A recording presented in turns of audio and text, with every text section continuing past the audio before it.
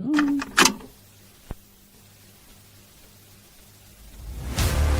infrastructure is crumbling this evening as the Nintenbyte Podcast continues its unprecedented rise. In cities across the globe, fans are rioting. The Pentagon has issued a statement describing the Nintenbyte Podcast network as a pixel-based prophecy. Some say the rise was foretold, others say it's just a really good podcast. We're talking twisted nipples, milk, and a sock puppet who doesn't talk. It's dangerous to go alone. Watch this. Welcome to the Nintenbyte Podcast, bitch. That's right, ladies and gentlemen, you're watching the greatest Nintendo podcast ever!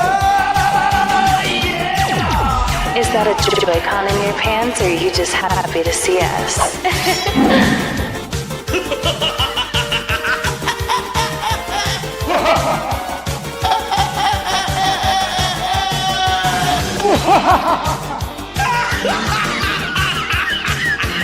Shut up! Now feel the power. Everyone, do you feel that? Oh my god, I feel it! I feel it too, Gamer. What is it? It's the power of our podcast. I feel it! This is rad, Nintenbyte. So rad. Power.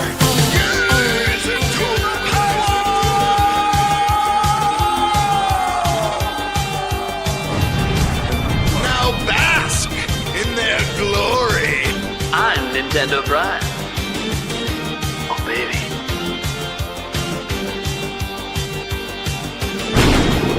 I'm Thunderstash.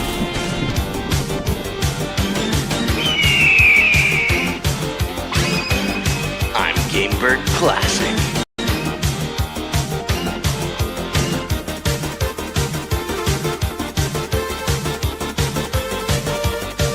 Nintenbyte rules. Let's rock. Hey everyone, welcome to the Nintenbyte Podcast Season 3, Episode 18. And you know what's crazy? I just realized, I was telling Eric as it was playing, we know Nintendo watches our show, so they've been watching that intro now all long, baby. Nintendo, that one's for you, buddy. I hope you love it. We have some special stuff going on today, guys.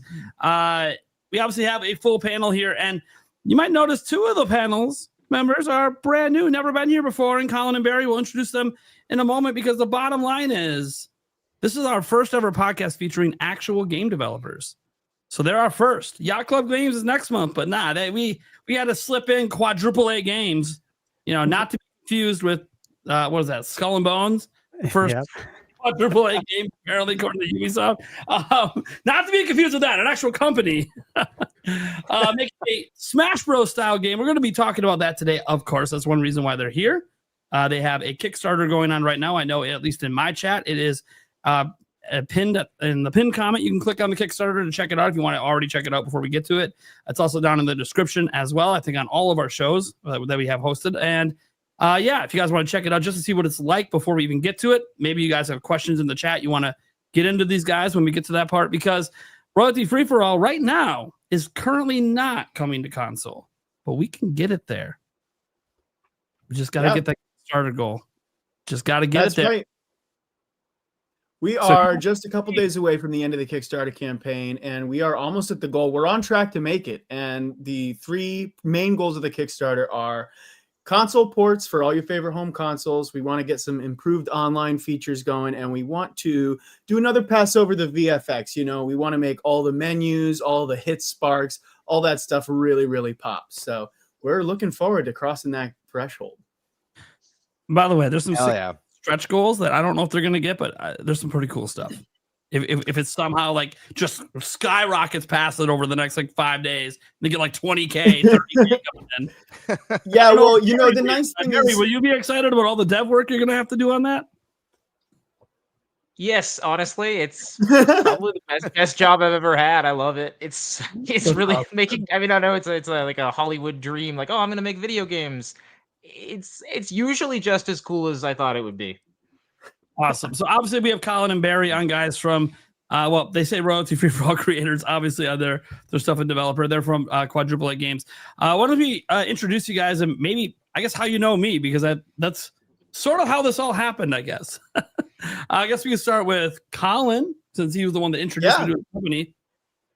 Absolutely, totally. My name is Colin. For a long time, I got started in my career writing on the internet with Nate at some various fan sites, posting gaming news, reviews. Just a blast. We were getting review copies of video games and products sent to us and doing some unboxings and stuff. So that was just a really fun time in my life. The last couple of years, I finished up school. I became a stage carpenter, building stages in theaters. And I kind of was floating on this idea of someone should make a platform fighter where the hook is it's all royalty-free characters. It's a legally distinct platform fighter where everyone's from the public domain. And during my job building actual physical stages, I was rolling up enough ideas for characters, music, stages in the game, and ultimately decided, this is what I want to be doing. Okay, cool. And then Barry. Hi, I am Barry. Actually, similar background. When I was a wee lad, Colin over there, he asked me to join Zelda Informer because I was active in the forums, and I was obsessed with Nintendo at the time. And when Gamnesia came around, the sister site, I loved interviewing independent developers, and that was always a dream of mine. And a few years later, actually during COVID, I started teaching myself to program, and then ended up at PAX West with Colin about a year ago and got hired on to assist the lead developer. Not to assist the, yeah. Yeah, be careful there. Don't be stepping on people's toes. Yeah. All right. Then we got some special guests coming on as well. Sky Sword Alyssa, how you doing? Hi, I'm doing good. Glad to be here. Right, you're here for a historic episode. Do you think that was going to happen? I know. Right? I was like, I'm on that day. I'm on that. Yeah, that's right. You are. And of course, somehow N64 Josh weaseled his way in here. I know, like 2 shows in a row. Every time. How did this happen? Yeah, I don't know. I feel like we got to stop inviting you. I think the trick is rubbing Gamebird's belly. That gets you on the show more often. Yeah. Just wait. There's a vlog coming that addresses this very issue. Yeah. I'm pretty sure, Josh, that you gave me more physical attention at PAX than my own wife. So I don't know what that means. But What? Well, so that's a thing. I don't even know how to respond to that one. I'm like, you guys have your own hotel room. I don't know what's happening there. Apparently a whole lot of nothing. Just waiting for Josh's special touch. Eric Moore is back. What's up, buddy? Hello. Learning a lot today. Well, Me too. Yeah.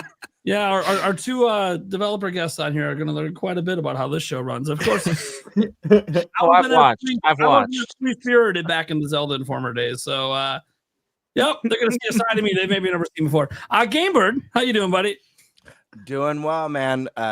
Glad to be here today. Exciting time. I've had a crazy 2 weeks from just being so busy since getting back from PAX West. Had my birthday, my daughter's birthday, my wife's birthday. Yesterday was my 2-year anniversary, and today is a historic podcast. We got Colin and Barry ready to talk royalty free for all, and I'm just really excited, especially since I got to go hands-on with the game at PAX. Mm-hmm.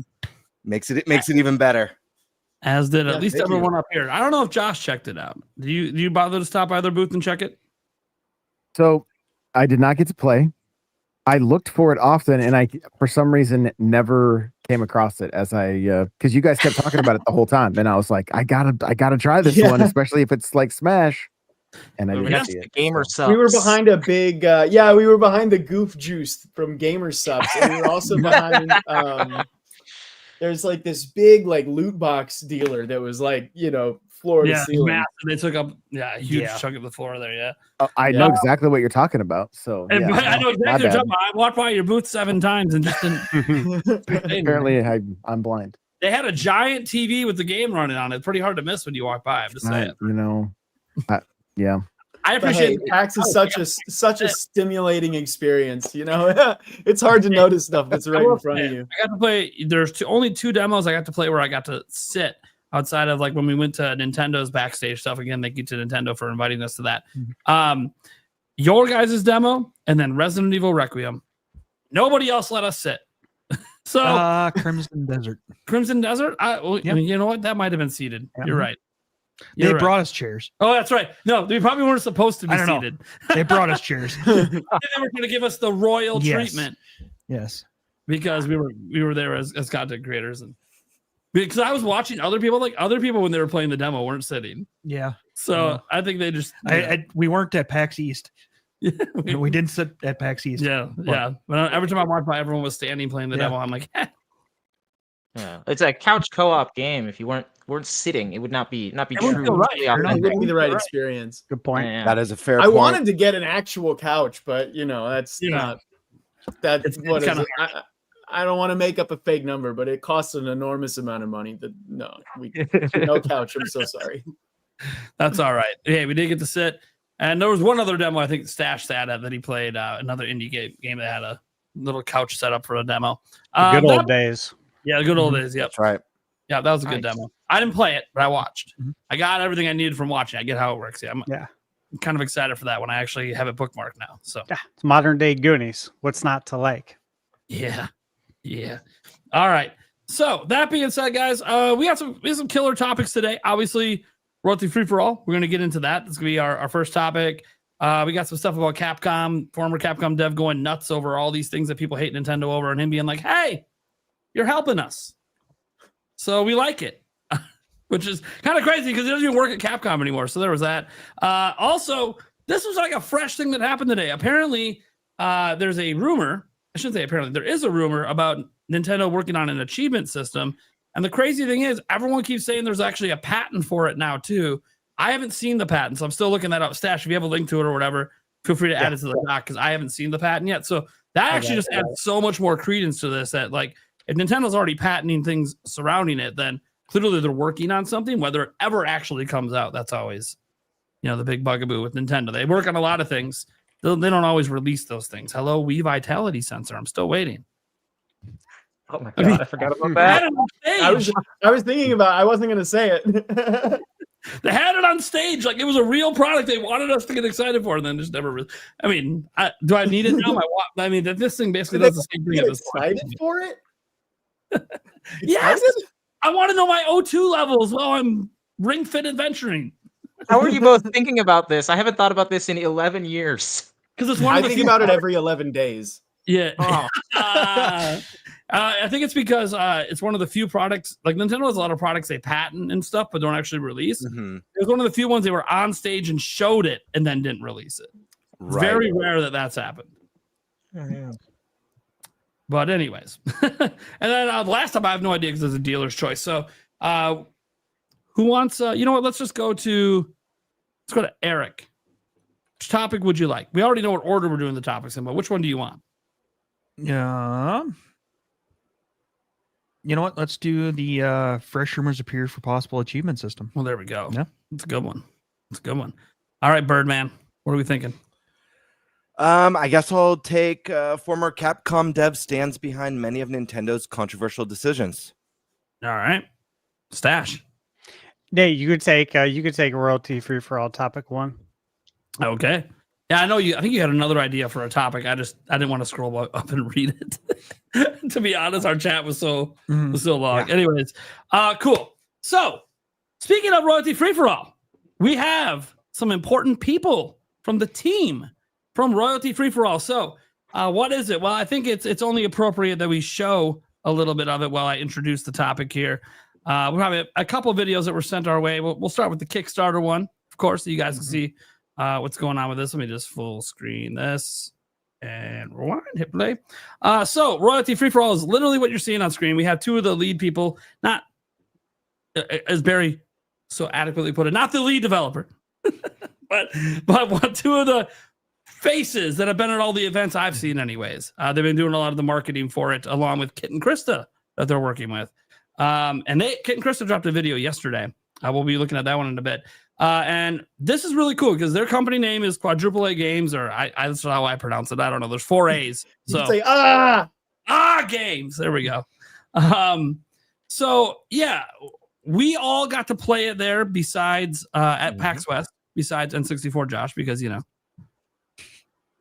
bad. I'm sorry. And you hung out with us like a huge chunk of PAX. Like, at no point did you ask us, "Hey, where is that game?" I mean, had opportunity. Well, I had a pretty good idea where it was. I just didn't even know what the logo looked like. I'm sorry. I shouldn't be Google.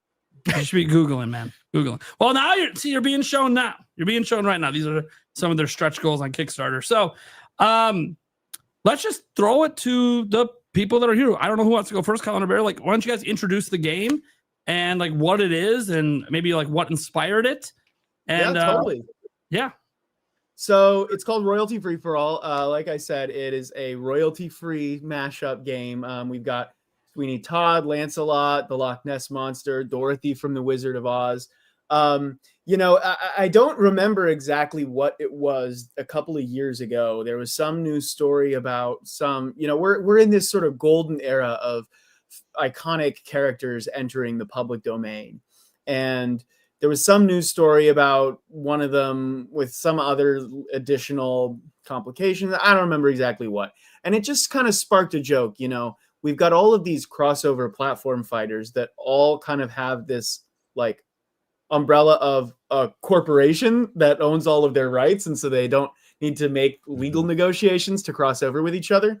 And it felt like just about everybody who had a stable of characters like that, it was already making a game.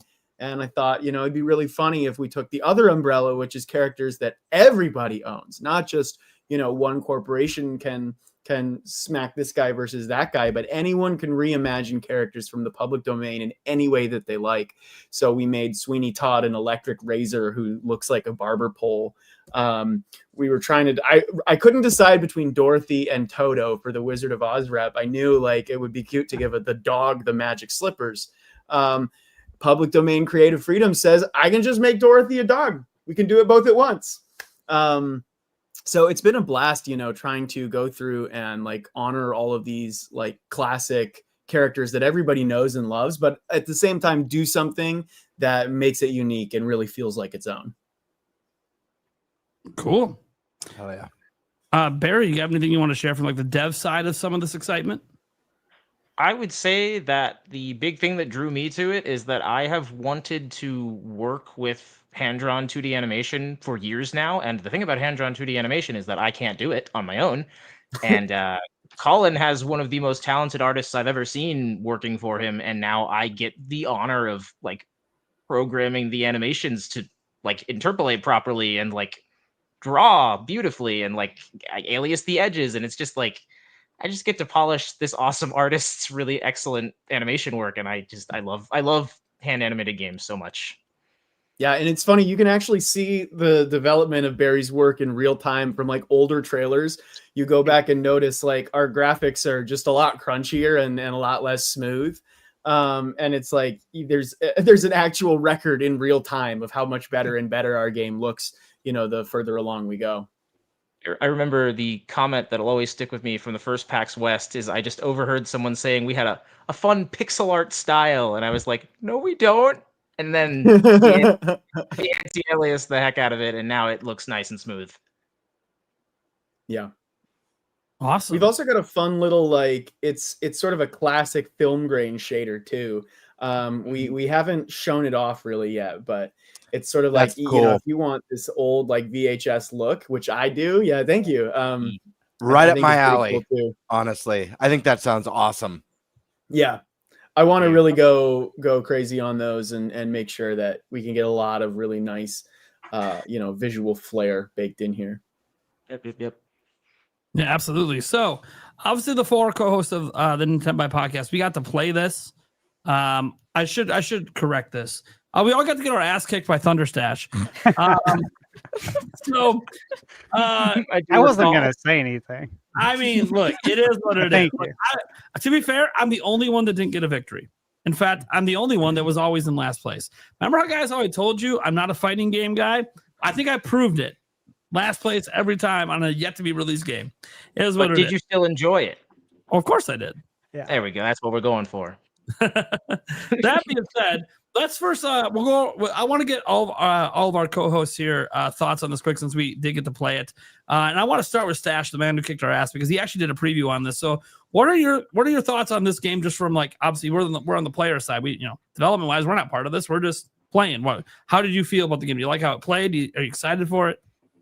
Yeah, I'm very excited for it. I definitely liked how it played.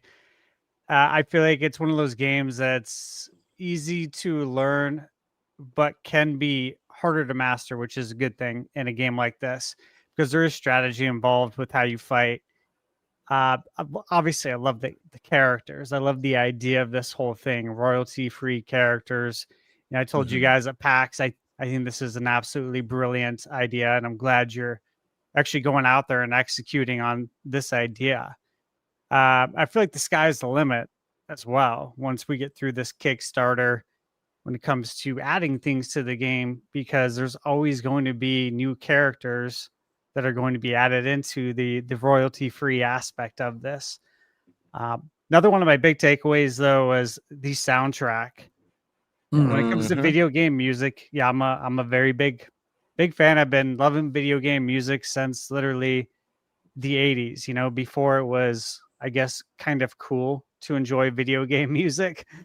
When it was a little niche back then.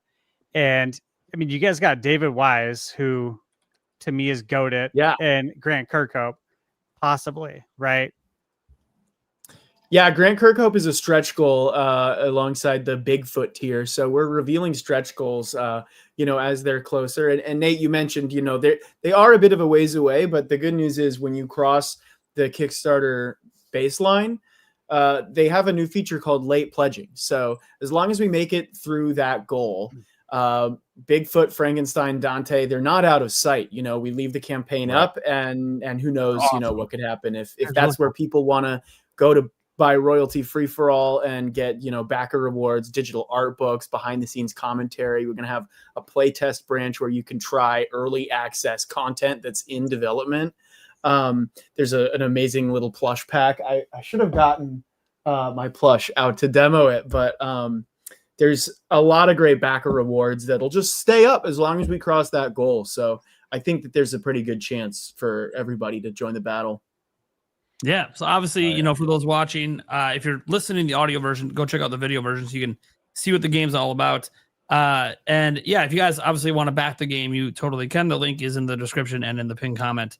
The thing is, as he said, they just got to get to the goal. Once they get there, things can kind of just keep growing organically from there, because it's just going to get more and more attention.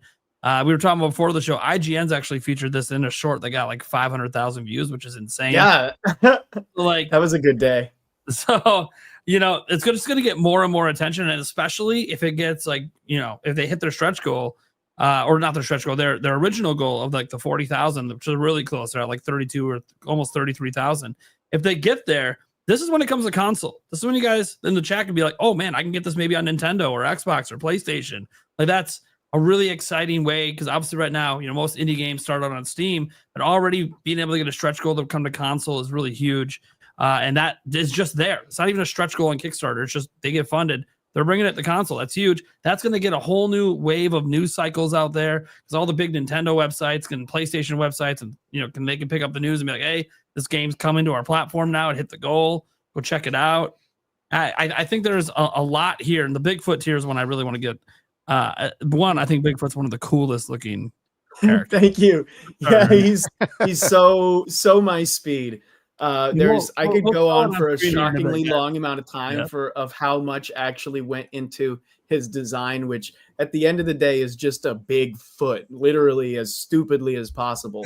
But there's actually awesome, like a whole lot of like cryptid lore and deep, like I did my research on this guy. I didn't just make him a foot for no reason. And then again, obviously getting Grant Kirkhope in, who I have Worked with one time. I worked with him on one of the shows that we did. He gave us some music for one of our live shows. He's super easy to work with and just a really nice guy. So being able to get him added as well, along with David Wise. Are you kidding me? You get David Wise. That's what I thought. Are you kidding me? He's a legend. So, it's I suppose I shouldn't speak for him, but I think this is fair to share that I was just getting in contact with him and he pointed out Scott Joplin to me. We're using the Maple Leaf Rag in all of our trailers, and I was asking him if he wanted to do songs for our Loch Ness stage and our coal mine stage. Because obviously, growing up, I played some games that David Wise scored as foundational texts for me.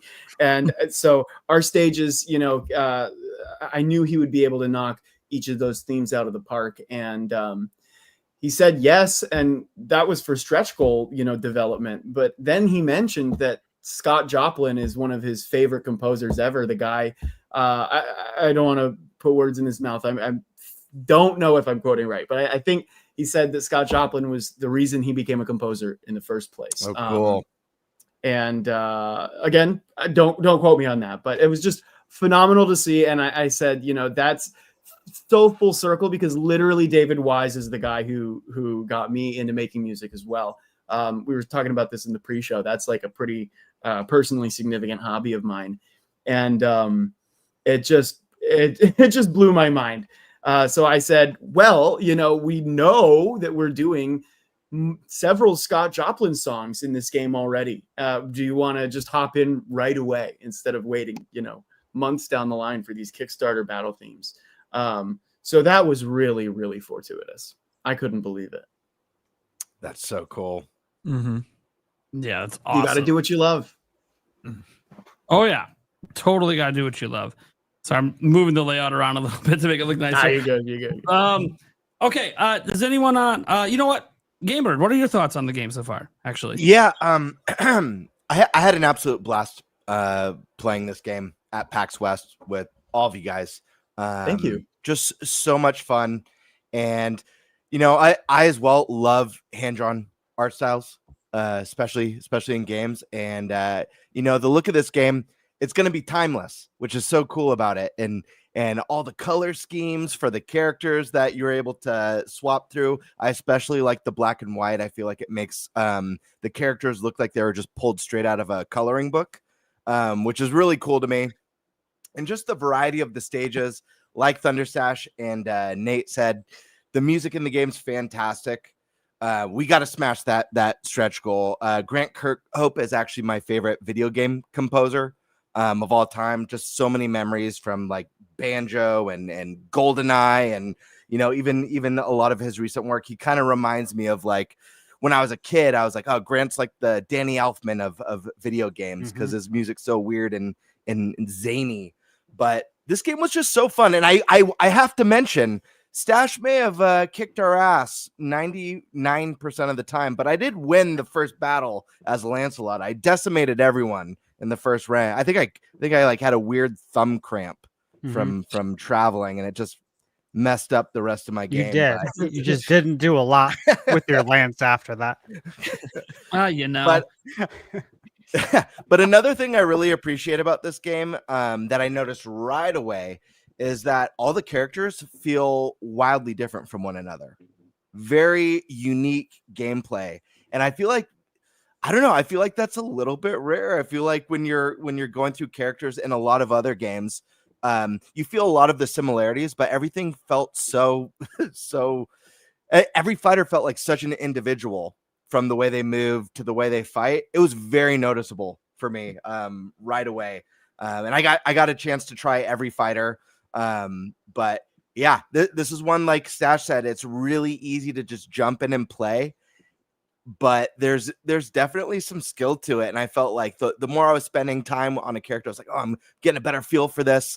Another thing I want to mention, we did a stage, and maybe you guys can help me out with the name of this, because this was such a highlight of the demo for me. I was just smiling from ear to ear the whole time. It's the stage where there's no walls and you don't fall off, but your body's flying. Or is it a mode? I forget. We did a might be a mode. The haunted stage, the screen wrap mode. Yeah. Yes. Screen wrap mode. Yeah. Yes. Oh my gosh. I had the biggest smile on my face the whole time. I've never played anything like cracking that. up. It was crazy. Yeah. I'm so glad to hear it. Yeah, I love screen wrap. It's very silly. Yeah, so I did want to mention Grant Kirkhope again real quick, since you brought it up right as they were coming into this 100 Acre Wood stage. To be clear, that's the song that he will be doing, the Teddy Bears Picnic, for this 100 Acre Wood stage, which comes in a daytime and a nighttime theme. So it will definitely remind you of your childhood video games for sure. That's awesome. But yeah, I mean, this game's dripping with style. And Thank you. Guys, like this is like, we got to hit that stretch goal. This is the type of game that, like, sitting down with 3 friends or brothers and sisters or family is like, it's the classic experience that you just don't get enough of today in modern gaming. So yeah, I had a blast. We all left this demo, I recall very specifically, saying that was so much fun. Wish we could have played more. You know, I think we had a meeting coming up. For 5 minutes. Yeah. Yeah, I mean, to speak on some of, like, a couple of you have said that it's you know, really easy to pick up and play, and that's kind of the idea behind it, is that, like, you know, the most famous platform fighter in the world is my favorite of all time. You can imagine that I largely made this game because I wanted to play more content.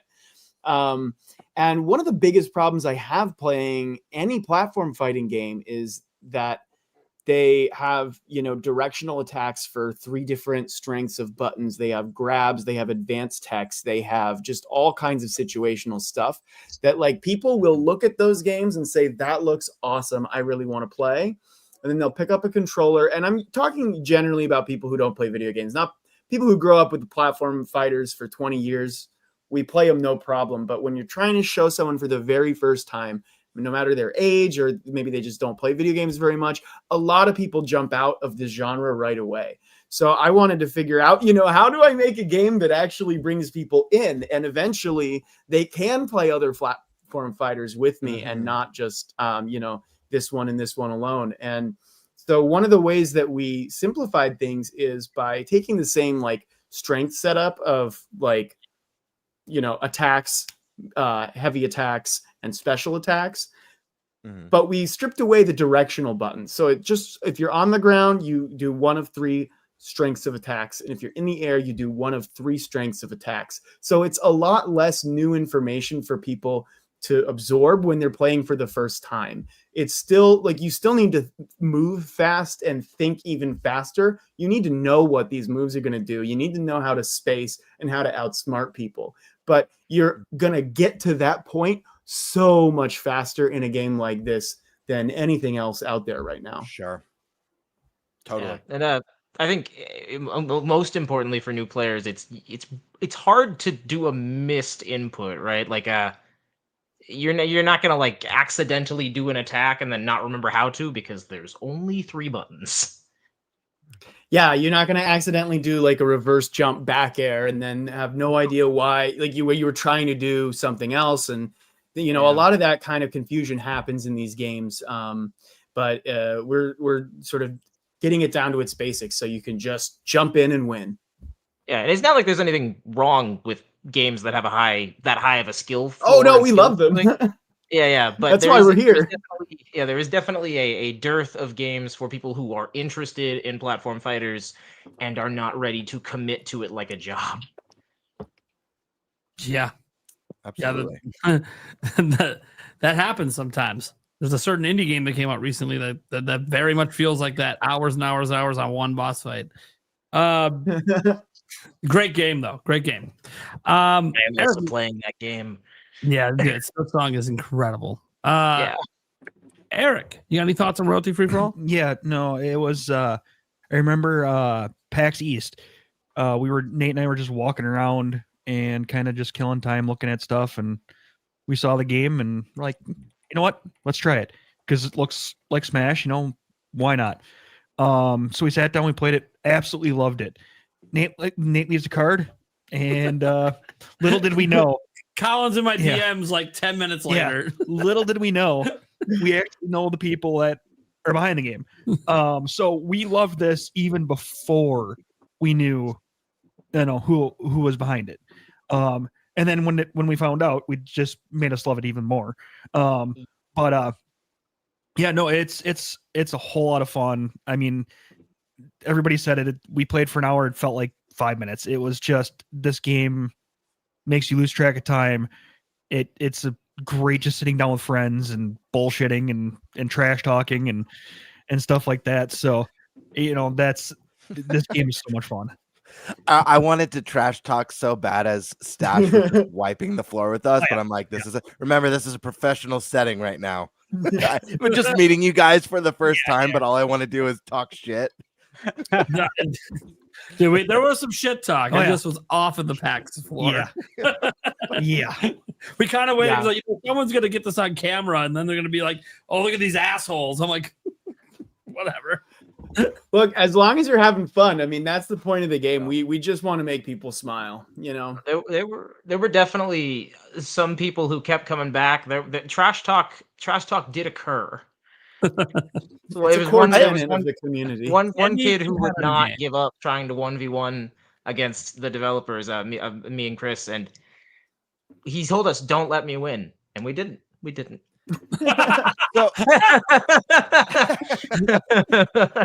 So I got a fun question for you guys, because I like reflecting on my time playing the game with the Nintenbyte crew, and I'm thinking about how fun that mode was. I think seeing Eric's numbers being like close to 1,000, I think it was just like flying around the screen. Yeah. Do you guys have, like, is there a specific memory in your time working on this game, a match that's just super funny or memorable, or even like a moment of like pride, or like we did it, or I don't know, like, is there like a standout match for you guys, or Oh yes, anything like that? Match.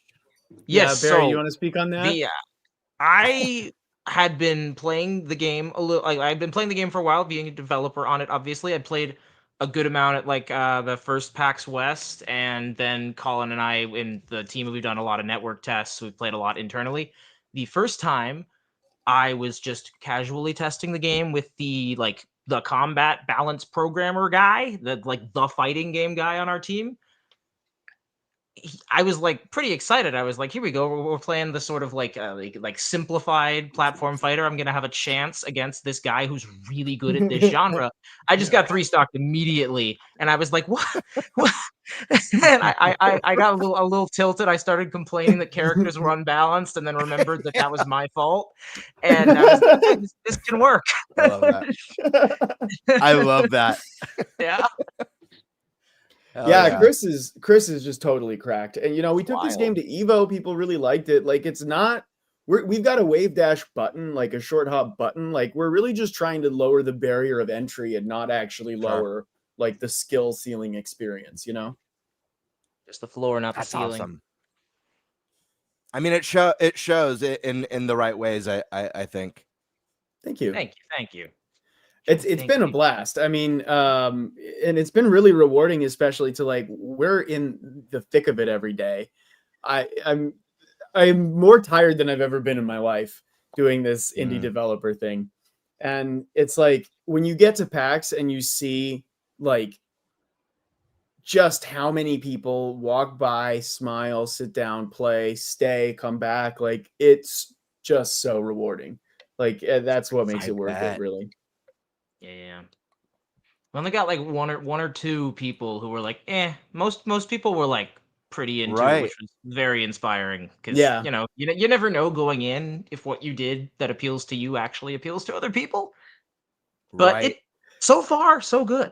Yeah, no, and it's a big test too, right? Because like the genre is the way it is for a reason. Like, and this is sort of like the idea behind the game is that all of these other platform fighters that have come up in the last sort of 10, 15 years, they want to go for like a game, like an early 2000s era, like super fast, super technical. Like, you learn a bunch of things on each character, and you just almost like a tool assisted fighting game style, Right. like speed run of like high technical, and it's just you know, people who like silly cartoons and don't play video games very much are never, not never, that's so wrong, but they're gonna have a much easier time sticking with just 3 buttons and, you know, a whole bunch of laughs before they can start to understand, okay, when do I pull out again, reverse, you know, back air, like, you know, be reversing, and these high technical things, you know, they're going to want to be able to learn with a lot less complicated, like flight controls. You know, they don't want to go to pilot school in order to learn to play a fighting game. So absolutely. Yeah. My thought 90% of the time was stay away from Thunderstash in each match, to be honest with you. That's it. I was just having a blast. Josh or Alyssa, do you have any questions or anything that you guys want to know about royalty free for all for Colin or Barry?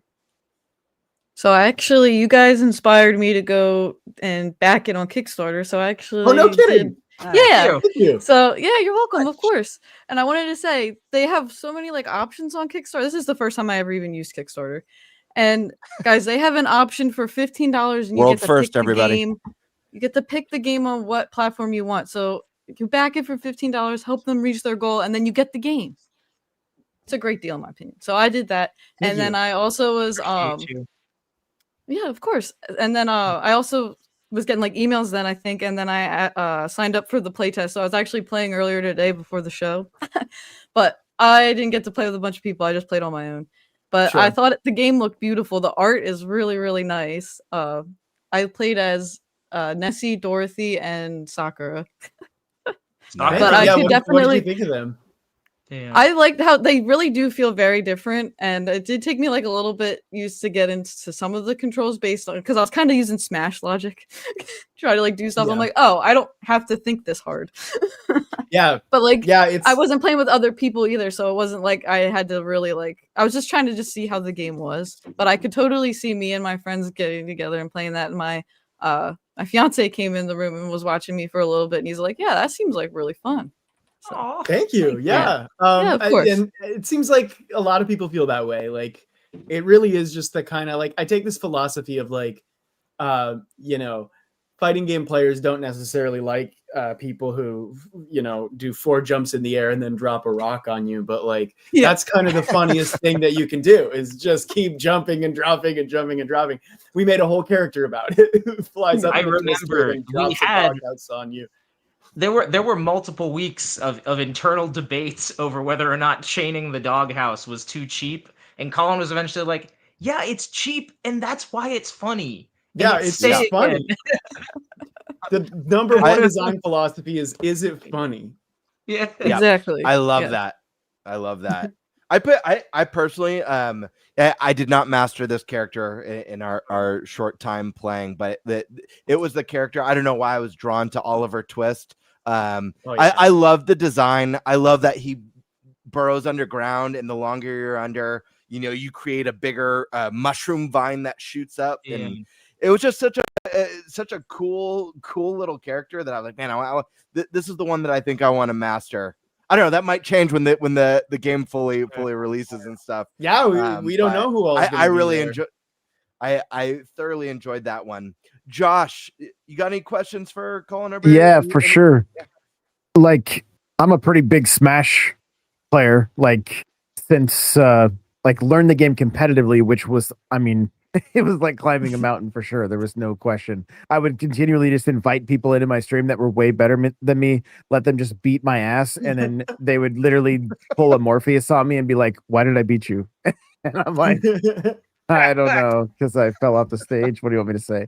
You know, so like it really does sound like this is going to be because it's one of those things, like once you learn Smash to then try to, you know, play it like a party game, it's not going to be as fun for those around you, right? And it sounds like this one, obviously there's going to, like you guys were talking, you know, it's you got 3 stocked or whatever the case may be, but it sounds like the skill gap may not be quite as crazy like it is in Smash, and that's just going to really lend itself to being a party game. I don't know if it was mentioned or if I saw it, but are there items like in Smash, or is it more like the competitive Smash? So we have items in 3 different areas of the stretch goals for 3 different tiers of items. So some are like basic snackables. Some of them, the second tier, I'll say it right here, is that we can't, because it's 2D, like in a 3D game, you can pick up an item. And so you just graft the item model to the character's hand model. But in 2D, you need to, in order to hold an item, you need to draw every character in every frame all over again, just with the thing in their hand, which is several thousands of drawings. Sure. So we're going to give them all telekinesis, and they just go like this, and then they pick an item up. And so we get a whole new set of items that you can hold and throw, and the excuses, no, they all just have telekinesis now. Oh, that's cool. Super cool. So, I mean, Stash, I'll ask you, it sounds like you're a pretty big Smash player. Like, I'm assuming competitively, yes? Yeah, I've played in and won a tournament or 2. Nice. So, but I don't probably play as much as you do. But you picked it up pretty quick. Like, somebody that's an avid Smash player, like, is this going to be one I definitely want to put on my radar? Oh yeah, no, 100%. Cool. This is very fun, and like I mentioned before, you can get very strategic with combat and just how you navigate the battlefield, by like choosing to not strike an enemy here because you see like a wind up animation from someone else, instead jump over them and then go behind them and hit them and then try to knock them off the screen. It's like everything that you love about Smash, minus some of the chaos that comes with all of the items. So it feels almost like a more competitive style Smash. And I never play with any items on Smash. Like I don't turn them on ever. So. Oh, well then, yeah, dude, this is totally your cup of tea. Got it. Yeah. Okay. I agree. Yeah, I was kind of wondering too, is it like you guys played Air Riders at PAX? Like, is it kind of like, Smash is to Mario Kart as royalty free is to Air Riders, like just kind of less buttons, less like it not quite as crazy, but still a ton of fun. Yeah, and still the depth is still there, right? Yeah. Because you played it obviously, so you know that despite it having not a lot of actions on the controller, that there's actually still a lot of depth there. For sure. So Okay. yes. Cool. Yeah, we're trying to make sure to design it so that like some characters just really show off the basics of like Dorothy. Every single one of her attacks just does the thing. You hit the button and she does the attack. But then Lilith, we've got a character who has a projectile. It's just one button. It's her ground special, but she can aim it in 5 different directions and charge it at the 3 power levels, and then juggle the projectile that she launches with any of her attacks. So like we have this huge gradient scale from like, just really straightforward 6 possibilities, jump in and have fun, to like, you can really think and mess around with how to get like extremely mathematically perfect. We really, again, we don't want the simplification of controls to take away from some of the thinkier stuff that goes on when you're playing these games. Yeah. I got a question I got to ask. The name Royalty Free for All. It's too good. How did the name come right away, or was it? It was pretty other quick. Names that you were because it's so good. Like it makes so much sense. I was like, I don't know. It makes so much sense that it just seems like it was really hard to come up with for some reason. Yeah, well, but no, perfect. Honestly, it was in that same brainstorming session where I just thought of the game fully as a joke that it just came to me like a light switch. Yeah. And that was almost like my green light of like, well, you have to do it now. Like you just got that gold from the universe. You got to do it. Yeah. Yep. Totally. A perfect Wheel of Fortune answer. Before and after. Yeah, that definitely feels. I don't know. The name is just so perfect. When Nate first told me of the game, like, damn, royalty free for all.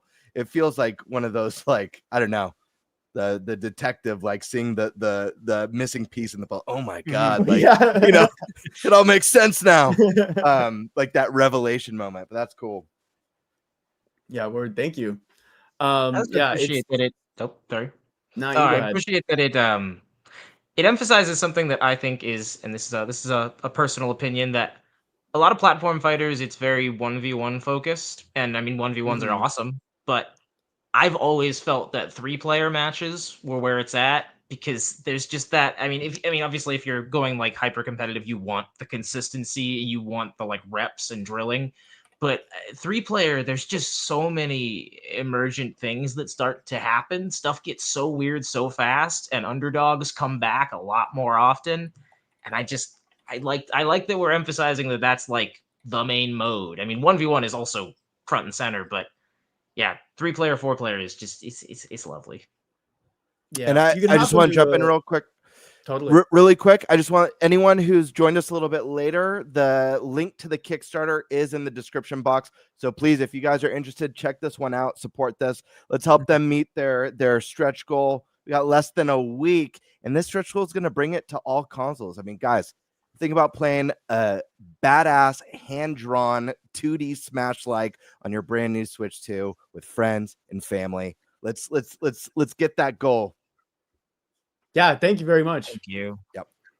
Thank you. Yeah, we're really excited. And I think also like the free-for-all aspect of it is something that is not actually in any like competitive fighting game scenes right now. All the games will sort of default to 1v1. You know, you can have some tags and some you can do, sometimes there will be doubles games, but I think with fewer moves per character, the free-for-all mode really shines, and it's up to the fighting game community how the like, you know, competitive meta would develop.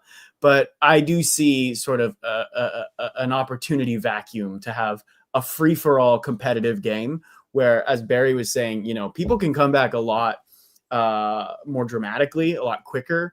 And there's kind of like this ebb and flow to 4-player battles where it's like, especially with a limited move pool, the increased energy and possibility space by having 4 players constantly interacting with what one guy is setting up for another, and you know they're doing over here, but then they come together, and it's just it's a lot of fun, and I think that there's nothing really like it in the space right now. Awesome. Hey, it's that guy. Also, for anyone who wants to see like a lot of extended footage, I do have a video on my channel of all of us playing, and I think it's about at least 15 matches. And I had taken the direct feed footage that was provided, and I linked up the audio to sync it perfectly, because I think it's really important that you guys hear the music in the game because it's so good. Yeah. So Thank again, you. if you want to see more, check that out. You got it. Yeah, that came out really nice. And I want to take the opportunity to shout out our composer, Josh Cominelli, who this is his first credit in a game. And I got to be so real. Like he churns it out so fast and so good. Like I can't believe the kind of talent that we're working with here. I mean, it's really a blessing to be able to be putting this kind of stuff out. He's remixing like the literal oldest song known to history is in right behind me. I've got the Plato's Allegory of the Cave stage as my discussion background here. And so we remixed a song that was literally discovered smashed up in a cave. So we've got, you know, all that kind of stuff up through like Old McDonald's, and there's some comedy songs that were released into the public domain in like the 2000s, I think. They were made in the 60s, but we've just got this huge spread of stuff to listen to and remix, and it's just such a creative, you know, fun opportunity every single time. Cool. We had a super chat come in from a fellow YouTuber Flipping the Sweat. He said, "Hey, always good to see a fun new indie game. Indie support was essential to Switch 1. Thrilled to see the trend continue. Hell yeah. Let's get this game on Switch, guys. Okay, support the Kickstarter. Link in the description." Yeah, there's no better place we'd like to be, truly. Yeah. That's I mean, the two biggest indie places in the world are always, at least lately, seem to be Nintendo and Steam. That's where you got to be. I really like the spelling of that guy's username. That was lovely. Do you have any more questions for these guys? I'm curious what characters people would like to see join the battle. If you guys got like general game dev questions too, we're happy to talk about that stuff as well.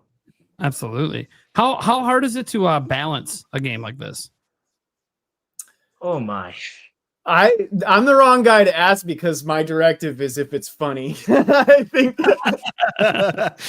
Chris would have some strong opinions on that. Yeah, I would say the hardest thing about balancing it for me specifically is that when you go to test, like if you want to test whether something is working, you just do the thing, right? But if you want to test whether it's balanced, you have to like battle people of different skill levels and accurately assess your own skill level and see what you are capable of doing with that thing. And I am not a competitive platform fighter player. Like I usually rank myself like the top tier of the casual market, right? So it's like there's never a time where I feel like I am testing it with a proper control group. So it's very much just like every time you test the game, you see how it goes, and over the course of like 100 play tests, you start to get a feel for what people are spamming and what people are never touching.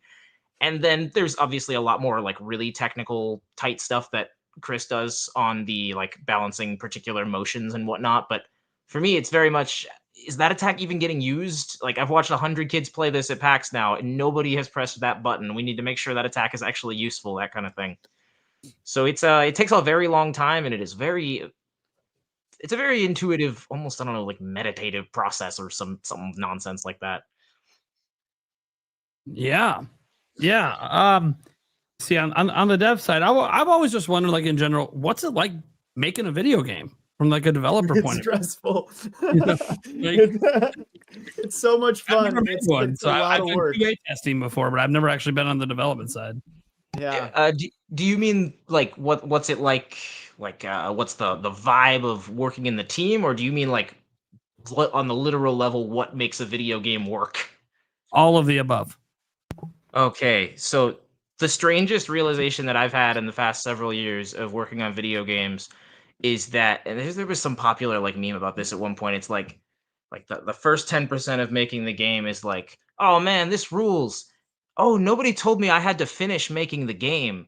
Like, you think like I've made my character walk around, and I mean, even if you aren't working with a modern engine, that's a nightmare in and of itself. But and I've made my character attack the enemies. I've made my character not be able to walk through walls. But have you made your character capable of choosing a dialogue option, which advances a quest line, which changes a global variable? Like, there is a nightmare number of just math problems to solve that you would never, that if you do them correctly, no one will ever consider that they existed. It's bizarre. They are black magic. I can't believe video games actually get released. You know, when you're eating ramen and you like think you got like just enough, you know, in your spoon or your chopsticks or however you want to consume the ramen, and then the last little bit of it pulls up like 3 more spoonfuls and you got way too much food in your mouth. That's what it can be like bug testing a game. You know, you think you fix something in one place and then it causes a new crash over here. And it's just like this constant mountain of like, oh, what am I doing? What am I getting into?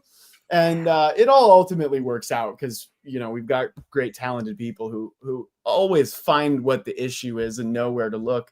But it is a lot like, you know, in order to sort of do the thing, you have to do it like several times almost in order for it to like finally work in congruence with everything else that's going on in the game. Because every attack, every single thing you can do is a whole lot of systems. And also, if we have any students watching, pay attention during trigonometry class. You're going to think to yourself, this is stupid. Why am I learning the Pythagorean theorem? The reason is because literally everything that happens in a video game happens on triangles, and that's just, you'll figure that out. It's not pay attention during trigonometry class. You need to. Heck yeah. We have a question coming in about game dev from Flipping the Sweat. He said, with trends such as subcontracting and tools such as Blender democratizing game devs, it is slowly becoming easier to realize a concept into a game. What recent trends or tools have you guys utilized? From my perspective, I mean, Barry can speak more to a couple of like technical things. Like, although we're working on a version of Game Maker that's the long-term stability version, so it's a couple years out of date and maybe doesn't have the most cutting-edge stuff as of right now. But in terms of like the development process, logistically, as an operation, we use services. I mean, like Discord is a huge one. Fiverr has been really helpful in helping. Like, I made a font when I was in middle school, and it was on my computer, and I've been using it for like our game font, but it's all like out of balance, and the letters are scaled to different sizes and things, and so it's like become sort of attached. The shape language is attached to the brand now, but the font is a disaster in terms of scaling and positioning stuff. I have to do every single letter manually every single time I write anything. And so we just recently, someone was able to come in through Fiverr and make a font that looks better and saves a lot of time. And so those are the kinds of practices that are like, getting people on board for a quick thing that we don't have the skills in-house to do has been a total game changer. Yeah. And then as far as the open source stuff goes, like, I think about 5 years from now is when the floodgates, you're going to really have seen them open on that, because like, Blender, he's talking about Blender, the open source 3D modeling and animation software. From my understanding, that really just hit a point where it's like, this is a professional tool that is free. And same goes for the game engine Godot, I imagine is what you're thinking of, which is a very cool game engine. We're using Game Maker Studio, which is what I learned in, but yeah, Godot is very promising. And so specifically, but the thing that maybe hasn't been touched on, that's been going on for like 20 years now, is like, programming has always sort of been a democratized thing. Like, so there's a whole community of people using Game Maker, right? And a lot of people will post explicitly Creative Commons royalty-free like scripts that you can run in your game. So for example, there's just like 100 examples of this that accumulate. So like every time an animation ends in our game, you would think that'd be easy to calculate. You know exactly when that happens. You can see it with your eyeballs. Video games don't have eyeballs. So there's like this complicated math formula that's just hard to remember, and you just grab that from the open source directory, and like, because people in Game Maker are always talking to each other, and now every time an animation ends, we can run a script really easily. And yeah, I could have figured that out, but it would have taken 2 hours, and 100 scripts, that accumulates 300 friggin' hours, and it's really cool to A, use those resources, and B, contribute some of them back. Heck yeah. I think it's important we highlight this because this just happened, and I watched it go up on your Kickstarter, Tank Sword. All right, guys, you got my $15 because I love Smash and I like you guys. Appreciate you. Thank you. Yeah, you're gonna like our game. We got a lot of good jokes for people. Already got a new Kickstarter. I think there's been at least I think 2 or 3. I think I've witnessed in the chat say that they're supporting it. So that's awesome, guys. Thank you. I believe that man's name, or that person's name, deserves being read out loud. T Forkazord. T-Forkazord? Is that Tankazord? That's pretty great. Before, yeah. That's awesome. God, I miss Leet Speak, man. Oh yeah. Well, that takes me back. Yeah. Cool. Anyone else have some very pointed questions for these guys before we move on to anything else? If so, I had to step away for a couple minutes, but favorite characters. What are your guys' favorite characters to play? That's a good one. My favorite character is a surprise. Oh, okay. Now, I think I'm a little biased because I spent so many hours getting his air special to work. But Oliver Twist, I think, is just such a lovely character. And oh my gosh, that air special has like 6 different distinct like code states or attack phases, and so many different branches of how it can go out. And all of his attacks are just so strange, and he's so funny. I think he looks ridiculous, and I love Oliver Twist. Yeah, he's pretty good. And that move did genuinely take like 2 full weeks. Like usually we could do like 2 or 3 moves, in a day once we've got the animations done. But like this one was that one held us up. Yeah. And we accidentally left a dev placeholder in there for months that I finally removed like right after PAX West. I was like, no one can look at this blank white circle anymore. It needs to be palette swapped and have leaves on it like the rest of his stuff. And Yeah. So it It never looked never all went right, away. but now it looks even better. Yeah. Sure. Got a question for you guys on Yeah. characters. Have you considered Winnie the Pooh or Mickey Mouse? We have. It's a really Okay. interesting question. I've got one for you. What about Yeah. Sherlock Holmes? We have. Okay. Actually, I got one too. And Okay. so I was looking at a list of public domain characters, Yeah. and I literally saw the guy that is on the cover of my mustache wax. And that What? is this right here. This is Samson. You know, if What? you, Yeah.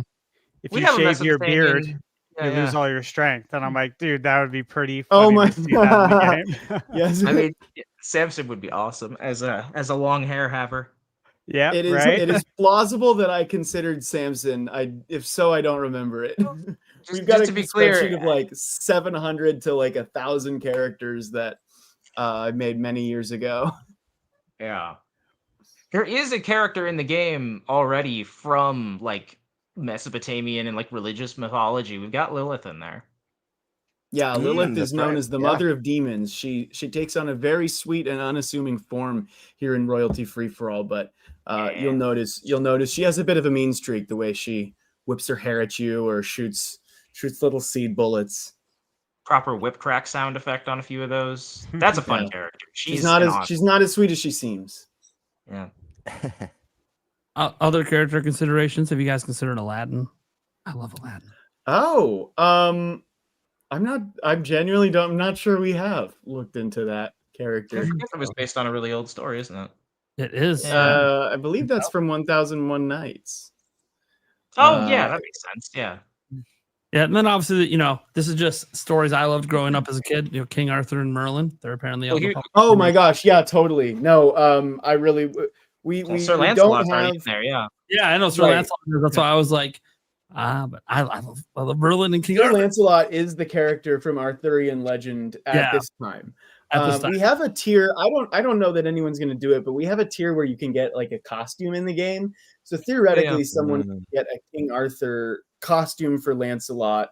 That if we made a sequel, we'd have the assets ready to go to tweak one or two moves and make an Echo Fighter out of it. But Hey man, they give us enough money. They might do a friggin' skin. We could do a King Arthur skin for Dorothy. I suppose. yeah, why not? I got one more. Non-binding. Yeah. I was a sucker. Again, I like my history kind of characters in the mythology. Hercules. Oh yeah.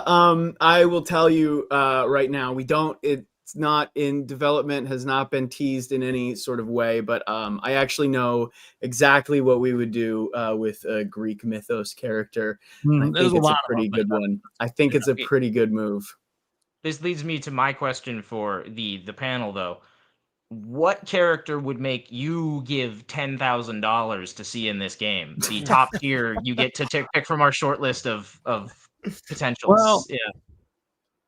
I don't know if anyone has the rights to this at all. I don't know. I would like Lonk to get in there. Lonk. Zorldo.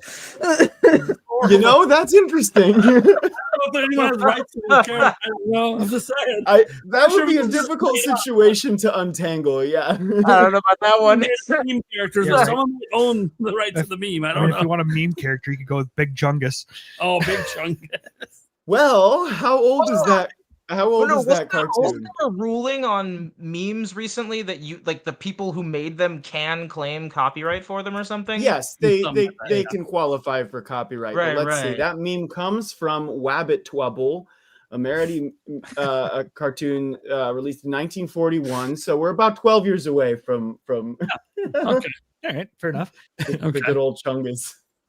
Okay. Good old Chungus. Let me see. What would make me give 10,000? Like a realistic one. Though. Right. What would make me give 10K? Or 5K costume. We'll take that too. I thought of two, but you'd have to negotiate probably. One of them is Yo Noid, of course. Oh. And then that would be fun, right? Yo Noid and the other would be Johnny 5. Johnny Because Five. he should have had a video game in the 80s, Short Circuit. Very true. Yes. I'm not familiar. Short Circuit. Unfortunately, it's I believe it's this Wally's dad. character- Yeah, it's basically, Wally's dad. You're right. Great movies. Yeah, unfortunately, I believe he'll be locked up until 2081. Yeah, no, I can get a hold of like the corporate of Domino's. I have like people who own a bunch of Domino's pizzas that are family friends. Wait. Sorry, your character don't know suggested if is Domino's Pizza. Well, because they own the You Noid. don't know the Noid? They own it. They own the Noid. Oh, Their character, yeah, they own it. And technically, like there's some of the original commercials or whatever, they messed up the copyright, so like that's not copyrighted, but the actual character is copyrighted. So it's a little weird. There's probably a way to work around it where you can get some that looks like the Noid but isn't the Noid. You know what I mean? But Well, what's that guy from Pizza Tower? Anyone play that game? I didn't, unfortunately. I want to, but I've been too busy on mine. I know who There's a character who does exactly that. It's like a legally distinct Noid. It's called Noise or Void, or I'm not sure. I've got one. Yeah, I mean, theoretically, we could do stuff like that. Like, I've got one. We're focused on public domain today. What was one of the parody characters that you mentioned, like as a potential the other day? The wet floor guy. That wasn't even a parody character. Yeah, that's just we're trying to think of like what characters could we if there's people out there. I don't know that I would do this personally on a campaign, but if there are, like, power to you. Make a short list of characters who we know we can get done with a labor cost that's enough to, like, we can fit them in as a Kickstarter reward. So we've made a short list of characters where the whole concept is that we can save money on production because they animate simply, like switch on and off. There's a great example of that in Smash, a character like that. The wet floor guy might remind you of that. Simplified animations or simplified shapes. We've got a character that is Cap'n Hook, but he's like reanimated by the lunar eclipse, the blood moon eclipse. So he's like this big angry beard. His sword and his hook and two peg legs are both floating. So it's a lot easier to animate a character like that than it is someone with a lot of like human-like joints and motions. So we put together this list of characters that we know would fit the bill, literally. And that's where Wet Floor Guy comes from. One that I think would be fun, I'm looking at the public domain, some public domain, is the Headless Horseman. But if you actually did a horseman, like it's a hybrid horseman. Yes. Who's got the pumpkin head.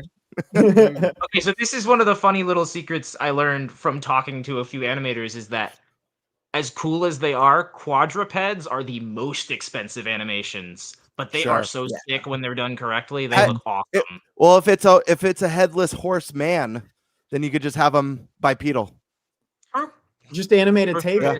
Oh, I see what you're saying. Yeah. Give him his horse for a couple attacks, something like that. Yeah. That'd be sick. Yeah. So, like you said, the one that I would give 10K for, like Dr. Jekyll and Mr. Hyde, especially if there's a move that transforms them. That would be cool. Interesting. I know it's pretty complicated to have a transformation on a character, but yeah. But I mean, Jekyll and Hyde is a really popular character. We're getting a lot very of requests popular. for him. Yeah.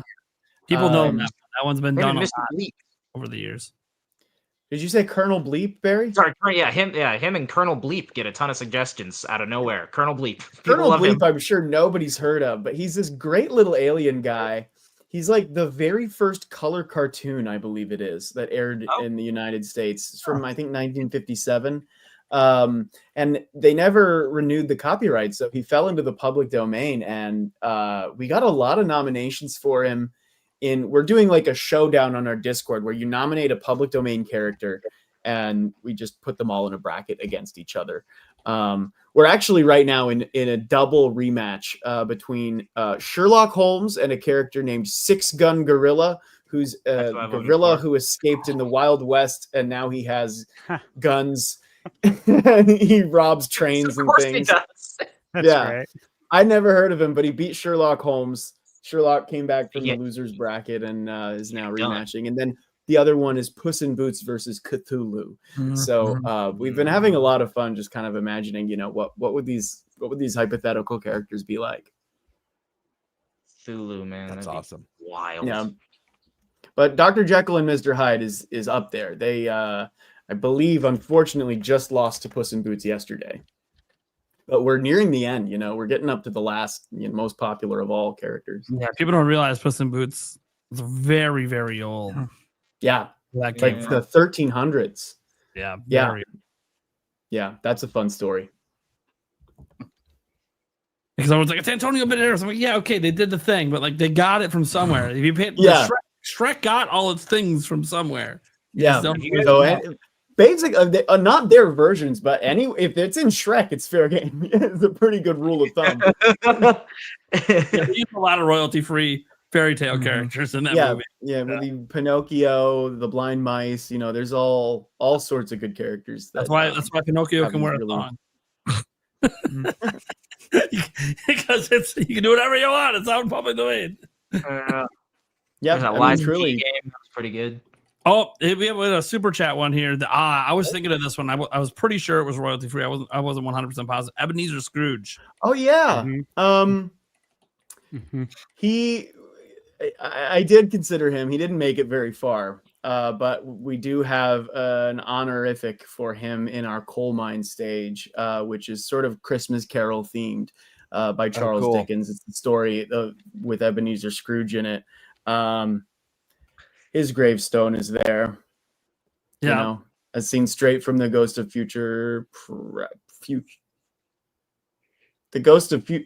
not the Ghost of Future Presents. He's dead. He's not getting any more presents. I'm getting all mixed up on which Christmas ghosts do Future. what. Christmas Future. There it There you is. go. There's only 3 of them. It's like past, present, or Also, future. Yeah, just, yeah. To, just to clear the air, no, none of us worked at Blizzard. We are not that man. But Showbiz Pizza animatronics from Nightmares. Is that what I think it is? I'm out of touch on this franchise. Is that what I think it is? I'm not either. Okay, I'll explain it. So you gotta have the oldest guy explain it. Is that me or is that you, Josh? You're Josh. Thanks, it's me. Okay, well we're right there. All right, so Showbiz Pizza is the precursor to Chuck E. Cheese. It's from the 80s, and they have animatronic animals that are very creepy, terrifying to some people, right? And we brought this up maybe a month ago, right? I was at a kid's birthday. Pretty sure what FNAF is based on. Yeah. I think I was on for that one because I was like, I'm terrified of these things. Yeah. So I was at a kid's birthday that I know, my friend's kid, and Chuck E. Cheese came out, like the actual mascot, and he ran for the doors. He's like, he was so scared, and I'm like, oh man, like imagine if he had to deal with this. You know what I'm saying? Because like there was like 5 of them. I was Those the are same scary. kid. I grew up in Cincinnati. They got this place called Jungle Gyms, and they had an animatronic band. Jungle Gyms? I refused to go to the store with my mother because I was so scared that the band would play. It's terrifying. I love this one. Nate comes in. So to be honest, you all look like guys from a select fighter screen. I think we need an Nintenbyte brawl. This game looks fun. Yeah, man. Yeah, man. If this thing gets there, maybe we do a little celebration match to kick off one of our live streams, one of our podcast episodes. That'd be a lot of fun. Hey, get this. I just looked it up because when you said Jungle Gym, that sounded very familiar. It says Jungle Gym's Showbiz Pizza refers to an animatronic figure, and it says it was in Ohio. Yeah, that's the one I was There you scared of. go. Yeah. Yeah, so you and I both saw that, man. Yeah, it was wild back then. I think you should consider putting your mustache in the public domain. I think that would be a great idea. Just a mustache fighting in the game. It'd be Yeah, great. I would allow that. Oh, that'd be sick. All right, guys. Yeah. Any closing questions before we move on? I can't remember. Do you guys have like a lore section where it kind of just gives a brief description of each character's lore? Each character's lore is briefly described in their YouTube videos. Every character has a trailer and a moveset guide.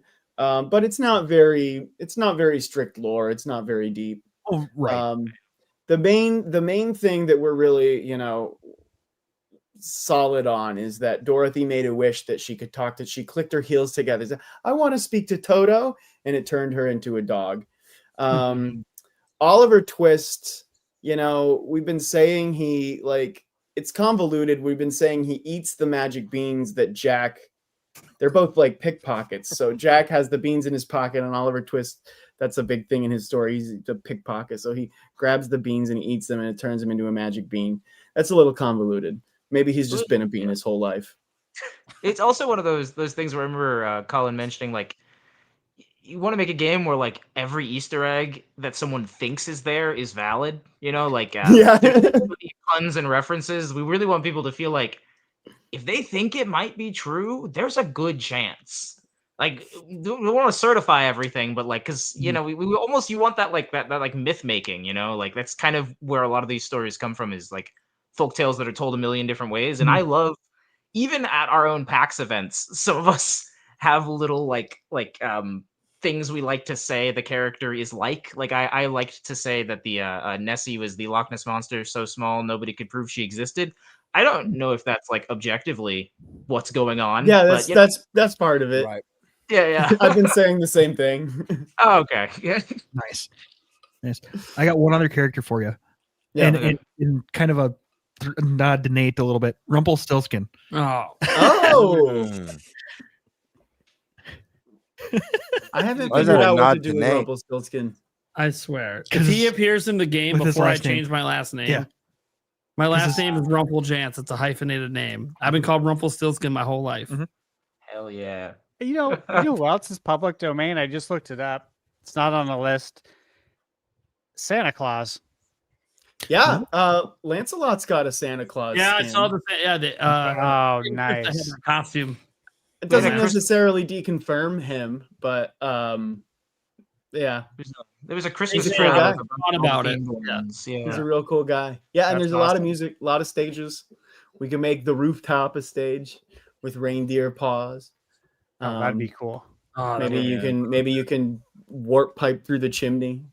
And like you said, the coal mine is like covered in various red and green paraphernalia. Yeah, it's got holly and it's coal. I mean, the idea, the lore is really convoluted here. Charles Dickens, one of the things he wrote about, this were not novels, but they were letters to Parliament, like arguing essentially in favor of ending child labor in coal mines. And I just felt like that's a very specific, and the iconography of a coal mine is very specific, when it comes to like Clementine and the gold rush. And I just felt like, the coal mine is a really solid setting to put the Charles Dickens type stage for A Christmas Carol. And that's when we showed off Santa Claus, and Dorothy has a Cinderella outfit where she's like a black lab with glass slippers. And it's funny you mention all the stage references, because since characters are extremely involved to make, but like stages, yeah, there's a time commitment from the background artist and a little bit of balancing, but like honestly, I feel like in some ways we've gone more wild with those. Like Plato's allegory of the cave does not take place in a particular cave. No. In the real story, and like I got to like add shadows to the background of that one. If you know the story, it's like the real world is being projected onto the background of a cave, or the back of a cave, and then like the Big Rock Candy Mountain stage is just a giant candy mountain, and that's wonderful. That one actually, that's got really specific references to the lyrics of the song all over the place. Yeah, fair enough. Lollipop trees and candy cigarettes and a lake of stew and the lemonade fountain. Actually, that is one where every single thing you point to, everything is an Easter egg. And it was that Pimento University. People kept knowing things that I didn't know about. Yeah, the game so that's. People know about that because it was a meme in sort of like the YouTube poop era, where there's a Looney Tunes short called The Dover Boys at Pimento University. And they've got this great like vaudeville style villain in it who became a big YouTube poop subject in like the late aughts. And so Pimento University is a setting from that short. I was looking at this because people had been requesting that character. The copyright's expired, and so it's all public domain, and it can be reused any way you want. So I was looking into it, and basically the opening shot is just the university. It's up on a hill at like a different angle, but the way that they drew it in game was just almost 1-to-1 like a fighting stage. It was like the platform is here, and then the two little window awnings are here. And so I said, there it is. You know, we just draw the building head on, and that's our stage. And we use music from the short, and you know, we make it a really good time. Sweet. Yeah, I got one other quick thought. You guys said something about VHS, right? Yeah. I want to have like shaders on the game that basically overlay everything with a really nice texture that sort of like implies you're watching VHS. Like, Yeah, what if you did like an old film, and then at the end of the match, it kind of melts away, like, you know, the film itself like fried, and then that's pretty good. Or stuff. That's a fun idea. Yeah, so one of the ways that we're looking into this, and we haven't arrived at solutions yet. It's part of this like VFX pass that you know, the base Kickstarter funding aims to fulfill, is that like different stages can have different VFX based on their source media. So like if it is like based on old pen and ink illustrations, you know, it might have like a page texture. Maybe there's a coffee stain or something on it. And there's actually an old film. It is the source of our London Bridge stage. It's called London After Midnight. The stage is basically the poster of this movie. And the film was lost in a warehouse fire. There are no surviving copies. Like, you can't watch it. We don't know what happens in this movie. And so that would be a really great, you know, end game fade out on that one. Yeah. Making the filters is very cool. I love, as a avid watcher of Digital Foundry, I have a profound respect for, they call it technical art, which is like the visuals that don't require you to be an illustrator or 3D modeler. So that's everything from image quality to filters, post-processing effects, and that's stuff I've been learning a lot about and implementing in this game, and I'd really love to implement a lot more overlays. Awesome. Yeah. All right. We guys, go check out Royalty Free for All's Kickstarter. It's you know, I don't think we've featured the Kickstarter yet. Let's go ahead and show it quick. So people know you're at the right one. Yeah, pretty easy to see. It's got a giant logo. Yeah. There's all those copycats out there. But this is the Kickstarter right here. You can see 675 backers. You can see how close they are to their goal with 6 days to go here. You can go down and just see all the things they got going on. The different pledge amounts, of course, you can just do $1 if you just want to show some love, but don't intend to buy the game. You get a special thanks, you get your voting rights, you get the free game at launch, so $15 basically to buy the game. You got $20 if you want an instruction book and wallpapers. The RFA for $2 for $30. The RFA art book and OST. The RFFA for $4. Hey, that's the one for you and 3 buddies. That's what you need right there. Yeah, that's the sweet spot. That's the best. That's the one my mom got. One behind the screen updates, of course. For $75, you can get the BTS closed beta access for $100. They got the special tester build. There you go. $150 to be part of that. One's good. You can just play anytime you want. You know, early access to content and development. That one's really fun. Yep. You want to be in the credits? The little cameo. Little $250 there. Yeah, look at that cute little piggy. If you have a favorite public domain character, you could get them into the game just like this little guy. Yep. Get a custom drawing for $500. We got a couple backers on that. Yeah, and to clarify, that one is like you see these characters in the character select screen. We'll draw a portrait for a character that you choose that's not in the game, as if, you know, a little royalty free for all alternate universe. There you go. This is the Dorothy plush. I've seen this in person. The Dorothy plush. So cute. Peak. I wish those pictures are like 32 pixels, but yeah, I know. I know. I wish there was like a bigger one like you had for the pig up here, but you know. Yeah. It's been giving me a little bit of image trouble, but that's all right. Yeah, I've seen it in person. It looks really cute. You got 100 of those in your house right now, Colin? Yeah, I've got his whole house is just littered with them. It's actually literally I literally can't get places.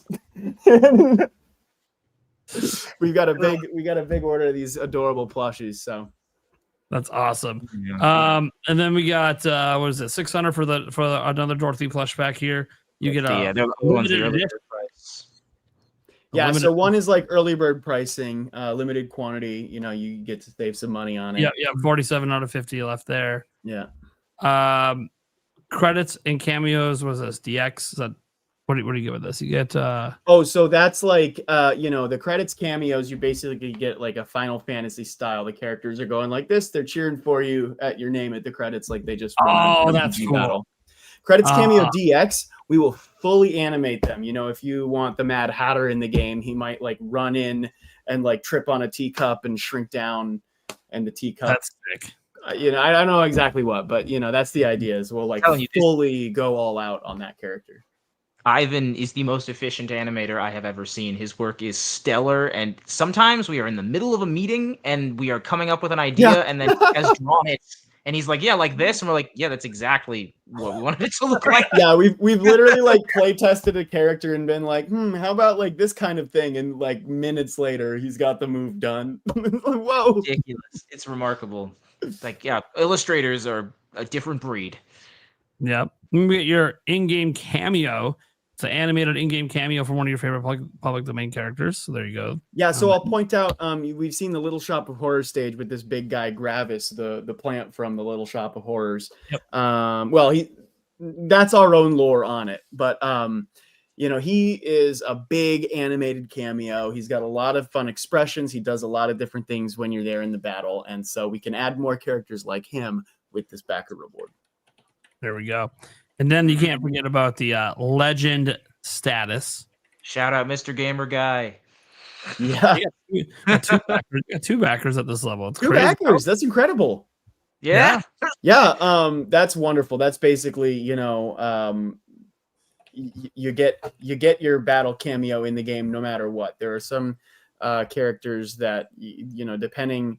The previous one is, you list your top 5 because we think, maybe we can get your number 1, or maybe we could get your, number 3 and 4 for the same price if, the designs are simpler. So like that, the first one is you send in your list and we work with you to see like what, you can get the most satisfaction for your money out of. The Battle Cameo DX, just, you got it. We'll do it. We'll make it happen. There you go. They already got 2 backers of that. And then, you have 1 backer at designing a costume. Yeah. So that's not this is what I was talking about. Full paint over of every sprite on the character. So this gets hundreds and hundreds of drawings redone, sometimes up to thousands for a character. And that's what we were mentioning earlier with like, we could potentially do a King Arthur version of Lancelot. We could do a Toto version of Dorothy where she becomes a your terrier. dog is Dorothy. Yeah, you could literally do that. Yeah. And then again, as they mentioned before, they do have you want a fighter in the game, you can force a fighter to be in this game. Yeah. You want to be the big baller, say I love this game, and it's getting my fighter in the game. There you go. Yeah. Yeah. Wet floor guy stands rise.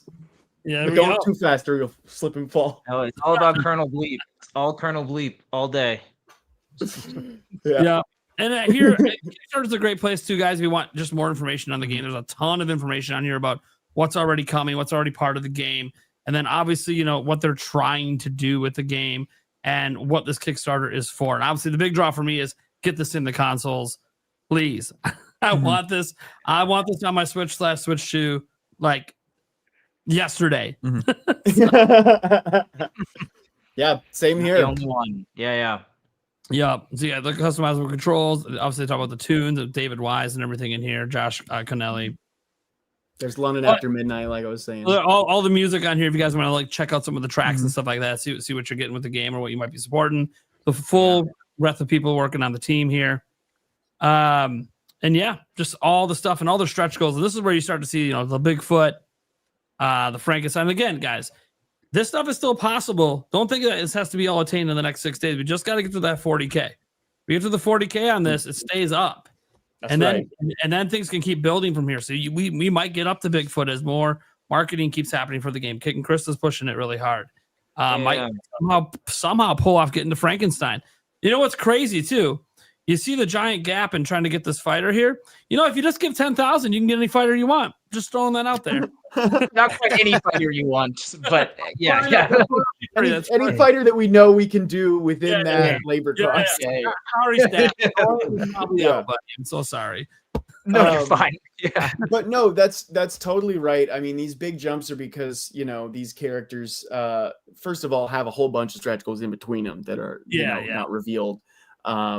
But you know, also in part because, you know, Dante is like an unbound spirit. You know, we want to do some crazy reality bending like tricks with him.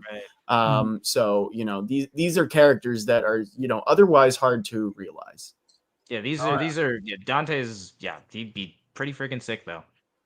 Yeah. He's a great design. This is what they get if they just get to the 40K, which they're trending towards pulling this off. You get the 8 fighters plus the stretch goals, 16 stages plus stretch goals, customizable controls, rewatchable replays, performance mode, rollback netcode. Some of you guys are going to love that. 1v1 online quick play, free for all online quick play, private online lobbies, items according to stretch goals achieved. You know, obviously there's nothing yet, but we'll see what happens. Guest composers. Again, that's where we start to get Grant involved, guys. Come on. Battle cameos from fan favorite public domain characters.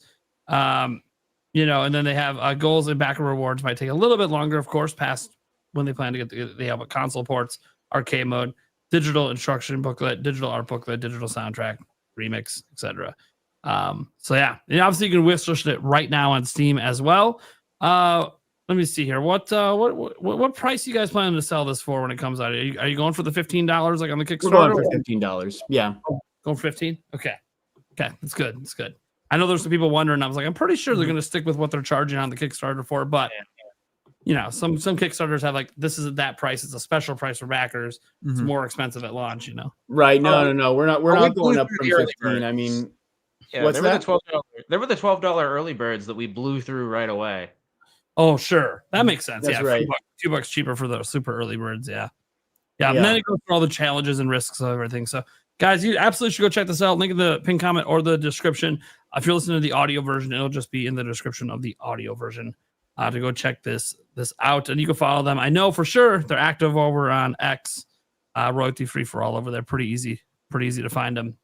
Yeah, we're taking off over there. We are on all platforms. That one's been really successful for us lately. But anywhere you like, you can find us. TikTok, Instagram, we're on Facebook. I mean, if you hang out on like to be. And like it's a small team. You hang out on our Discord and you want to chat, you probably can. Yeah, I respond to lots. There you go. Sometimes we set up private lobbies in there and talk to them directly on their Discord. So go check out that Kickstarter, guys. Yeah, appreciate it so much. Thank you guys. Yeah, guys, so thanks much for watching, and thank you for having us. Yeah, no problem. Absolutely, loved having you on. And great to meet you. It's always great to see you. In person. It was awesome. Oh yeah, seconded. Second time in person for us. I feel like royalty now, royalty free. Yes, we got that royalty free. That's interesting. You've been made royalty free. I should have grabbed one of my. I have an old crown for one of my Halloween costumes. Would have been badass. Pulled it out. Okay, you guys gonna stick around for more topics? I have to get back to playing Game Redacted on my System Redacted. Yeah. Unfortunately, we've got a pretty big surprise coming pretty soon that I actually am probably going to be up all night on. So okay. Keep an eye out. Coming up soon. Yeah.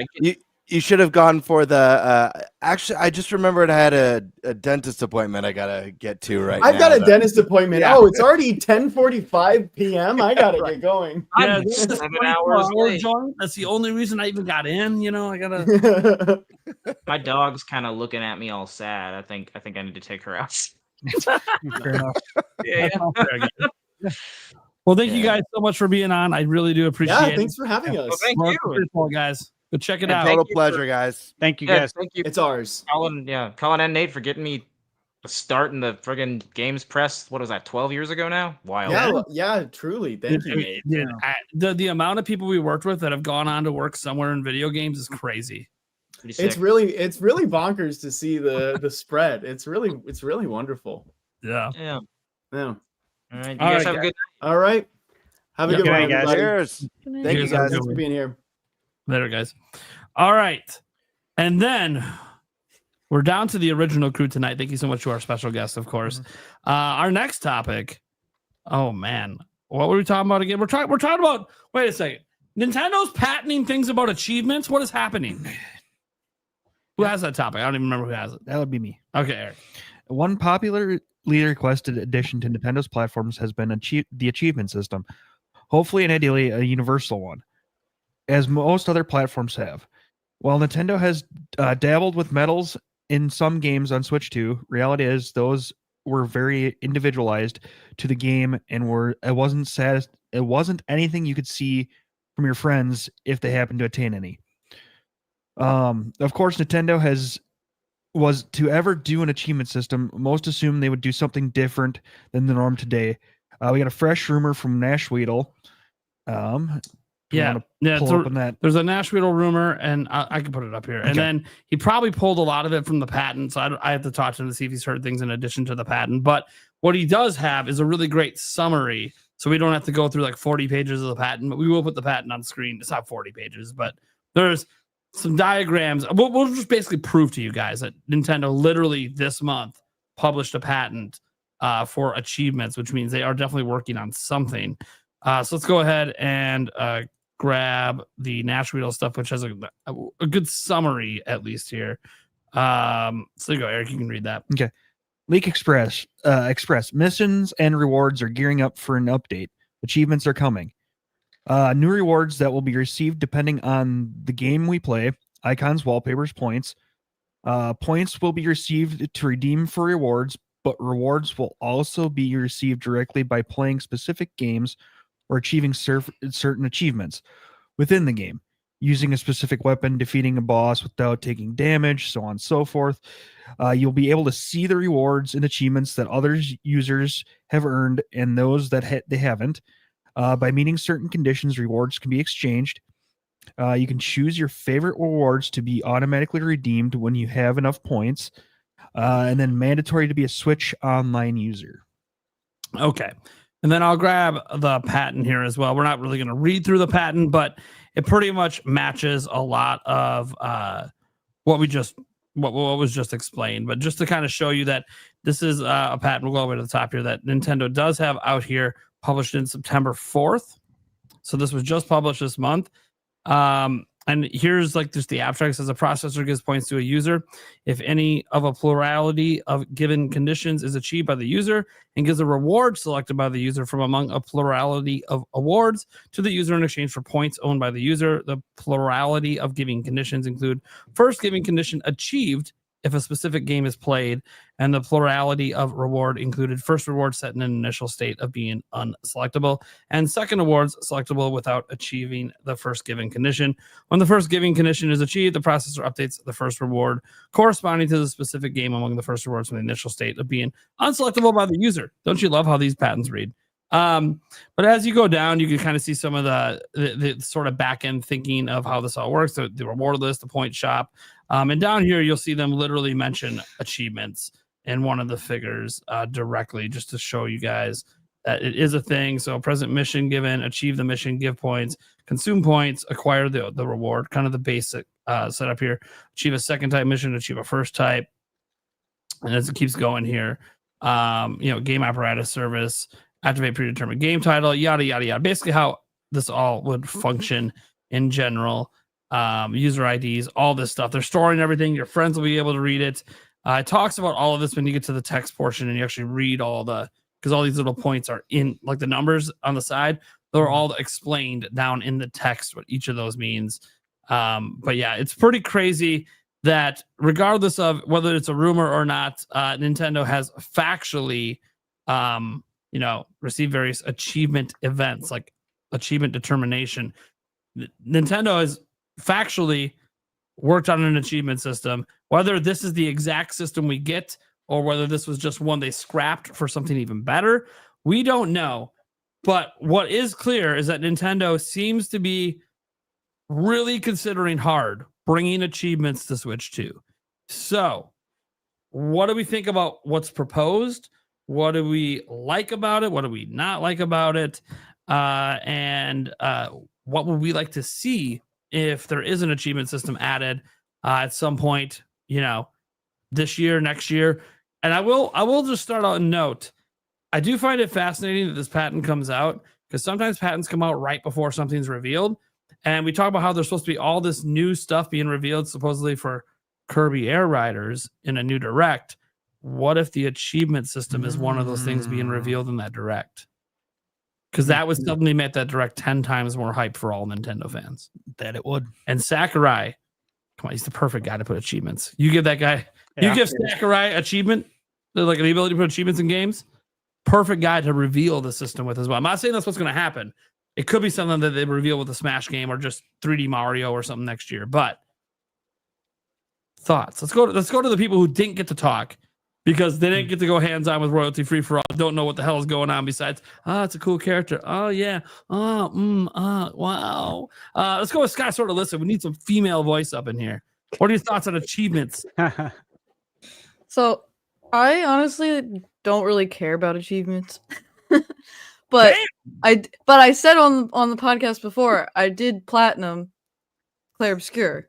So if it's a game I care about, I think it matters. So Zelda. And I care about Nintendo games.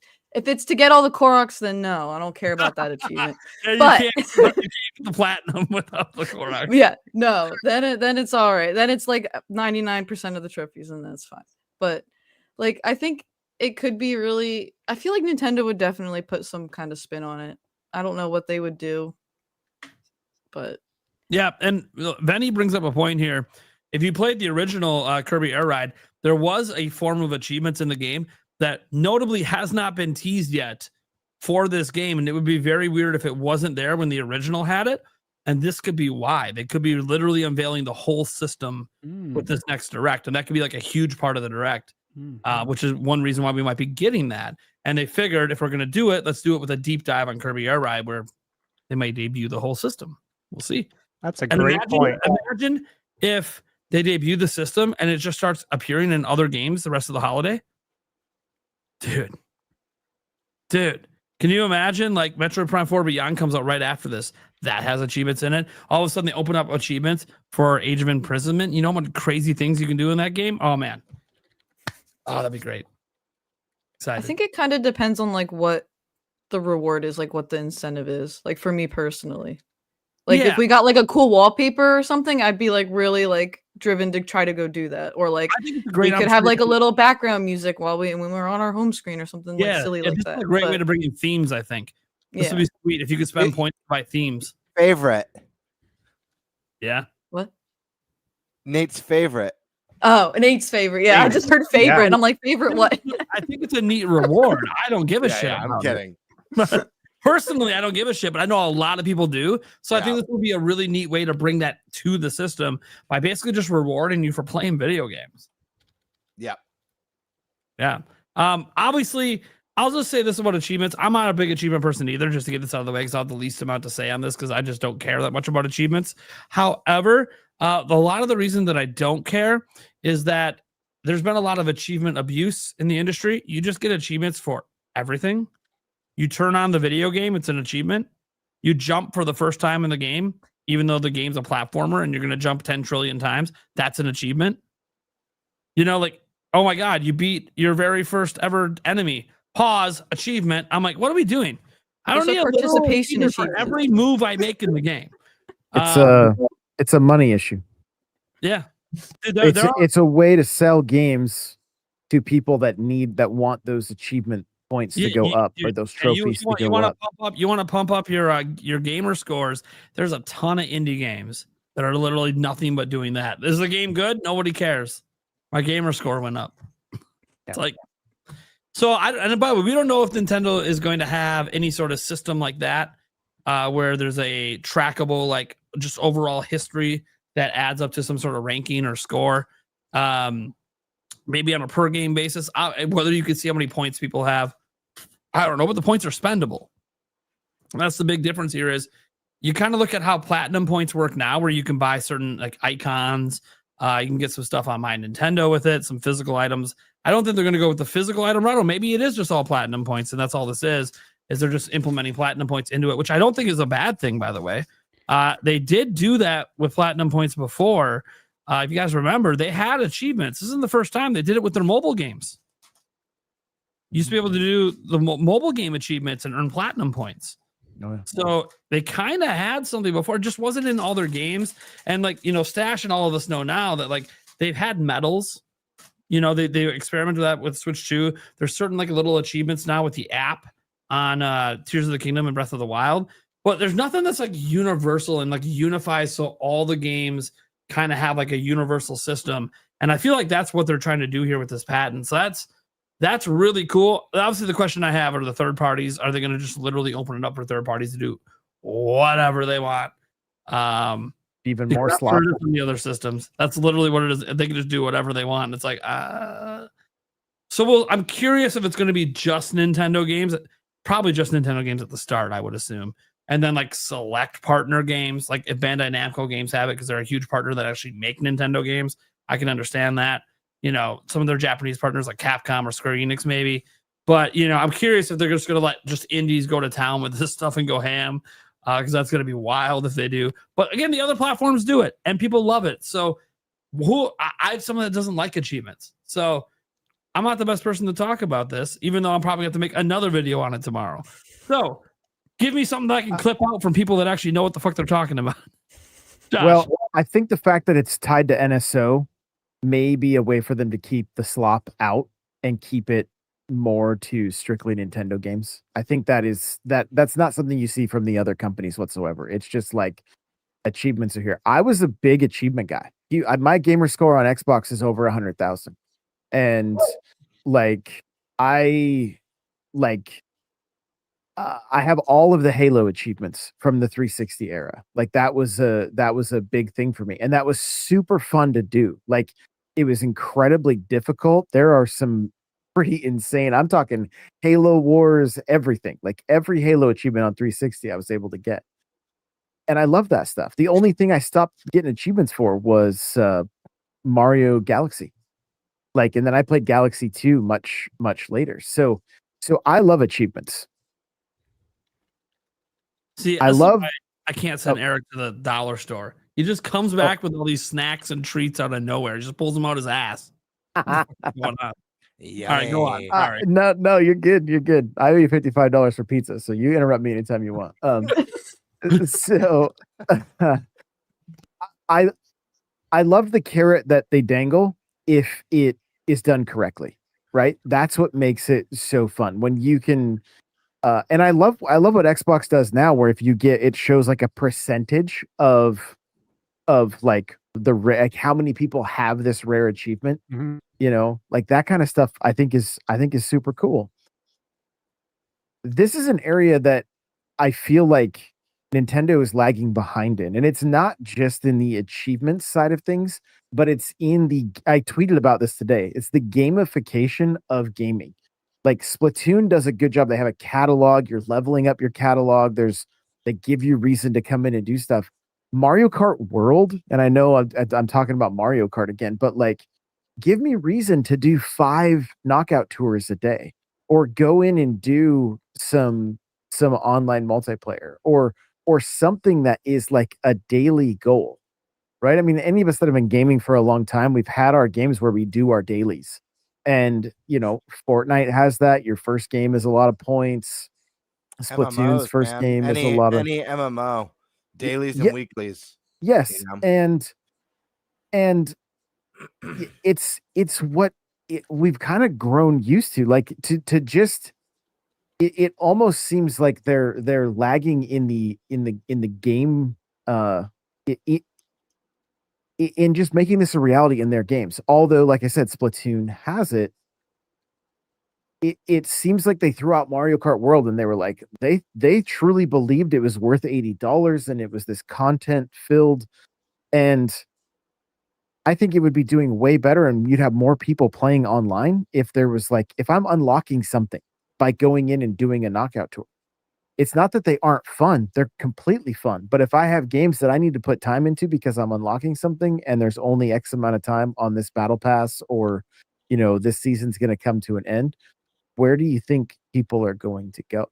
And so And you know, I'm sure there's going to be plenty of people that push back on this, but having this achievement, like if I get some kind of a achievement for doing 100 knockout tours, guess where I'm going to be rushing to? Doing knockout tours. If there's one for 10,000 and it's some crazy, one of my favorite achievements that I never got was called Seriously, and it was on Gears of War, the first game. You had to get 10,000 online like multiplayer kills. I was at 15,000 because if 2 people left during your match, none of your kills counted. So I never hit the, like, I don't know where I'm at because it only shows me that I'm at like 15,000. You only needed 10, but mine never popped because there was some like that weird little glitch. So, but that was like, we would randomly be playing and then somebody goes, I got Seriously, right? And everybody goes crazy in the chat. Like it just added to the overall fun and dopamine hit. So I think achievements done correctly are fantastic, and they just keep us playing the games we love and keep us doing like, it's just that carrot on the stick. Because right now I don't see a lot of reasons to go in and do knockout tour, at least just by myself. It's there, it's fun, but you know, I mean, I want to get the Green Ranger in Fortnite right now. You know what I mean? Like there's not that like sense of FOMO or urgency that I think sometimes achievements or seasons can bring. Totally. Yeah. Eric, what do you think? Have you ever been into achievements much? They're fun when they pop up on the screen. Like Josh said, if done right, because plenty of games don't do them right, and all of a sudden you go into a cutscene, and all of a sudden it's like you're trying to figure out what the heck's going on in the cutscene, and ping. Really? Thank you for taking me out of the immersion. And sometimes spoiling the story. Yeah, that too. Yeah, I've seen that happen too. Like, I'm not even at the end of the cutscene. What are we doing? Right. Thank you. Yeah. But you know, it's one of those that I don't seek them out. But they're fun to kind of see what they, you know, when they pop up and you achieve them, they're fun to look at. So I mean, I have nothing against them. I think they're really fun when you have friends. Yeah. If you don't really have friends, then like, you know. So what do you say? What are you implying, Nate? No. Well, you know, life's more fun when you have friends. Yeah, no, I know. And we have this podcast crew. Yeah. I already could tell, like, if there's achievements and like the next Zelda game comes out, this whole crew is going to be competing to see who can get the most achievements in like the first week, and it's going to be wild. Yeah, it's going to be absolutely nuts. Yeah, that'll happen. That'll totally happen. Like it'll probably be Stash because he's super competitive, and he reviews games for a living, so he'll be playing it to review. Yeah. So he'll probably log like 70 hours in that week, while the rest of us play like 15. I play like 2. Now I'm going to take off a week of work to try to beat Stash on the Zelda achievements. You're dedicated. You take a week off work. Yeah. No. I somehow only play 2 hours, but I have like 30% of the achievements. What? How? This motherfucker! I looked up an achievement guide online. You just achievement horde. He skipped. Oh, who cares about the story? I'm getting all the little achievements. I don't even know what happened in the story. Right. I collected 10 Goroks. Baked an apple. Yeah, right. Oh man. Gamebird. Awesome. Yeah. Listen, this would be a massive win. Like massive. I've been crying for achievements to come to a Nintendo platform for years now. In fact, I think I did a video, feels like 5 or 6 years ago, when I was like, my channel was like brand spanking new, and I was, you know, just getting into the Nintendo YouTube, about what I'd like to see coming to a Switch Pro, and achievements was in there. And I specifically talked about Nintendo having the special spin being a reward system where you can unlock wallpapers or themes by completing a certain amount of achievements for a game. And it's something that I mentioned. I think I must have mentioned it on Andres's channel multiple times over the years, using the game Persona 5 for reference, because Persona 5 had a special theme if you platinumed the game. And that would be like my reference, like, oh, this is how Nintendo should do it. You mentioned it here. And I mentioned it. Yeah, it's something I've been. So I like when I saw this from Nash Vito, I'm like, dude, I feel like Nintendo Damas right here, because I've been talking about this for over 5 years now. but it just feels like such a Nintendo way to tackle it. And listen, I've been rooting for achievements on a Nintendo platform, like I said, for 5+ years now. I personally could care less about trophies or achievements, but I fully understand their value. And I remember now, I talked about on this podcast how my best friend, and this is just one of many people that I know, will actually buy a third-party game on Sony's console, Sony's platform, specifically because the Switch version doesn't have achievements. Multiple friends like that who are like, well, I have a friend who loves the Souls games, and I was raving about Dark Souls 3 Ring City DLC, unbelievable DLC. He ended up not wanting to finish it because there was no achievements. He's like, why didn't they put, or sorry, trophies? He's like, why is there no trophies in this DLC? It makes me not want to play it. It So gets like people playing. It absolutely gets people. A lot of people felt that way too. And not only does it get people playing, it keeps people in your game longer, because maybe not every game. There's going to be games like, it's like Alyssa said, if there's a game like Claire Obscura that I love as much as that, I'm going to go for the achievements. So yeah, while it's not going to be everyone's cup of tea for every game, like Nate said, when Zelda comes around, I know we're all going to be gunning for as many as we can because we're all diehard Zelda fans. I know if back in the day, if GameCube had an achievement system on it, I would have platinumed or 100%ed Wind Waker, because it's my favorite game of all time. I would have done it multiple times across multiple platforms as we've had the game re-released. And then the thought of achievements, this isn't mentioned in the rumors, but the thought of achievements coming to NSO titles, like think like all the retro library, like stuff they could do with that. Like I could go for GameCube achievements. I could go for achievements in Super Mario World on NSO. The only thing I disagree with you guys is I don't think this should be exclusive to Nintendo titles.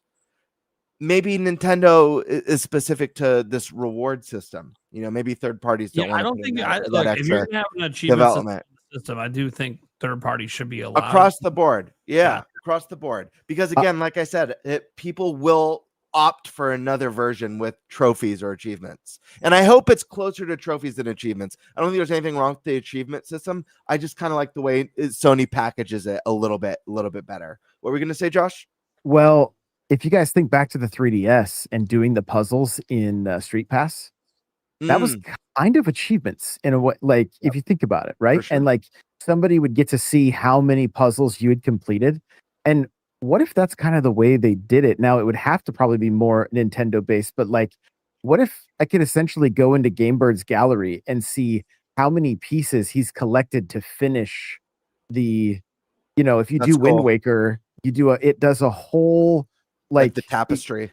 You complete the whole puzzle, and then that becomes how you've 100%ed the achievements. And it also seems very Nintendo to be able to like wander through somebody else's like game library room. Their achievement room, if you will. And so that, like, as you were talking, that's what got me thinking, like, I'm annoyed that I have all my puzzle pieces. I'm glad that I can help people like at PAX on Street Pass and stuff like that. But like, there's some really fun ways that they could gamify it. And here's another thing I want to mention is like, we all love, I think it's safe to say we all love Nintendo for its quirkiness and its charm that it's had, whether it's through their hardware, through their software. I feel like some of that's been a little bit lost in the Switch, in Switch 2 era, the lack of like eShop music and themes and stuff like that are kind of, you feel would go hand to hand with Nintendo. This is an area like when Nintendo takes a stab at something that everyone else has already done. Think Battle Royale. They had Mario 35 and Tetris 99 and F-Zero 99, or like their stab at online shooters. It's a squid game essentially with ink. It's not about kills. It's about covering your, like, they get so creative when they tackle something that everyone else is doing. This is one of those areas where it's like, oh man, they could really bring a truckload of charm with this one new feature. And to touch on the patent, what's interesting about that patent is that some of that patent already exists. All right, already exists in Switch 2. You guys ever go on the Switch Online? You guys ever look at the avatars that you could get with your platinum points and the missions related to those? Where you do the missions, maybe it's as simple as just logging into a Super Nintendo game in order for you to earn the points for completing the mission. That way you can purchase the reward, which is the new avatar. That framework already exists. And what we're seeing and what we're reading is just an expansion of that. So it's obviously something. Give us a mission list or a mission completed, right? So that we can see how many missions you've completed, how many I've completed, so on and so forth. It adds that sense of competition as well. Yep. So yeah, I definitely think a huge, and man, here's the big thing. Here's what I really want Nintendo to nail with this. If this is something that's actually come into fruition, and I'll close my thoughts on this. Have that classic Nintendo charm that you're tackling something that everyone else has been doing for a while, but you bring that unique Nintendo flavor, that curveball that no one was like, everyone's like, what the hell? This is wild. This is so Nintendo. On top of that, make it very community driven, because that's such a big part of the fun. Like, I love, like, even though I don't care about trophies on PlayStation, I've certainly gone on to my friends and like just looked at a game that I love and just be like, oh, I wonder who got a higher percentage. I wonder how many gold trophies I got compared to them. Just out of curiosity, it's fun to see. So a strong sense of community. It makes me wish that the Miiverse was back, or there's some sort of Miiverse trophy achievement tie-in that like brings the community into it. Because I think, like, even Josh, like you talking about playing Gears and like someone shouting out they got that achievement and stuff. Even if they had some way to like share your trophy or your star or whatever they call it, they'll probably call it something weird. PII, P items. I don't know. What You had me till the P. P-ware. I don't know. Blocks, come on. Yeah, P blocks. There you go. There you go. All right, Stash. Come on, you got more achievements, right? Yeah, of course. I was just waiting my turn. Yeah, let's go. Yeah. So I've been excited for achievements for a long time. I've always wanted them to come to a Nintendo platform. Okay, I love my trophies on PlayStation. Really enjoy it. One thing I've said quite often is that I don't start a game and say, I'm going to get the platinum in this game. Mm-hmm. That's not how I start a game. But if I play a game and I'm playing for, say it's a big game, like big open world game, and 15, 20 hours in, I'm like, dude, I love this game. I just want to keep playing it. That's when I say, okay, I want to see everything. They've earned my respect 15, 20 hours in, so much so that I want to see everything they did in this game. I don't want to miss anything. And if you don't want to miss anything, you get the platinum. That is literally how you see and do everything in the game, which is what I love about it. I was playing Dragon Quest 11S on PlayStation. Absolutely adored this game. So much so that I'm like, you know what? I think I need to go for the platinum. I want to see everything. And I did for that game. So there's certain games I go do that for. Elden Ring, same thing. I got the platinum in Elden Ring. Love it. Want to see everything there is in this game. Now, you look at Nintendo's IP, right? Clearly, there's so many games that I would do this for. And one of the things that has always gotten me excited is, again, it's the backlog. It's the NSO games. It's the retro games. And we've mentioned it. I've mentioned it specifically on this podcast numerous times. How cool it would be to fire up, Punch Out, and get a special achievement for beating Mike Tyson, which, yes, it's Mr. Dream, but it's just a reskin. We all know that's Tyson. You know what I'm saying? Like, that would be really cool to get like a special icon. Something. Yeah, I think people would have felt more rewarded in Breath of the Wild and Tears of the Kingdom for getting all the Koroks, even though it's a pain, if they got more than a golden poo. Yeah, I think the golden it's like poo a is badge brilliant. of honor for getting it. The you golden know? poo is great. It's like, I think yeah, it's you brilliant. wasted a lot of your life. Here's a piece of shit for you. Yeah, that was By the lame. way, But By the way, if you didn't know, all the seeds are literal pieces of shit. So like it all goes together. yeah, so this is okay, this is something I've wanted to see for a long time. I love the idea of giving us something for it too. So whether it be icon, wallpaper, points that you can use to get like cool Nintendo swag or something like that. I think that's a great idea. You know, just reading through Nash Weedle's post, he mentioned, you know, maybe using a specific weapon to defeat a certain boss without taking damage. Things like that. Like they're literally games within a game is what they're doing. Yeah. And I think that's a great idea. Gamebird, you mentioned this. This is something I do with all my friends on PlayStation. PlayStation will tell you like what games you and your friends play. They'll show what game my cousins played. And I'll look at what he's played and compare trophy list. And it's amusing, you know, for me to see how far he's got, right? Mhm. Or what he's done in the game. Or I might see one of my friends and I see they got a platinum on the game. I'm like, oh shit. You know, like I didn't know they threw down like that. And I'm surprised. I'm taken back by it a little bit.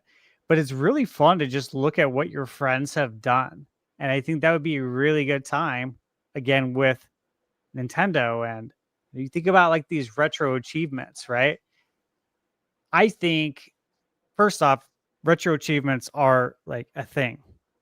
Mhm. You know, outside of the ecosystem of Nintendo, Microsoft, and Sony. Like in retro gaming, retro achievements exist, and it's a big deal. But like you look at, I'd say all the younger kids that have a Switch too. When I say younger kids, I mean the young adults, right?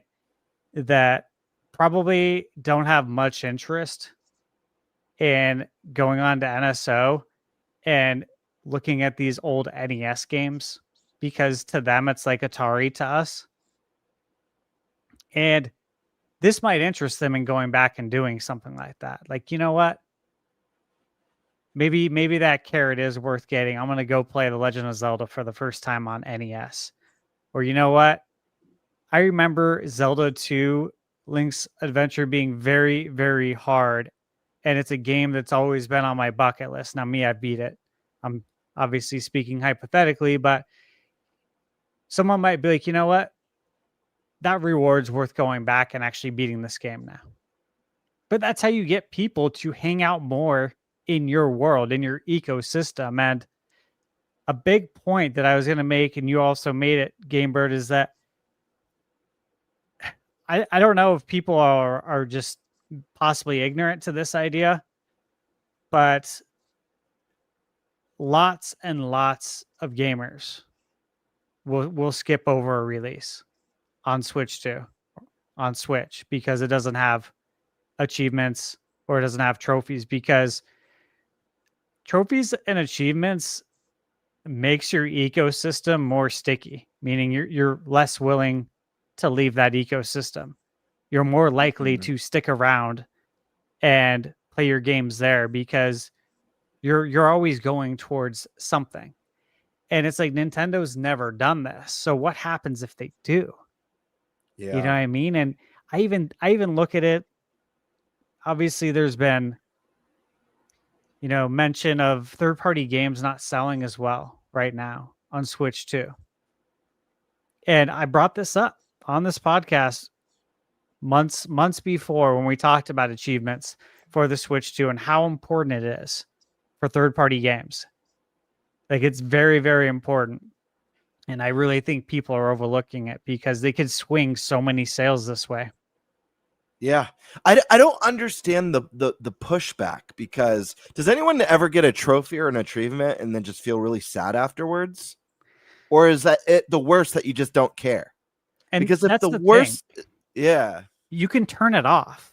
So a lot of people are like, oh, like it breaks my immersion, which if it does, the thing is there's always been an option in the menu to turn trophies off. Always. So just turn it off. Like if your immersion is broken because a notification pops up, I would tell you to throw your phone out the window then too. Yeah. Because that's going to break your immersion every 5 seconds when you get a notification on your phone.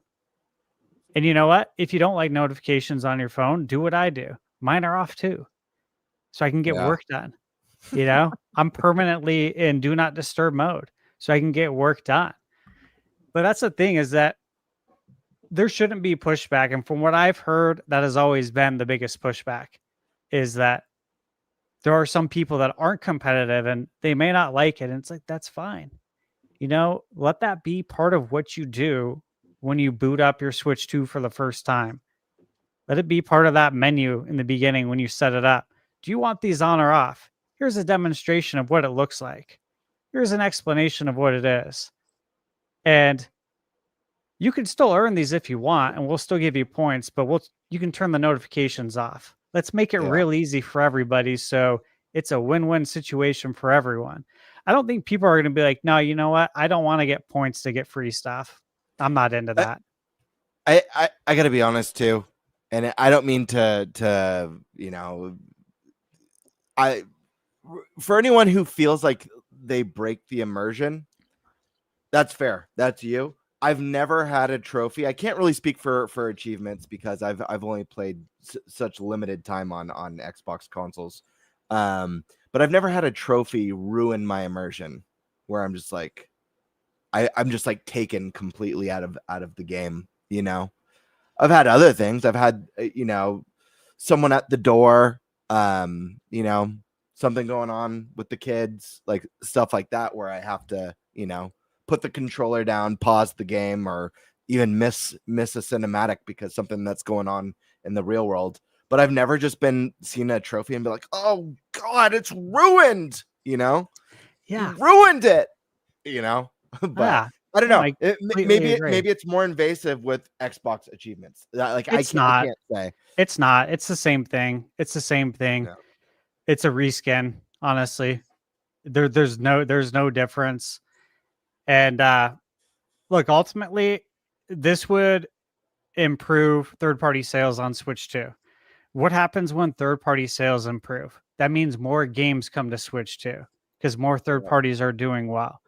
The big picture of this needs to be looked at because there's a variety of reasons why this should exist. And there's very few, in my opinion, kind of shitty reasons why it shouldn't. Like they're weak ass reasons, in my opinion. Like if you don't want to compete or if like you're not into it, no big deal, man. You don't have to. You could still have fun. Just turn it off. Or if you don't want free points, fine. Whatever you want to do, that option's there. Accessibility options. They're in like every game now. If you want to make it easier, you can. If you want to just play the story mode and if anyone hits you, you don't take damage or you don't die, you can do that. Right. The whole goal of a developer is to get you to finish the game. They have all the statistics on it too. They know how many people finish their game. It's no different than like a YouTube video. And probably someone looking at it and seeing, okay, they watched it up to 5 minutes and then they dropped off. What did I do? Mm-hmm. What can I do better next time? So they stick around for an extra minute. It's the same thing with games though. If people aren't beating it, then they're not talking about it. Maybe level 5 was just a really bad design level. And now they don't get to see level 7, 8, 6, 7, 8, and 9, which were really good. We screwed up there in the middle of the game. This is how they get the feedback though. Yeah. So I think it is. Look, it's something I've wanted for a long time.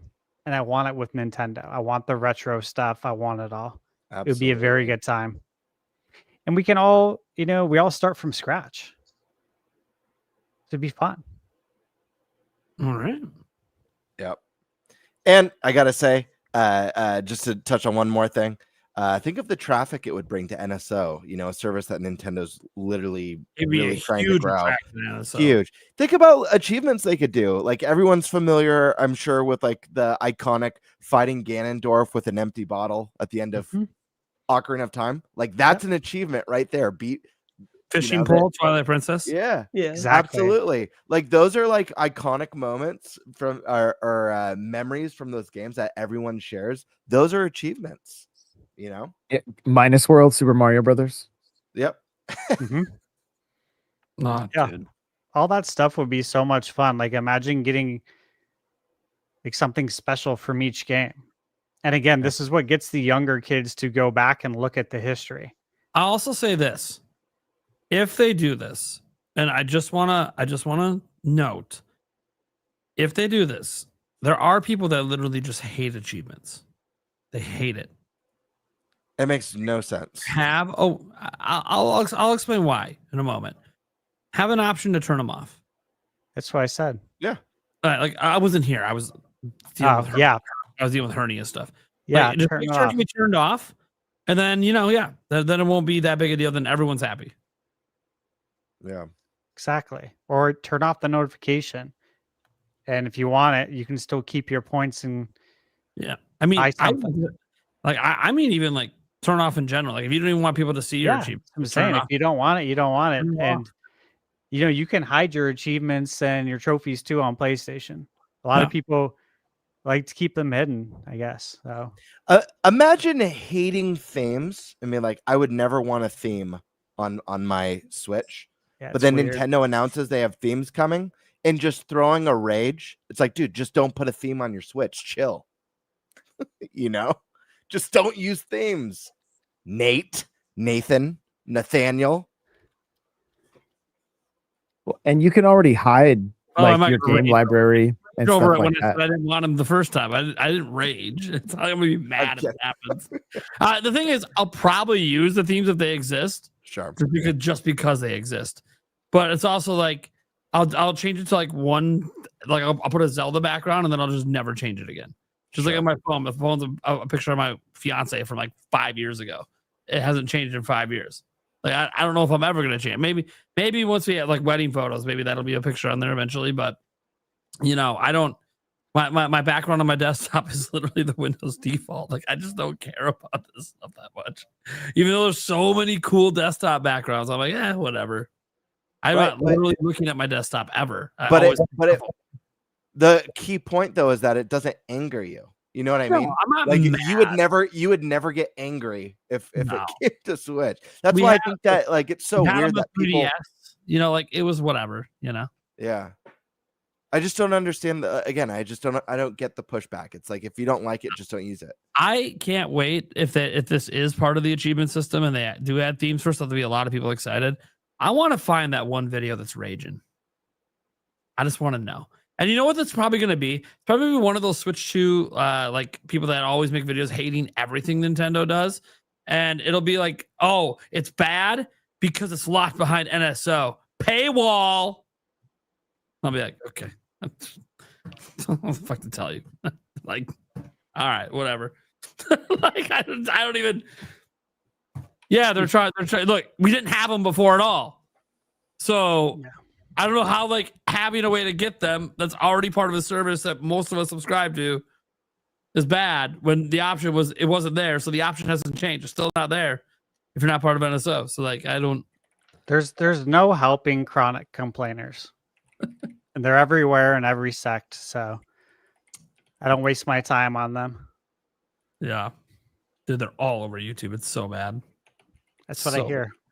Dude, if you ever guys go to the by the way, I appreciate people that hype my videos, hype Gamebird, hype like it's they have like a new hype list on YouTube. If you ever go look at the hype list, all the top Nintendo videos are just a bunch of negative videos on Switch 2.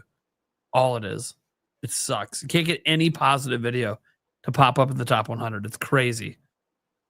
Insane. So I don't want to hear how positive videos get more views than negative. Oh boy. Go look at the top viewed positive video on the Nintendo Direct thing. Go look at the top viewed negative one. It comes from like a guy. The negative one comes from a guy with like 20,000 subscribers and it's got like 400,000 views. The top That's not positive bad. one is from like a YouTuber with like 500K subscribers and has like 80,000 views. It's like This is the way the world works. yeah, like come on.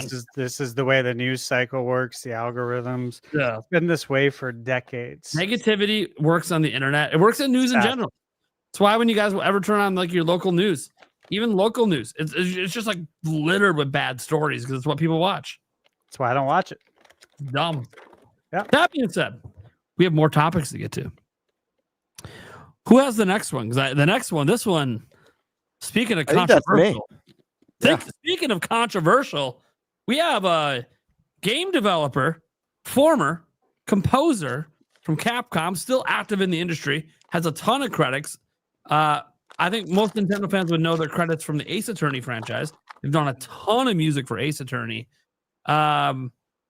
They popped off on Twitter. So, Gaber, what are we talking about?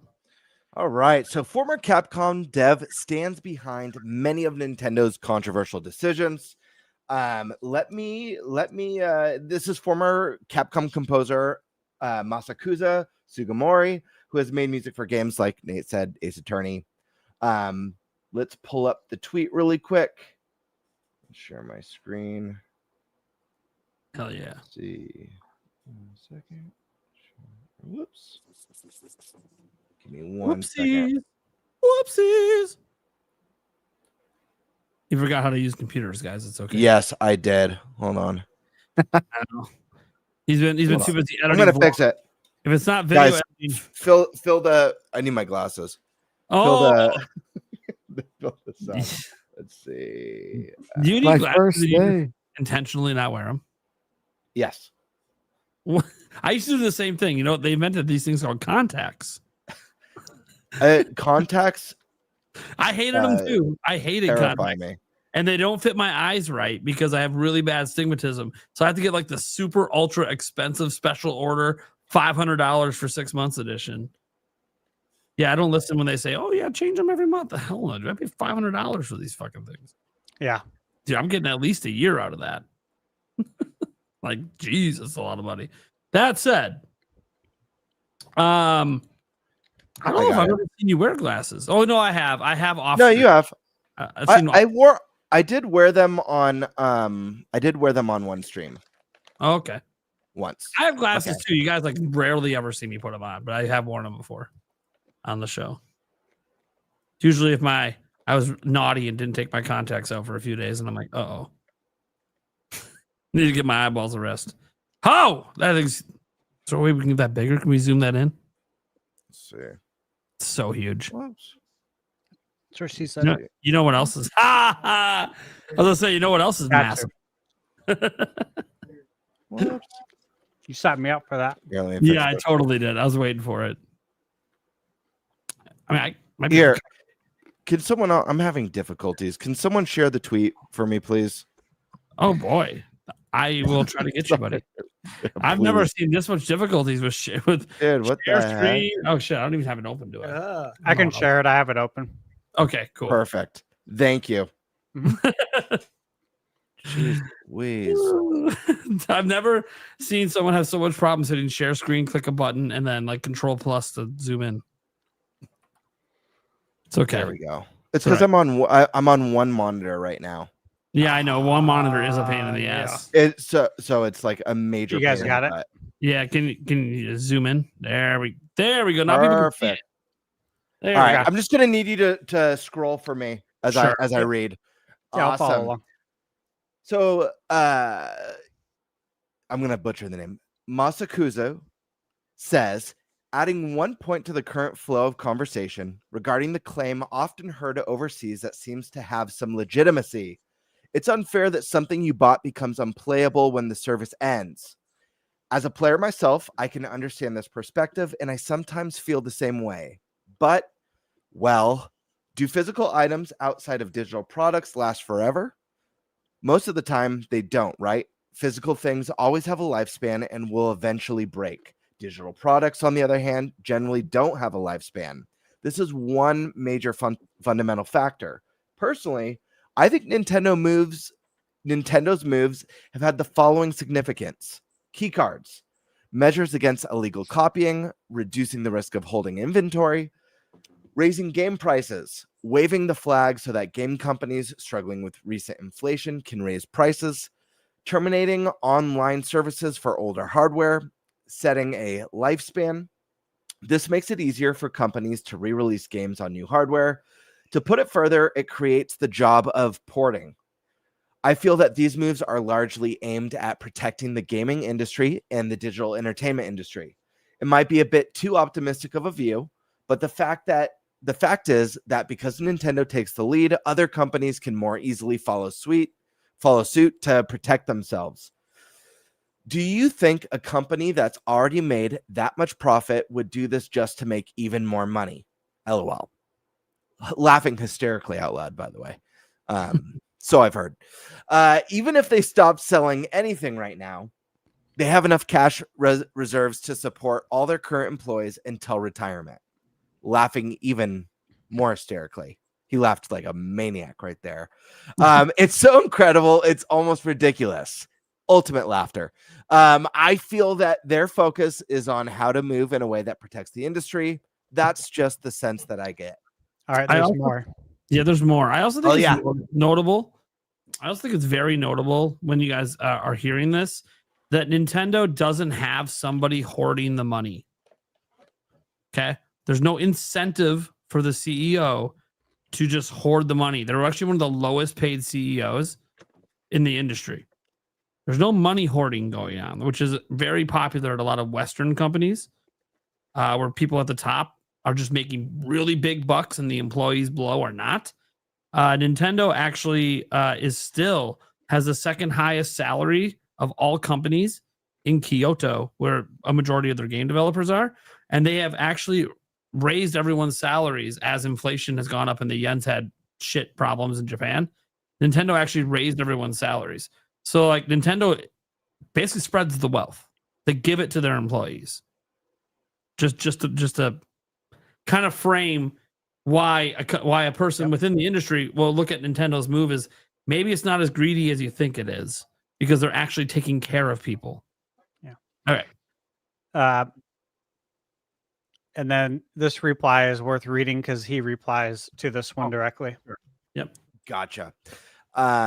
Jersey says, I love the music of Ace Attorney, so reading this made me sad. As a creator and artist, you should understand that taking away the right to use cultural works purchased legally from buyers leads to the disappearance of those works. Corporations are not on your side. You write about piracy, but games that are no longer sold and cannot legally be obtained, for example, due to expired licenses, are often preserved through piracy.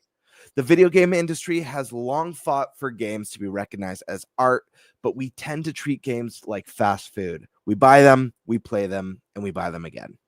Okay. Then he replied, Thank you.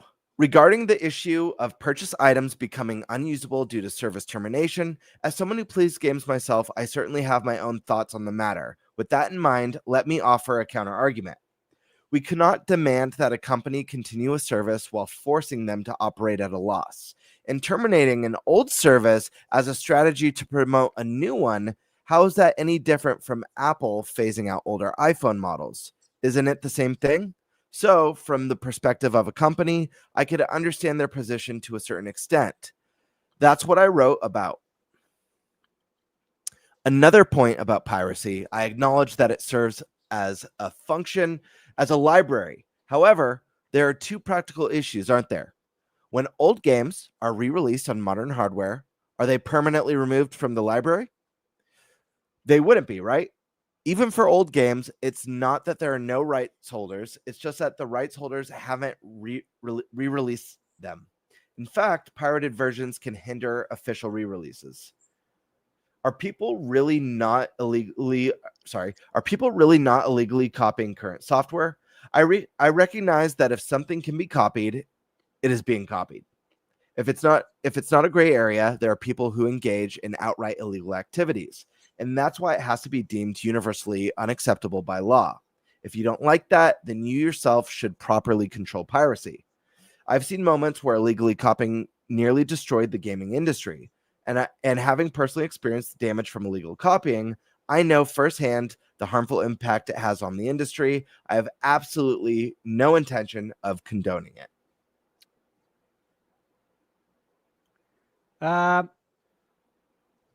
You want me to read this? And Sure. you want to read? You read the response? Okay. So Yeah, I Jersey like that. said- Some role play. Yeah, a little role play like we're in school again. All right.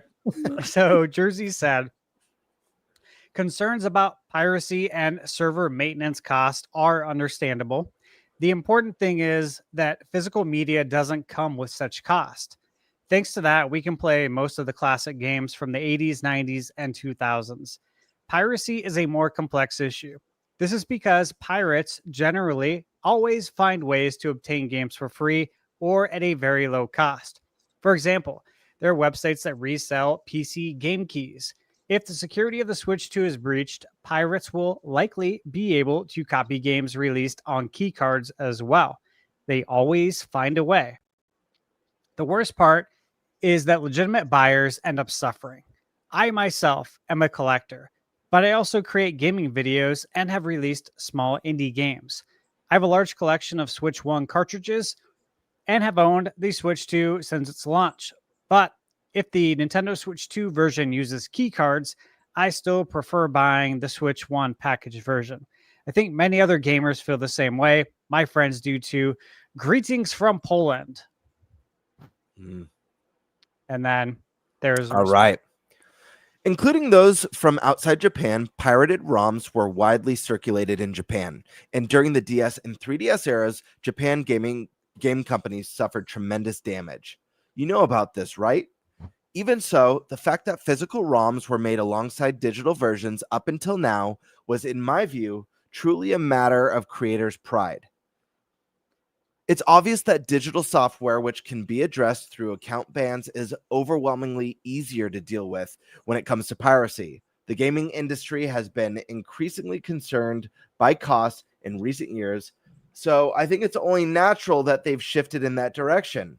As one of the creators, rather than blaming that shift, I'd prefer people to blame the pirated copies caused by illegal copying. The gaming industry has to protect the next generation of the industry. Thus, the history of the industry can also be called a history of battling piracy. Because of this, legitimate users like yourself end up facing inconveniences. I think you are blaming the wrong target. I think that was it. Yeah, that's pretty much it. There was a reply he did, I think, to his own as well, but it's just a very small little thing. I can't remember what he said, but so there's a lot there. There's a lot to unpack, and I know this exchange is going to be, especially, we talk about the negativity, not just surrounding Switch 2, but just surrounding the industry lately online, that this definitely generated some negativity in conversations. But what do you think about what this developer has to say about key cards, about Nintendo's tactics, and how he feels that these are measures to help protect gaming, protect the industry? Do you think it's a BS full of it? What are your guys' takeaways from this, and the piracy side or the side of services being terminated? Let's start with Prime.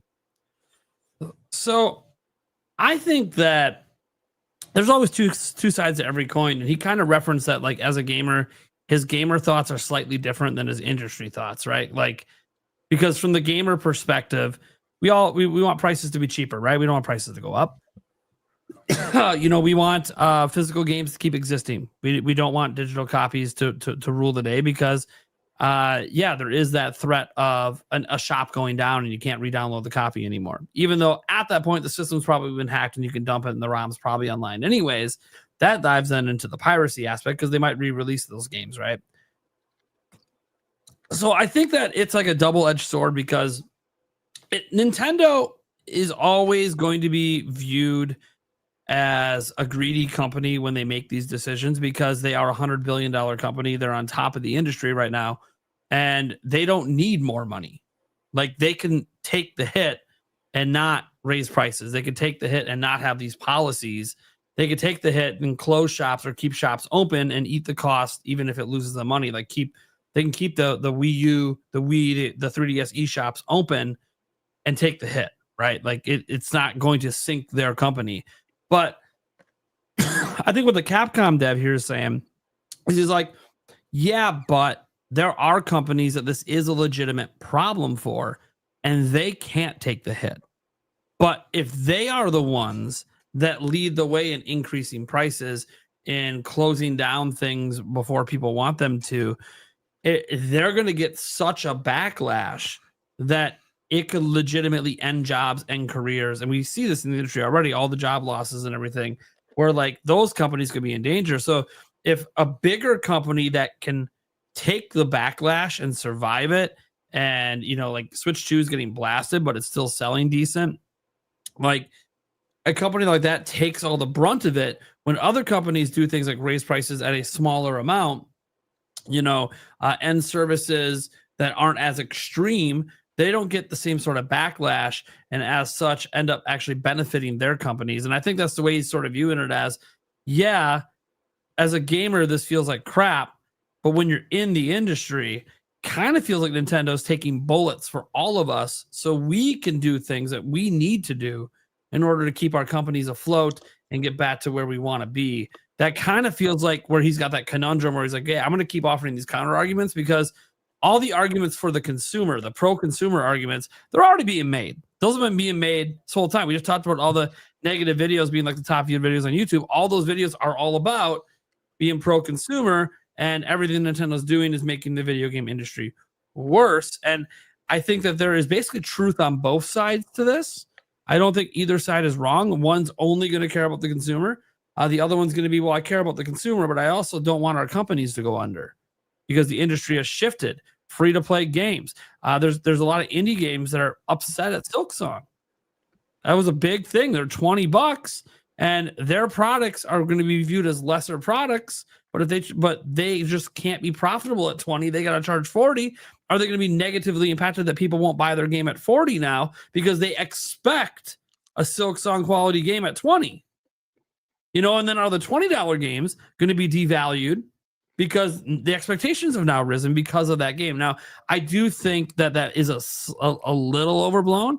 I think in general, most of us understand that like Team Cherry and Silksong, this feels like a very one-off thing. A game that's been in development this long, hyped this long in the indie scene. We don't get games like hyped this long in the indie scene. So I think most gamers will be fairly understanding. But as I say that, I'm coming from the space of someone who plays a shitload of games.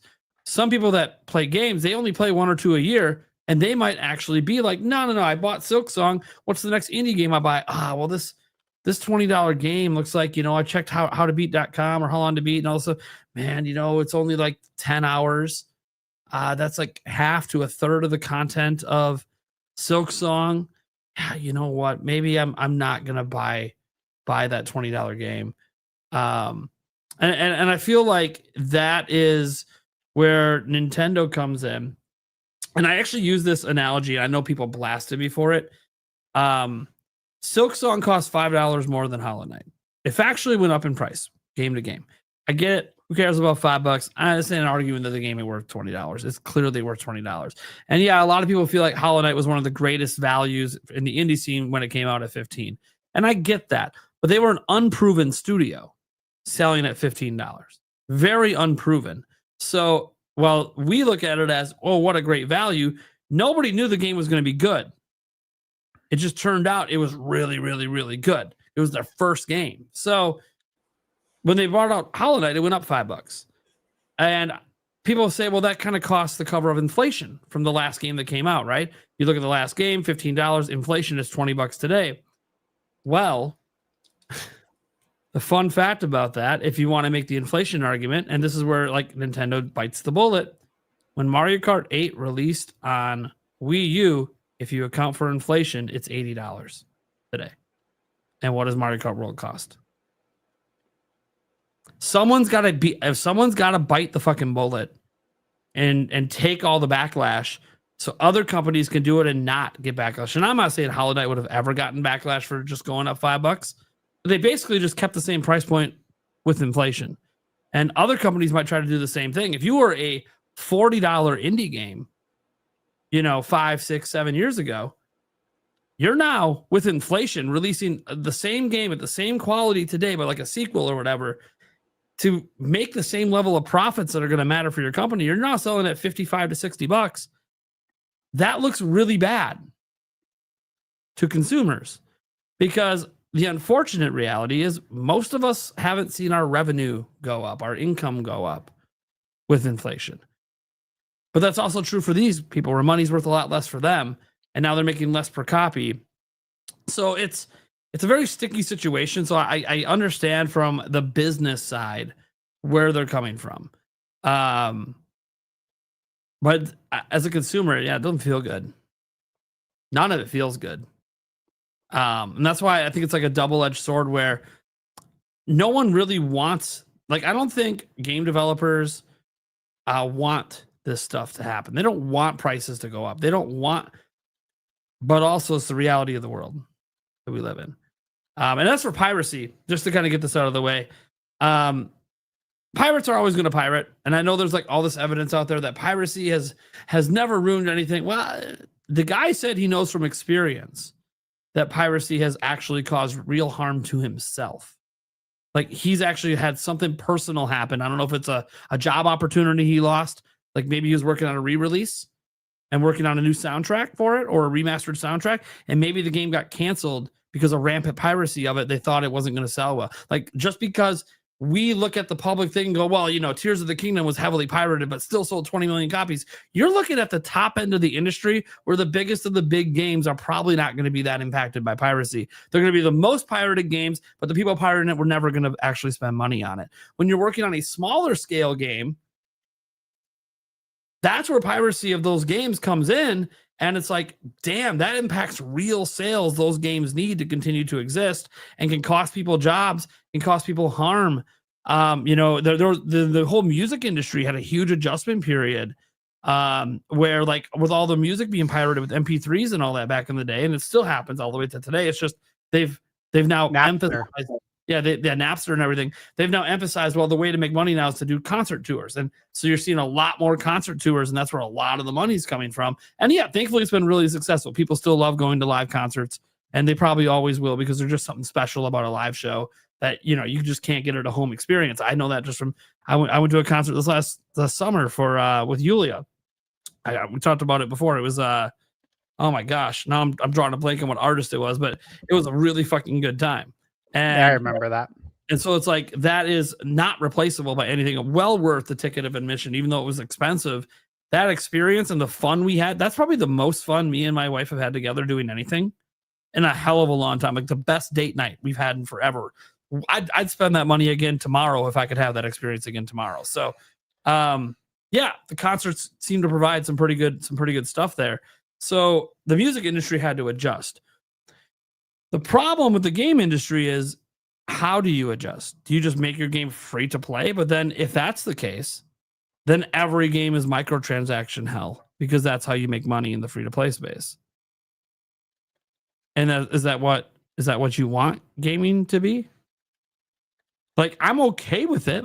Fortnite doesn't bother me, but I don't want every game to be that.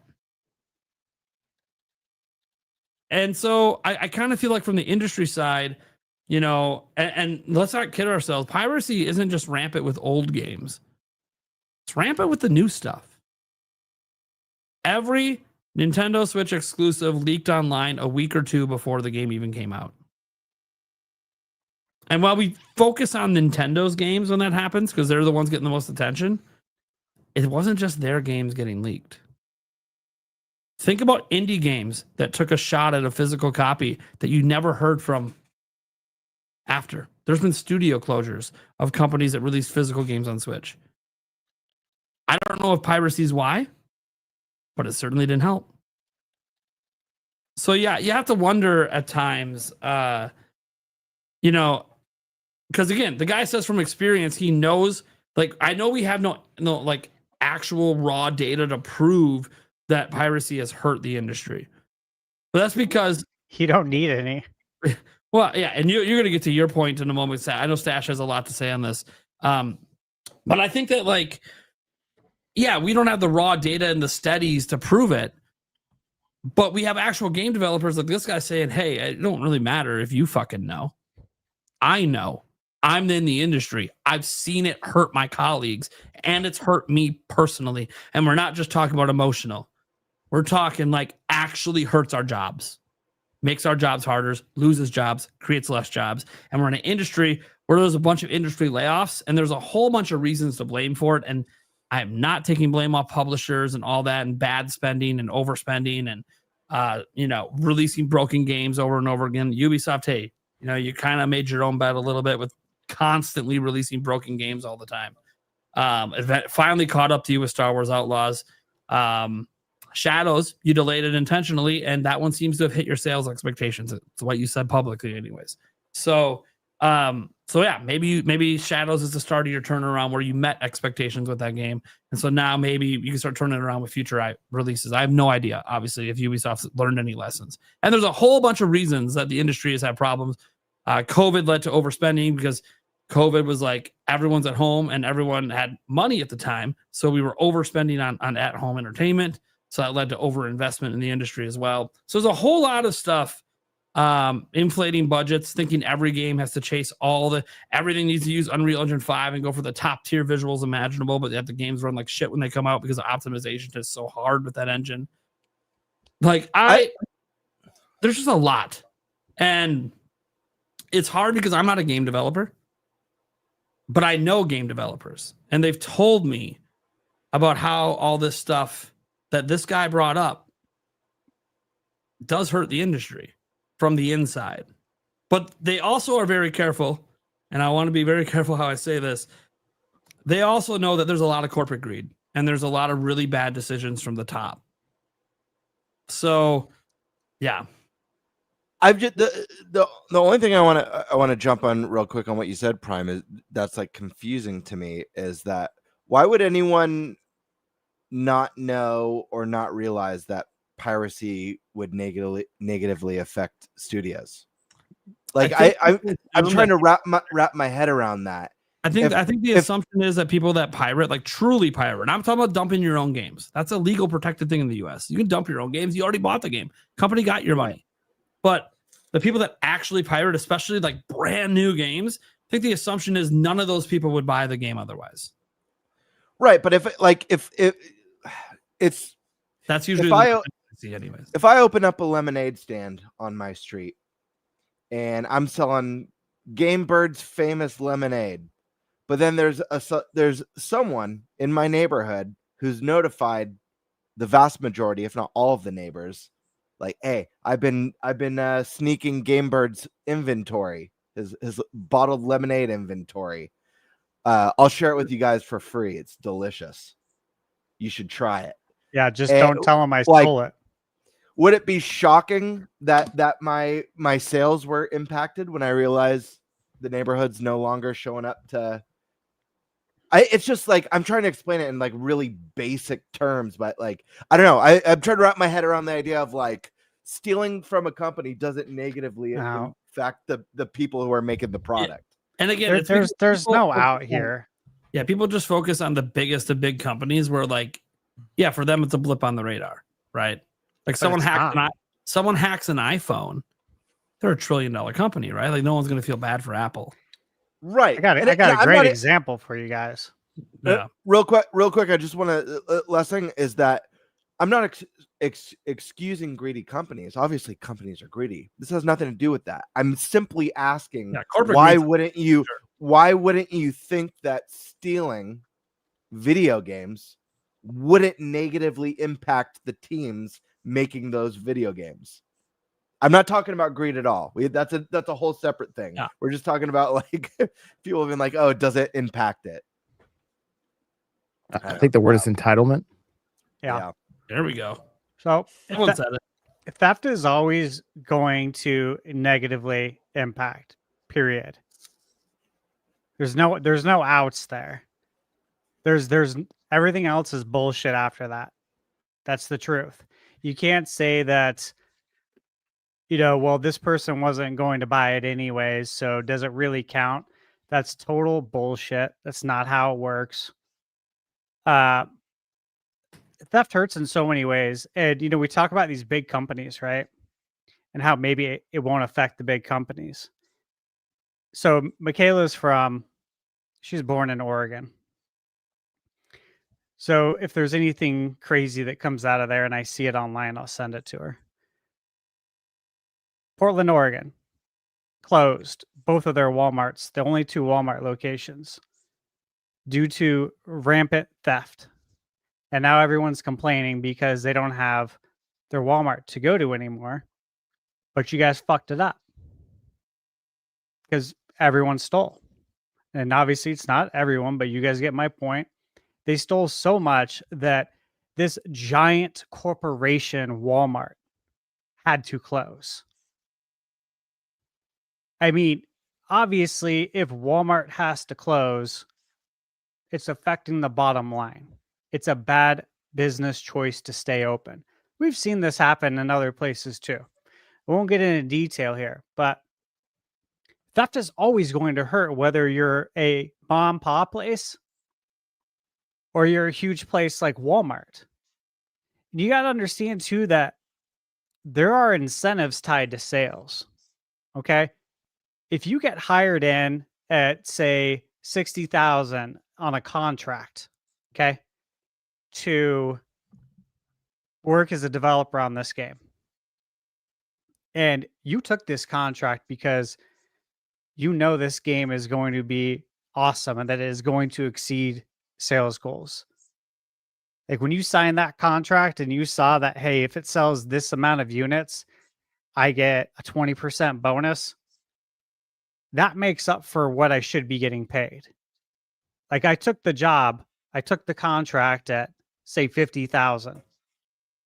But honestly, I should be getting paid like 80 or 90 to do this job.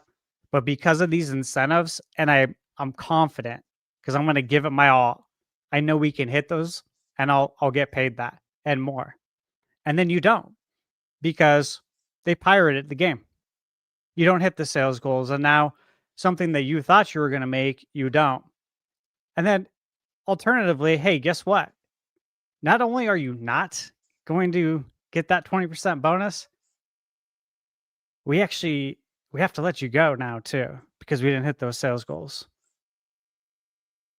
Dude, it is a huge, massive domino effect. Okay, and then guess what?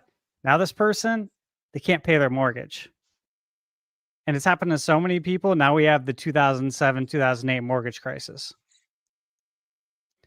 Oh, and then you know what? Now we have credit problem in the United States. It's even worse than it is. And now nobody can get a house because their debt to income ratios through the roof and their credit score is horrible. It is a avalanche that never stops. This is why you can't have it. And this is why he very clearly says in here that you have to have laws and they have to be abided by. Now, look, I don't know where he's from. I'm going to presume Japan because it's auto-translated as Japanese. I've talked about it many times on here before, the way we operate here in the West, here in America versus Japan, other countries. Every country, we can all look at it from what we can see, right? Whatever they want to show on TV, whatever the approved message is. But we know how things are here in this country. And a lot of people do a lot of shitty things and they fuck it up for everybody all the time. We see this in the workplace too. Someone does something stupid. What does everyone say? This is why we can't have nice things. Always, man. This is a reoccurring theme since we were in school. And then we become adults in the workplace. It becomes a reoccurring theme. But it all stems from a lack of respect for the law, a lack of respect for other people. Something we talk about a lot is what? Common sense. This is common decency, okay? Both of those things are uncommon now, and they have been for a while, and it sucks, but this is the fact. But this all stems across a lack of respect for, mankind, for your brothers, for your sisters out there, a lack of respect for the law. And this is why people do whatever the F they want. So it's not good. This way I can't condone piracy, you know? If we want the video game industry to grow into something bigger and better than what it was when we first started playing video games, it never is going to if people keep stealing. They keep stealing items off the shelf. You know what I mean? Like, this is crazy. And for anyone to say that, personally, if they think that pirating a new video game is okay, I mean, you guys know what my answer always is. They probably got brain rot. This is fact.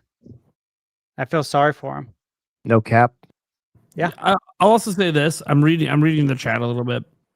I'm not going to get into some of the stuff that Stash said, because there's other reasons that some of those things happened as well. But what I will note is, someone brought up, it's up to, like Nintendo to protect their IPs, and they have to learn how to secure it. Guys, they have an answer. It's called all digital. Is that what you want? Because that's the only way to stop it. And you might go, well, on PC, you're right. Yeah, on PC, people still pirate, and there'll still be a way to do it, but it'll stop all the piracy pre-launch. Can't have piracy pre-launch if there's no game to grab pre-launch. And you want to make it even worse? DRM. Mm-hmm. And why do these things exist? He talked about this in his tweets. Like, these measures that make things worse for consumers exist because of piracy. If piracy just wouldn't happen, especially on new games, we wouldn't have DRM. We wouldn't have the threat of taking physical copies away. We wouldn't have all games do online checks. Like, these are the measures that come in place to stop it. And all it does is make the product worse for general consumers. Well, if piracy would just, do ethically, that they always say it's all about preservation. Well, guess what? There's nothing. No one's worrying about preserving a game that just came out. No. Someone dumped it somewhere. Doesn't have to be leaked online. Doesn't have to have everyone playing it right now. You can maybe do that when the game has reached its expiration point and is no longer available for sale. Someone wants to put the ROM online. Fine, I'll listen. But like, it's happening to brand new games, and it's wild to me that, like, yes, it's up to these companies to put the protection measures in. You know what they do every time they do it? They get yelled at because they're making it worse for gamers, but they have to do that because of what's happening. So basically, what he was trying to point out is all the defense to pirate games, especially like new games, falls apart when you realize that the defense of having to preserve things is bullshit with brand new games. Mm-hmm. It's utter bullshit. We're not talking about games from 40 years ago. We're talking about games that released today, yesterday, being pirated right now. That shit doesn't need to be happening. There's no defense for it. Even if you're like, well, the game's too expensive. So fucking what? I can't afford a Lamborghini. I'm not going to go fucking steal one. Exactly. Sometimes you just can't. Sometimes you just can't own shit. As N64 Josh, you are not entitled to shit you can't afford. This is not an essential good. This isn't you starving and having to go steal some food from the grocery store. These are luxury goods in the first place. Optional entertainment. You are not entitled to it if you can't afford it. And that sucks. And it's not me saying you're broke. That's not what I'm saying. What I'm saying is you're not entitled to something because you can't afford it when it's literally an entertainment good. You're not entitled because your friends can't afford to go to the movie theater. To go to the movie theater, take your phone out and bootleg the fucking movie for your friends. No, you're not entitled to do that. There's reason these laws exist. These are optional entertainment mediums. It's extremely illegal. And I'm not saying when you do that to these big movie studios and yes, the biggest of the big companies aren't hurt as much by it because they have so much interest in their products. They have so many sales anyways. I understand that. It's the justification to do it. That's the problem. With brand new games, there's no reason to pirate that's legal. That makes any sense. It is legal to back up a game you bought. Sure, no one's going to bitch if you backed up a game you legally purchased and you play it on an emulator. Nobody gives a shit. That's not what's happening. It's people actually playing like brand new games without buying them and then arguing it's game preservation. Motherfucker, you're playing the game. You ain't preserving it. Yeah, if this happened to a game like, let's just say Prime 4, let's just say, couple month and a half before launch, Prime 4 was just getting pirated all over the place, that'd be a death sentence for the Prime series. Like, this is a game that needs to sell to survive. It would be a death sentence. Yeah. It'd be the last nail in the coffin. Yeah, we'd probably get like your, every once in a blue moon, your 2D Metroid, game like Dread, the follow-up to Dread or something like that. Maybe one a generation. But yeah, there was back on the Wii. This was the very first, I think it was my first indie game that I ever bought. And I loved it. And it was, I think the developer, if I remember correctly, is 2D Boy. It's World of Goo. Yeah, I knew you were gonna say that. Loved it. Made by two people, and I believe at the time when it came out, it was the most pirated game, and that game was a critical smash hit. And those two people, that should have been a career-defining moment for them, and unfortunately, instead, they didn't make a dime on it. Those two guys who slaved away to make such a unique masterpiece indie game. If I'm remembering this story correctly, I don't want to misquote, so I'll double check, but I'm almost positive I remember reading about this.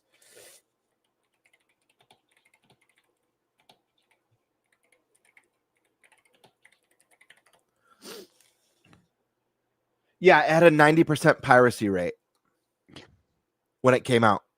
Which game was that? World of Goo, the first one on Wii. I remember being so stoked for these guys because they're like, dude, this is insane. This game rocks.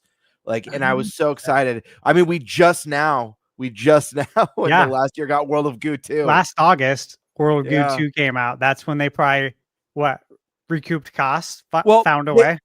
They had a couple games come before I forget what they're called. Two really fascinating games, but they weren't as, they didn't have like the mechanical depth. Like they're definitely much lighter games than World of Goo. But yeah, so they didn't go out of business. But also, like if World of Goo would have got the sales that the interest in the game seems to indicate it should have, we would have probably had World of Goo 2 a lot sooner. And the company could have had more investment in their other games as well. They could have been they could have been like a Yacht Club, or they could have been like Team Cherry. You never know. So it's I don't know. That's why I'm like saying for people to sit here and act like it doesn't have any consequence on developers. It does. No. And it's not just AAA games. Like, that's the thing that's so silly about it, is like people act like, oh, well, if they didn't charge so much, we wouldn't do it. I'm like, well, why are you doing it to indie games? Why are you doing it to a $15 game that was made by two people that they spent 10 years of their life working on, and now they'll never make another game again? And they're in debt. It's selfish for the next it's 20 selfish years. though. These people that do this are selfish, and they don't look at the big picture. All they look at is how they can achieve their own goal, which is to get the game for free. They don't care if someone loses their job over it. This isn't hard to understand. None of this is. It's a very simple thing. We all know the difference between right and wrong. You can't tell me that you can't ask a person with a fully functioning brain, even a half functioning, if it's right or wrong to steal. Okay, right? I think we all know this. If you go to a classroom of kindergartners and ask them if it's right or wrong to steal, they're going to tell you it's wrong. Yeah, this is easy. There's no in between here. As I said, there is extreme circumstances in countries and worlds where like people are stealing, like kids are stealing like bare basic necessities, like a piece of fucking bread, a loaf of bread, some fucking water. Like, yeah. I understand that you're in a situation that really sucks that shouldn't exist, and I'm really sorry. And hopefully, your country, the world, can do things that make it better for you. But sure. The problem is we're not talking about that. We're talking about don't have about video games. And no offense no offense to anyone. Yeah. I mean, we should all be smart enough to realize we'd That never there's a compare difference. video games or toys or movies to Essentials. like medical Essentials stuff, of life. toilet paper, Well, water. yeah, you it's know? it's wants and needs in life. Yeah. And again, these are things we should have learned a long time ago. And I What are know wants and needs. like for all the complaints that come up, because I'll admit, it seems that a lot of the bitching comes from the U.S. based on what I'm seeing online. It does. But there are places that have worse than us. Brazil, gaming in Brazil, insane. You basically gotta be rich. It's because there's chronic complaining here in this country. It has been for a long time, and it sucks. Yeah. This is why I don't do social media. But I'm just pointing out that like other countries actually have it worse with their prices. And I know that piracy is a thing there as well. Piracy is worldwide. But it's just, I don't know, man. Like maybe it's just the way I was raised, but it's like there's other things you can do in life besides play video games.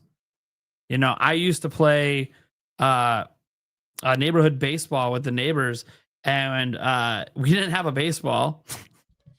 We barely had gloves, and so we were taking old pop cans and shoving rocks in them and crushing them.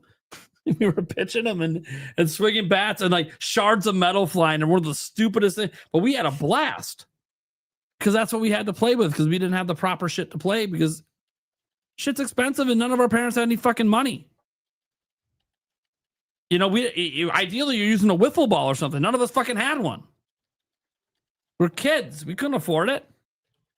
So you make do. When I was even younger than that, I grew up extremely poor. People might not know this. I was very, very poor growing up. I basically didn't even have toys when I was a little kid. I would go outside and dig rocks out of the ground and try to like stack them and build walls, and then like take a rock and like throw it at it. Like we're playing like there's a board game that's like that where you shoot like little discs and knock down the walls. Crossbows and catapults. Yeah. Except I'm making a homemade version because we can't fucking afford it. I didn't have a fucking football as a kid or a basketball. Like I did as I got older. My parents finally got better jobs, but from like the age of like 0 to fucking like 7, I didn't have any of this shit. Video games? You fucking kidding me? There was an NES in the house that was my dad's from when he was a kid. We didn't buy new games for it. We just played whatever games he had when he was a kid. Like it was wild because like grew up with nothing, and I didn't bitch about it. Like couldn't afford video games. Yeah, we'd rent some sometimes, but that still wasn't like I was renting them all the time.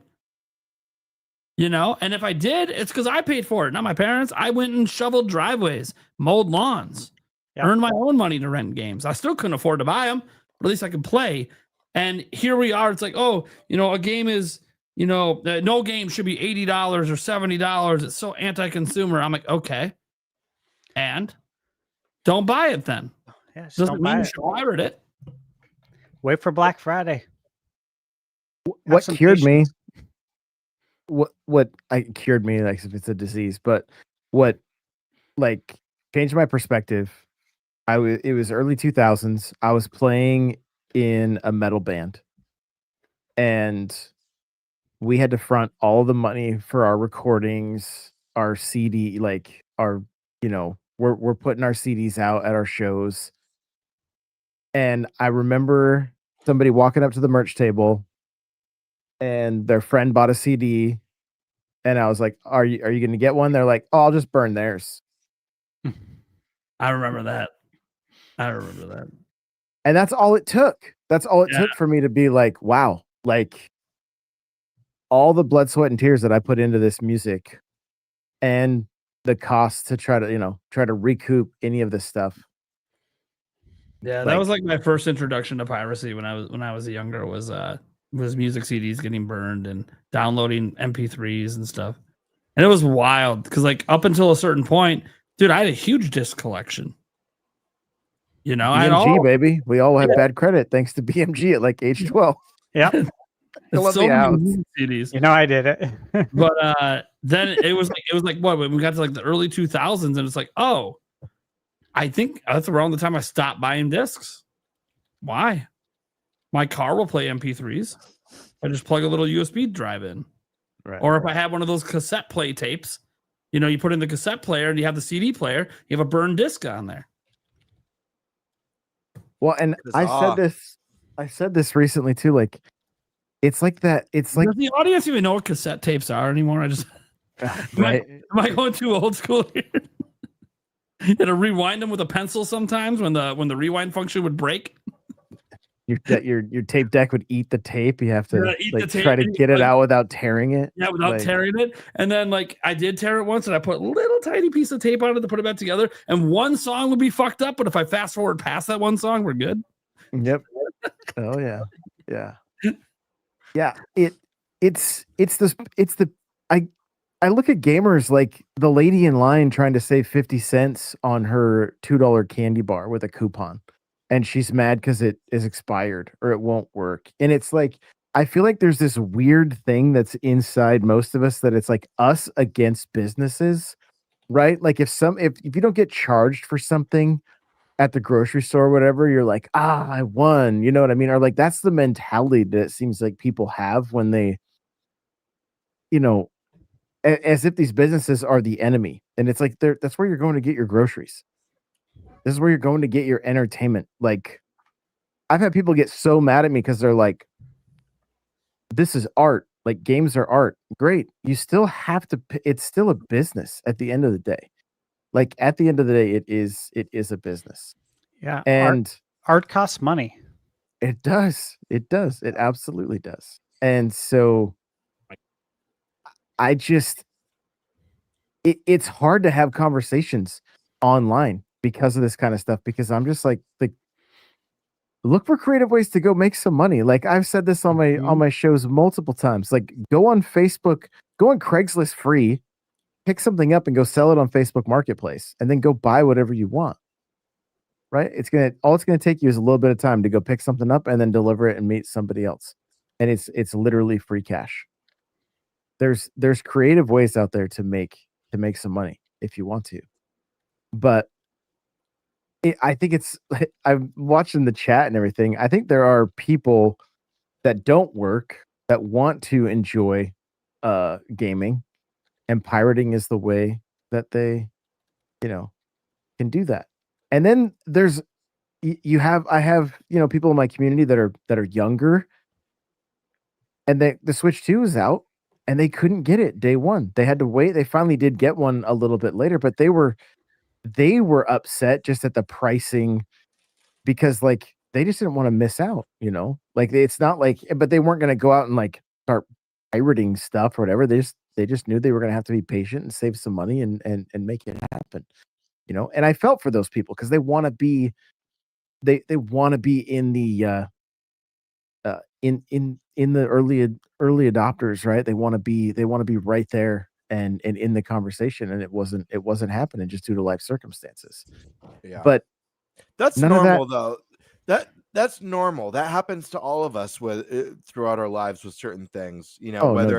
Whether it's a trip or a specific item or an event. Like there, you mentioned earlier, Nate, concerts and stuff, and going with Yulia. There's been concerts where I've wanted to go so bad, and I've almost pulled the trigger, but I had to be like, oh, would this be responsible? I can't really afford it. Yeah, I've got bills coming up. So I've been dating 14 years. First time we ever went to a concert. Yeah, it's like I couldn't justify it, but then now that I've done it once, I'm like, okay. I've skipped out on shows where it's been like, oh, this might be my last opportunity to see this band because they're old and they're probably going to retire, and I've missed out, and it sucks. I get that, it sucks, and I'll be bummed out about it for a few days or for a week, or I'll think about it a month later and be like, man, I wish I could have gone. But that's normal. That's a normal part of life. We can't, most people can't do everything and anything when they want to all the time. That's I'd like to go to every home Packer game. But... it's okay to be excited and really want a Switch 2 and not be able to afford it and wait a few months. That's just a normal part of life. It sucks.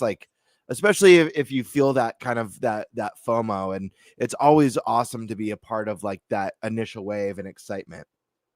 It's happened with me with console releases. I've been lucky most releases through my life, but there have been a couple that I got later because it was, you know, harder to get my hands on, or I didn't have the funds at the time, especially when I was younger, you know, and I'm, you know, in college and working like a crappy minimum wage job, and, you know, I'm all those early adult life responsibilities for the first time.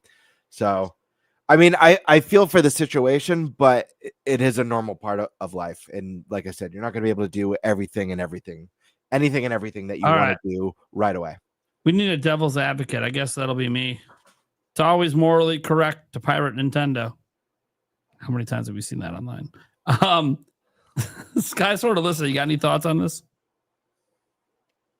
I pretty much would echo everything you guys say. I really don't advocate piracy, especially for like newer games. I do understand to an extent like the really older games and like the lack of accessibility, but in the end it's just gonna hurt. Like, you might not think it is because they make a lot of money, but they need the money to pay the people to make this stuff. So if the people making this stuff don't get the money that they need, then they can't work there anymore, and then there's no more games. Simple as that, right? So, you just literally summarized the entire last 40 minutes of conversation in like 2 sentences. It was great. But Alyssa, for research purposes, have you ever pirated before? Oh, putting her on I guess so. I guess I did. Was it a game? Was it a game you already owned? Yeah, it was Ocarina of Time. I wanted to play it on my MacBook because I was in middle school and I wanted to play it on the bus. Yeah, that. Sure.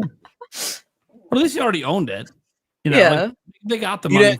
You didn't pirate an early copy of Tears of the Kingdom, though, did you? No. And I don't even know how to dump games. I don't know how to do any of that. Do you guys know anyone? Most consumers don't, but yeah. I tried to mod Skyrim and I got to a certain point and then it just stopped working and I was like, okay, that was like 10 hours. I don't know where I went wrong and I don't know that I want to start. Yeah. Modding games can be like that sometimes. Real fun, but you break shit all the time. Like, I just want to look a little nicer. Yeah. I will say, to like touch on you know, part of what this developer was saying that like I maybe don't necessarily agree with them is like, I don't know that Nintendo, and this is just honest, like I don't know that I am on board with Nintendo consciously making the decision like, hey, we got to take this is gonna suck, we're gonna take all the heat for it, but like this is the right thing to do and this is what we got to do for the industry. Yeah, I also don't think Nintendo is making the decisions for the industry. Yeah. I want to be very clear. Yeah. Nintendo makes the best decisions for themselves. Yeah. If it happens to have a benefit for other companies, I think that's a side effect. Like I'll say this, like game key cards, Nintendo doesn't use them for their stuff. So where'd the idea come from? They talked to third parties. That's what they wanted. Third parties want things to be all digital. Nintendo probably would love for things to be all digital. They just know we still have a really high percentage of people that buy physical, so we're going to keep supporting it. Third party sales, guys, like if you look at other platforms, it's like 80-20 digital versus physical for a lot of even the big AAA games. Like, you know, they would rather it go that way. So it's interesting because that's a decision that game key cards, I do think that was actually made for the partners, and that's why that decision was made. But it's very interesting because, like, what did the guy mention about key cards? He says like it helps protect against piracy or stuff like that. Like that was one of the piracy points. But still allows them to have a retail presence. I think another one was there was another comment I think he responded to, where it was something about like managing inventory, like not having lost inventory, like you made too much of something and it didn't sell, and then you got to eat all that. With game key cards, it's like such a low risk item that even if the key card doesn't sell well, you didn't really lose a whole lot. I still don't fully understand like all the hate surrounding key cards. That still baffles me a little bit. Obviously, I fully understand people wanting physical games that have the full game on it. That I understand 100%. Yeah. I understand people who want all digital for how seamless the experience it is. It's convenient. You have everything there. You don't have to worry about losing a cartridge. I won't lose my cartridges, but there's a lot of people who will, especially if kids. I've almost had it happen with my kids. Anyway, my Mario Wonder anywhere? Everyone swears they put it back. I don't know where my copy of Odyssey is. It's just gone. But I've gotten lucky to where I've been able to recover it. Key cards, it's kind of a neat creative solution. It's a fun in between to where like listen, it is technically a digital copy, but it's also giving someone a physical, tangible item. So if you're a collector, it's better than all digital, and you could resell it. Like the code is locked to the card, not to the console. So it's just an interesting in between that to me is delaying the inevitable that the people who ultimately hate game key cards are even more scared of. And it's like stalling that future, in my opinion. I think people view it as it's accelerating that future. Because what they're scared of is all digital. Game key cards are still digital, so they're still part of the digital. But I know we look at the physical, but for collectors, they just like to collect things. Stash likes to collect things, but people that defend physical and really want physical, it's because hey, I have this. They can't take it away from me. Its lifespan only ends if I break it, lose it, or 40 years from now it stops working. Which people aren't worried about 40 years from now, and I don't need the internet for it. Right, but fighting to stop game cards to prevent the digital future. Digital is happening anyways. Yeah, it's like fighting to stop aging of humanity. Here's what I also don't get. It's like pursuing immortality. It's fruitless. Let it go. Like we're all gonna die. Frankly, about this, and I'm not trying to push console wars.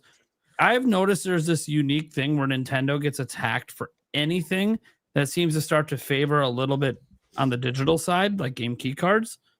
But where is the massive amounts of shit show backlash against Xbox and PlayStation having digital only systems? Well, it's not only that, Nate. You go to the store today, you go to the Xbox section. Oh, there's like nothing. There's like no physical games. They stopped doing that basically. Or we like, know this. Or all the discs they do have, they all say download required, so that they're just irrelevant anyways. They're basically they have like no retail presence. That's the thing, is that game key cards slowly migrate us right here, this age group. It migrates this age group to the all digital future. Everybody else is already on board. It's already happening. We're the only ones holding out. That's it. Yeah. And it's gonna happen, and it is what it is. Dude, this is nothing to be upset about. I see PC strongly race people like blasting key cards, and I'm like, what the fuck are you even in this conversation for? All your games are digital. What are you even doing talking about this? Like, why do you care? You only buy digital games. Yeah. I can't even recommend people buy physical, to be honest. I've already told you guys on the pod my fear. How likely next gen I'm making the full leap to digital, except for maybe special occasions where there's like a certain collector's edition or certain games. But the thing is, we're all going to be left behind. If you don't, the later you jump, the more left behind you're going to be, because eventually your entire library will not carry over to the next system. That's true. And it's going to be we're sorry. This is once there's no physical option on a new piece of hardware, everything that you bought, you will no longer be able to play going forward on new hardware. So if you want to play your previous gen games on the next gen, you better start buying digital. So like I'm a hypocrite. I'm going to continue to buy first party Nintendo games physically because I'm a collector and I love that stuff, but I can't recommend it to people. I'm just nostalgic for midnight. I just can't. That's what it is for me. Like the biggest of big games still have them. So it's like when the new Zelda comes, the new 3D Mario, goddamn right, I want a midnight launch. Yeah. Like I'm nostalgic for it. I grew up with that shit. It's a communal event. There's nothing I've like the smell at GameStop at a midnight lunch. That's for But Dude, I mean, seriously, I don't even mind the smell, man. Bring it on. Dude, the Switch 2 launch, fucking amazing, man. I love that shit. Yeah, I love that shit, man. And I don't want to have to just wait for new hardware launches to have that. We used to get that with every major game release when I finally became of age that I could afford my own games, right? Like, it was awesome, dude. Being at there, you know, launch for Skyward Sword, launch for Mario Galaxy. Like, dude, all the World of Warcraft expansion pack launches when you used to have to buy the discs. Yo, when COD and Pokemon came out at the same time, that was such a crazy mix of people wild. in line. Yeah, you'd be like, what are you here for? Call of Duty or Pokemon? Well, what do you think? I'm playing on Game Boy right now. What the fuck do you think I'm here for? And then you'd have the people that are, I'm here for both. Yep. I'm getting both. It is what it is. I play handheld and console. I got them both. Don't worry about it. Yeah. Like, sweet. But nah, it's, you know, obviously I love communal gaming events. Like it's awesome. You know, even like PAX West, like it's such a community. Like I don't have to know all the people there. It's just so cool watching people. Everyone's here for games. And this is awesome. You know, you don't get it at those like conventions these days. So obviously there's other things like what's up? You mentioned it like with music too, like, you know, as it went digital now, like touring and going to the shows and buying the merch and that kind of stuff. Yeah. Nintendo almost seems to be hedging their bets with like the possibility of Switch 2 not doing the same kind of Switch 1 numbers, but they're selling, you know, that flower, right? Like that's kind of like merch from a concert at the end of the day. You go to Super Nintendo Land and it's like all of this exclusive stuff. Is anyone getting the flower, by the way? I'm getting 3. Yeah, I'm gonna get it. Nice. I want it on my desk at work, so when people walk by, it just starts talking to them, scares the shit out of them. I am going to wait and see. Like, I know they said what it is, and they showed off like one thing it said. I want to see like how much it interrupts and how much crazy shit it does because I want to use it to wake my kids up randomly. It says it's not an interactive item. I think you have to press the button. They said they talk randomly. Yeah, like a Furby. Yeah, it said out loud. They said out loud that it actually will. You might be able to turn it off, but it said that it does have like it'll just randomly talk to you out of nowhere. Gotcha. No, whether it has like a camera or motion sensing, I don't know what it's determining when to talk. Stick it in your head and all of a sudden in the middle of the night it starts talking. Son of a Yo, if you ever have dealt with Furbies, they are nightmares. Dude, yeah, dude. Don't get them wet or feed them after I midnight. remember whipping it. Dude, I was a teenager. I whipped that fucking thing against the wall because I couldn't get the battery pack off to turn it the fuck off. Like, where's my dad's screwdrivers? I can't fucking find them. Like, smashing it.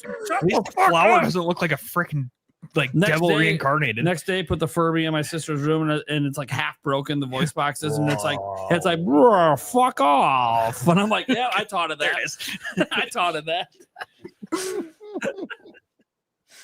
Take the fucking Furby, get the fuck out of here. My kids wanted a. Oh, I remember it was one of my kids wanted a Furby. There was like when Furbies came back for like one holiday. My kid saw a question, I want a Furby. I took one look at Yuli and I said, if you buy my kid a fucking Furby, I'm leaving. like I am not having this fucking demon in my house again. No, I had to grow up with this shit. We're not doing it. We're not doing it again. Nightmare fuel, man. Mm-hmm.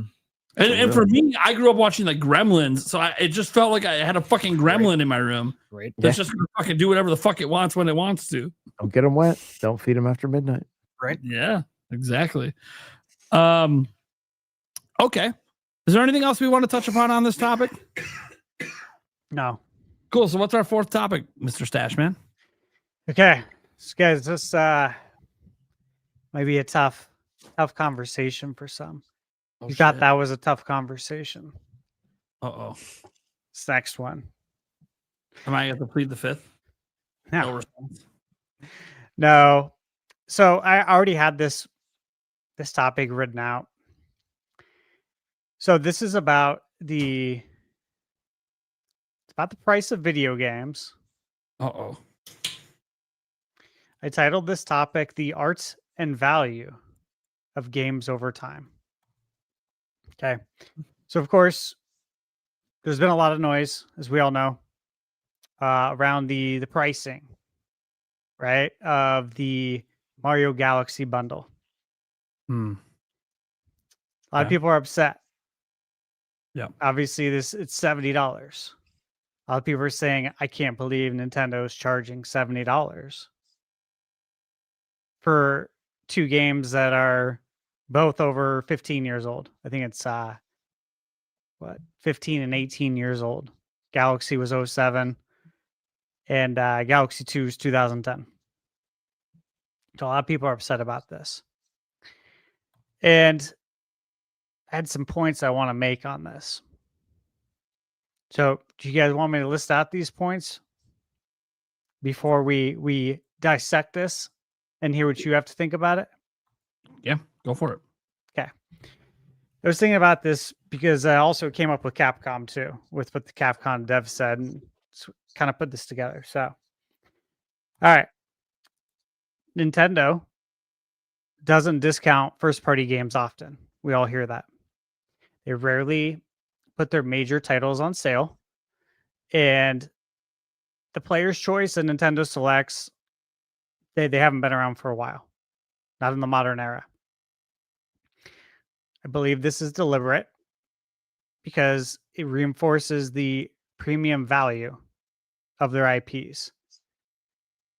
And I want everyone to know that I'm not defending $70, but I am explaining why this is happening so we can all see the big picture here. Second point, lowering the price can devalue the IP to the average consumer.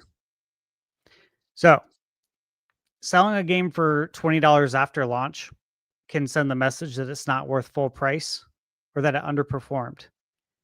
Enter Ubisoft as an example. It's literally a meme. We know this, right?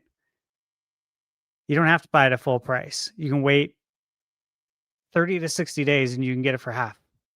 So Nintendo's strategy maintains prestige and a long-term relevance for their catalog. Okay.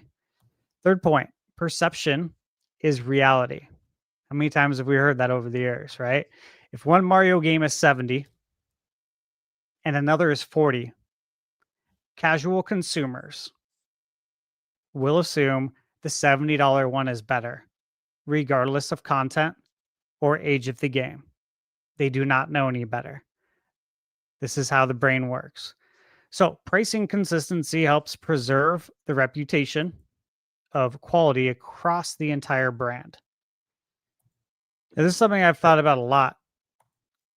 Fourth point is that this is all in hopes that the video game industry grows, right? Because I think we all want this to be bigger and better than it was when we started with it. Games should be like movies. I have an example.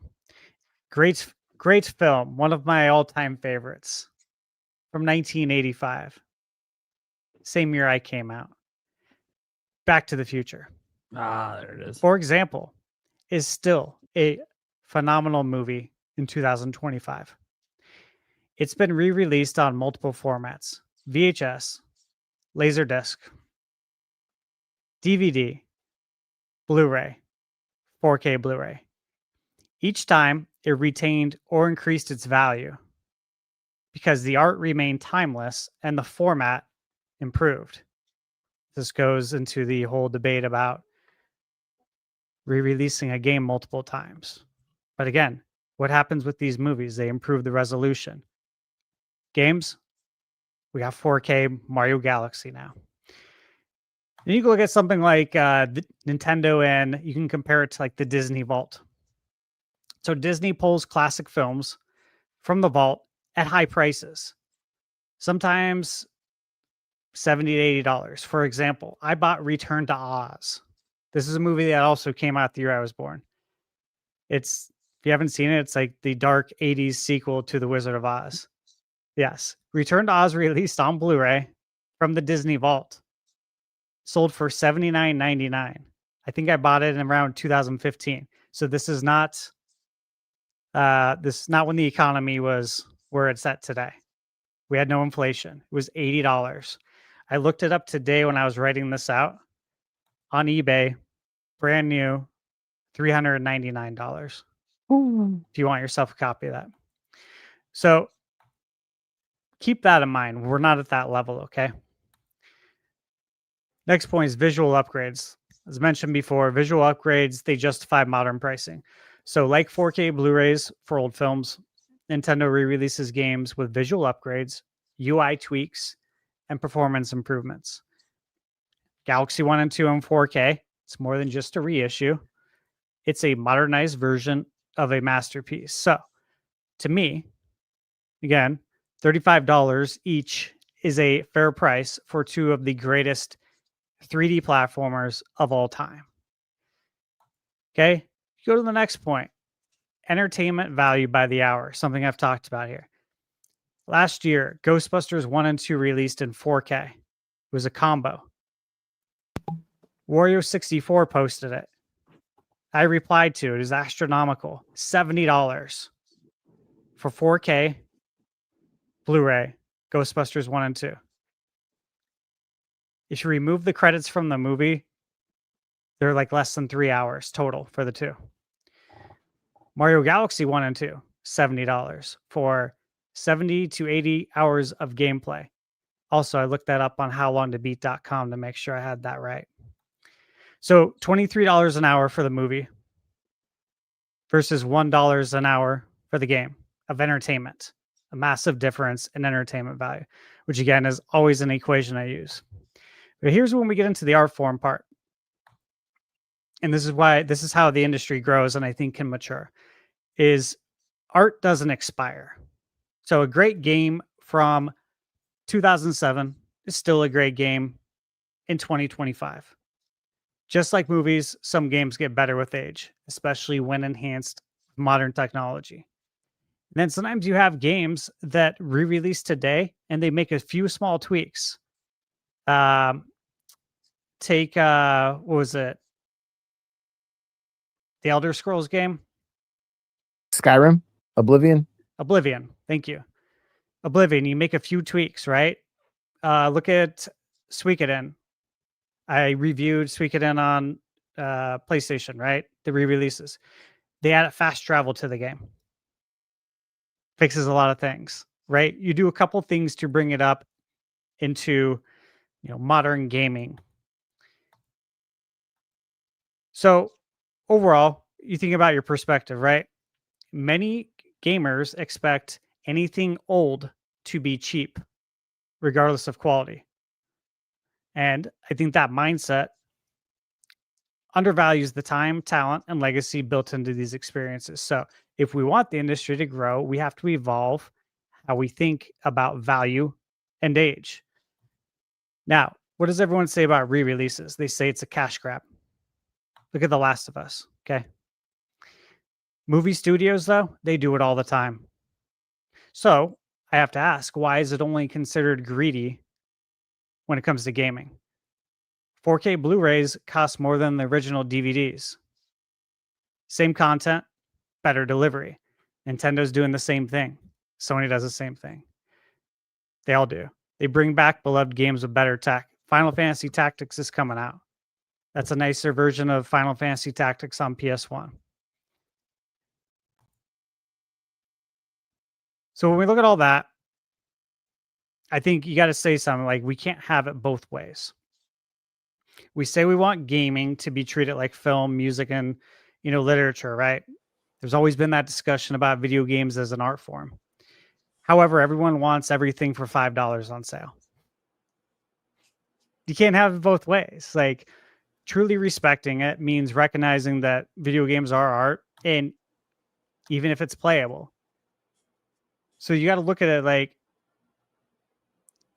part of like growing up with this industry is supporting it and actually buying these games. And that goes into this whole thing with pirating, right? This goes into Kickstarter too. I've kickstarted so many games, right? Because I want to see the industry grow, or I see a really good idea like this royalty-free, brilliant idea, right? I want to see it be successful. So I'm going to help do my part to make sure that this game can release. So ultimately,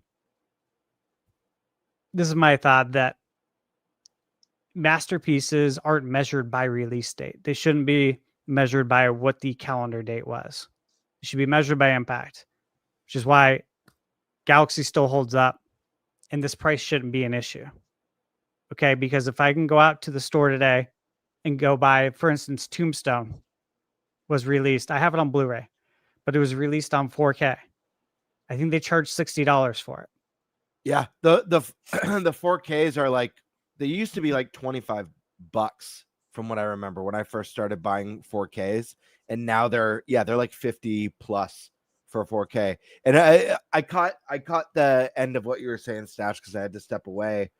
And I love that you made 4K movies an example, because for whatever reason, like you said, it's so weird that the logic is so aggressively applied to gaming compared to any other form of entertainment. And like, I know for you that 4K Tombstone is worth it. You know, it is one of your favorite movies of all time. But you know, there's a lot of people who don't care maybe about like director's commentary. You know, they don't want to listen to director or like, you know, the little special features here and there.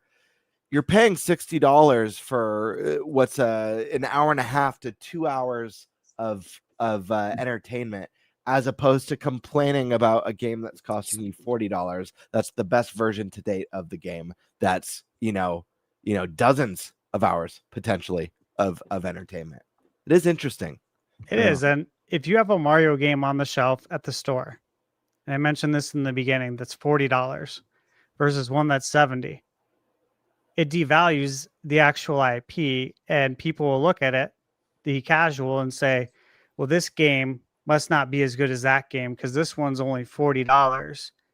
Unbeknownst to them that, well, it's priced that way because these games came out 15 years ago, right? So instead, Nintendo says, no, you know what? All of our games, all of these Mario games we made are still great today. So we're going to charge the same amount. We're going to add some extras. We're going to try and do a little bit for everyone, right? Some people want this. Some people want better resolution. We're going to do little things to make it a little bit better. That way we can hopefully get as many people as possible to buy it. But this is what they do with movies, and they have for ages, right? They come out with a special edition of the DVD. They come out with a director's cut, the Criterion edition, you name it. They come out with the Steelbook edition. Any reason to re-release it and make more money. And a lot of times there ain't shit at it. Or it's the same format. Nate, what do you got? Okay. So it's a very interesting topic. Because I'm not buying Galaxy 1 or 2, guys. Now I'm a unique perspective in that I don't really replay games. For me to justify spending $70 on something like this, they would need to be like complete overhauls with tons of new content. And that's not what they are. They're the OG games. And they're fantastic games. Well, one thing I said in my video on it was there's this thing Nintendo does with pricing that I think in hindsight, the rest of the industry wishes they would have done instead. So the industry has created this, and look, consumers love it. This, we're going to discount things as quickly as possible. Okay. We get all the initial early adopters. A month later, game's like half off. Then it pops back up to its normal price. Then the holidays hit. We bring it back down again. And then sometimes it just stays down. And then just continues to go down from there. To the point that you can buy a massive AAA game from two years ago for $10. And I don't look, for consumers, that feels great, right? But the thing is, it actually creates a devaluation of the game. So think about how many, and specifically with the AAAs, indies are obviously a little different. How many of the AAA games are actually evergreen? There's some, for sure. Call of Duty sells all year long till the next one, right? That I would argue it's fairly evergreen. Yeah, it's evergreen for the calendar. Grand Theft Auto. Calendar year. Yeah, Grand Theft Auto, pretty evergreen, very clearly, right? Still a top seller more than a decade later. That's why we don't get one all the time anymore, because it just keeps selling. Why would they? They re-release new versions, but why would they, come out any sooner with one? They can make other games while this game continues to just make bank. And they have other ways to make money with it with the online. So there are some games that are very evergreen. But no company has more evergreen games than Nintendo. And why is that? Is it just the games are just that good? There's plenty of games that come out that rate better.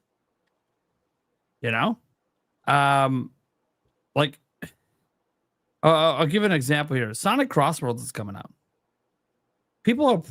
There's probably a legit sector of gamers that are going to think it's better than Mario Kart World. Do you guys think that's going to still be selling millions of copies 3 years from now? Nope. The previous ones didn't. No, and I wouldn't trust any of those people. Yeah. Well, I'm just saying that, and by the way, I'm not trying to. This is not me insulting the game. It might be utterly fantastic. Okay. I'm not saying that it's a bad game. It is a good game, but this is just fact what you're saying. Yeah, they're gonna drop the price to get sales back up, and then drop it further, and then drop it further to the point where, when a consumer sees it on a shelf, when a consumer sees it on an eShop rapidly discounted, they might go, "Damn, the game must not be that good if they got a discount in it." Meanwhile, Mario Kart World's sitting there at $80. Shit, must be a significantly better game. Might not be, but you talked about this, how the casual consumer looks at things. And what Nintendo has done is the rest of the industry rapidly discounts games to try to squeeze any additional sales they can, which does make sense. This isn't a business thing. This is part of, you learn this in economics class, that you can be really profitable doing that way. You can also be really profitable and maybe even have more longevity the way Nintendo does. Nintendo takes more of that Apple route. We do not devalue our IP just because it's old. Now, there have been times that they've done Nintendo Select lines and stuff, and you have to look at what was going on at the time period that they did that. They were struggling during those time periods. So when they were struggling and they just needed any money possible, they got desperate. And so they gave us Nintendo Selects. But if a company's desperate, that usually means they're not actually in a good place. So we didn't get a Nintendo Select line with Switch. Why? Switch is the most profitable generation for them ever. And it continued to be profitable all the way up to Switch 2's launch. They didn't need a Select line because they're not in trouble. And I know that seems anti-consumer, but you have to consider why companies do it. They do it because they're struggling. Games get heavily discounted because they can't sell them. If there's multiple ways to look at it. One, if you sell a game at $70 at launch, but it's half off a month later, maybe your game wasn't worth $70 to begin with. Or you're telling consumers that you don't think your game's worth $70 because you're going to sell it to them half off later and everyone knows it. Whereas with Nintendo, guess what? When Kirby Air Riders drops this holiday, it's going to be, was it 70 this holiday? Mm-hmm. And next holiday? And the holiday after? And the holiday after that? And probably the holiday after that? Then finally we might maybe see some Black Friday sales. It is a misnomer that Nintendo games never go on sale. That's actually a lie. Nintendo games do go on sale. It usually takes a few years. They go on sale for the holidays, then they pop back up. We see this all the time. How many people out there bought Breath of the Wild 2-3 years later for $45? Retail, brand new. Happens. The discounts are there. But the MSRP either is only temporarily down, a sale, and comes back up. Whereas a lot of companies discount their games and then keep their games down there. Nintendo has conditioned people to expect high value from their IP, and that value is still going to be maintained over time. And so I get that it feels bad as a consumer when the rest of the industry is doing something different, but the rest of the industry is having mass layoffs as well, including Sony and Microsoft. They're not immune to this. They are having, there's only one major company that didn't have mass layoffs, and that was Nintendo. because they maintained the value of their IP, which created evergreenness because consumers now value the IP higher. So when a brand new Switch 2 owner buys a Switch 2 for their very first time 4 years from now, and they see $80 Mario Kart, if they didn't buy a Mario Kart bundle, so they got a different bundle or whatever, they see $80 Mario Kart, they're going to be like, damn, that must be one hell of a fucking game. I'm going to pick it up. Damn. You know, the new Fire Emblem game is still $70. Must be a hell of a game. I'm going to pick it up. There's a perception that if the game is held at that value by the company, that the game must be great. And the thing is, for Nintendo, more often than not, that customer that bought that copy at full price 4 years later, yeah, the game was still great. Just as great as it was for all the people that bought it 4 years ago. If you buy Tears of the Kingdom today for the $80 price point that they have it for on Switch 2 or the $70 price point they have it for on Switch 1, guys, it's still just as great as it was in 2023. And arguably on Switch 2, it's even better. So when you look at the old games coming back, I am someone that doesn't replay games. Pretty much, I don't say ever. That would be a misspeak. Like I beat Ocarina of Time just last year on NSO. I don't replay games often enough that I'm willing to spend $70, right? I'm not willing to spend, it's not worth the money to me to buy something that's just going to sit on my shelf. And I'm not even going to play Galaxy 1 and 2. I got my fill of them back in the day. I grew up with them. But damn, if my son tells me he wants to play it, he didn't grow up with them, he's never played them, yeah, I'll buy him a copy. Because I know the amount of fun he's about to have with those games. And that's well worth the $70 I'm going to spend for him to play. So I'm not always happy with the prices for me personally. And you know what? It's like what Joycey, our moderator in my chat, said, you don't have to buy everything. If you don't like it, don't buy it. That's how you vote. I know we could bitch online, and you could hate all of Nintendo's prices. But the bottom line is, if you don't like it, don't buy it. That's how a company might adjust one day. Is if enough people decide not to buy it, then they might adjust their pricing structure. But Nintendo's created this expectation that their games are elite. They are worth the money for many, many years. And more often than not, they're not wrong. If you bought Breath of the Wild 5 years later, it is still the GOATY game it was in 2017. It didn't get worse. It's probably better due to all the patches and the DLC content they added.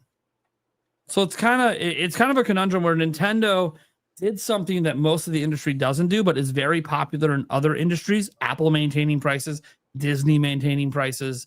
A lot of companies that do this strategy and often are viewed as super evil for doing it often create a super loyal audience as well, because the audience realizes that, hey, this shit's just as good as when I played it and watched it before, except now maybe it's slightly better. Maybe that 4K, that's enough for you to get this, because you love the Galaxy game so much. You'd love to see it in crisp 4K. And people will go, well, yeah, but it's been like that on emulators forever. Majority of people are not pirating and emulating games. It's just reality. It's not a majority of consumers, especially ones that are looking at these and thinking, damn, these are just 70. I've seen comments where I was like, I'm not going to pick it up for 70 because it's not worth it to me, because I know I'm not going to play them. However, I saw comments in my video saying, damn, I thought it was going to be like $100. Remember, they originally launched at 50 a pop. So their expectation was Nintendo maintains the pricing to $100. But they didn't maintain the pricing.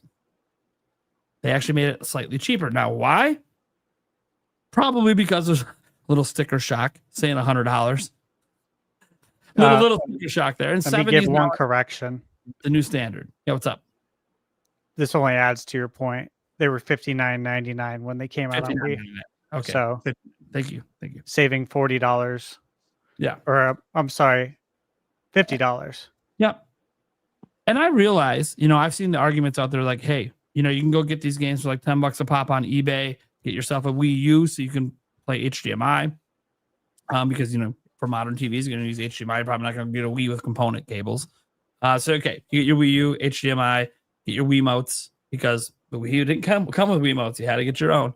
Okay, fine. Yeah, it's still, if you do all of that, you potentially could come in cheaper than $70. But you're not coming in much cheaper, and you're not getting the 4K. You're not getting the extra story chapters. You're not getting what appears to be some new textures. Where you're not getting any of the extras that if you just paid like $7 more and just bought it for the thing you already own, you get with it.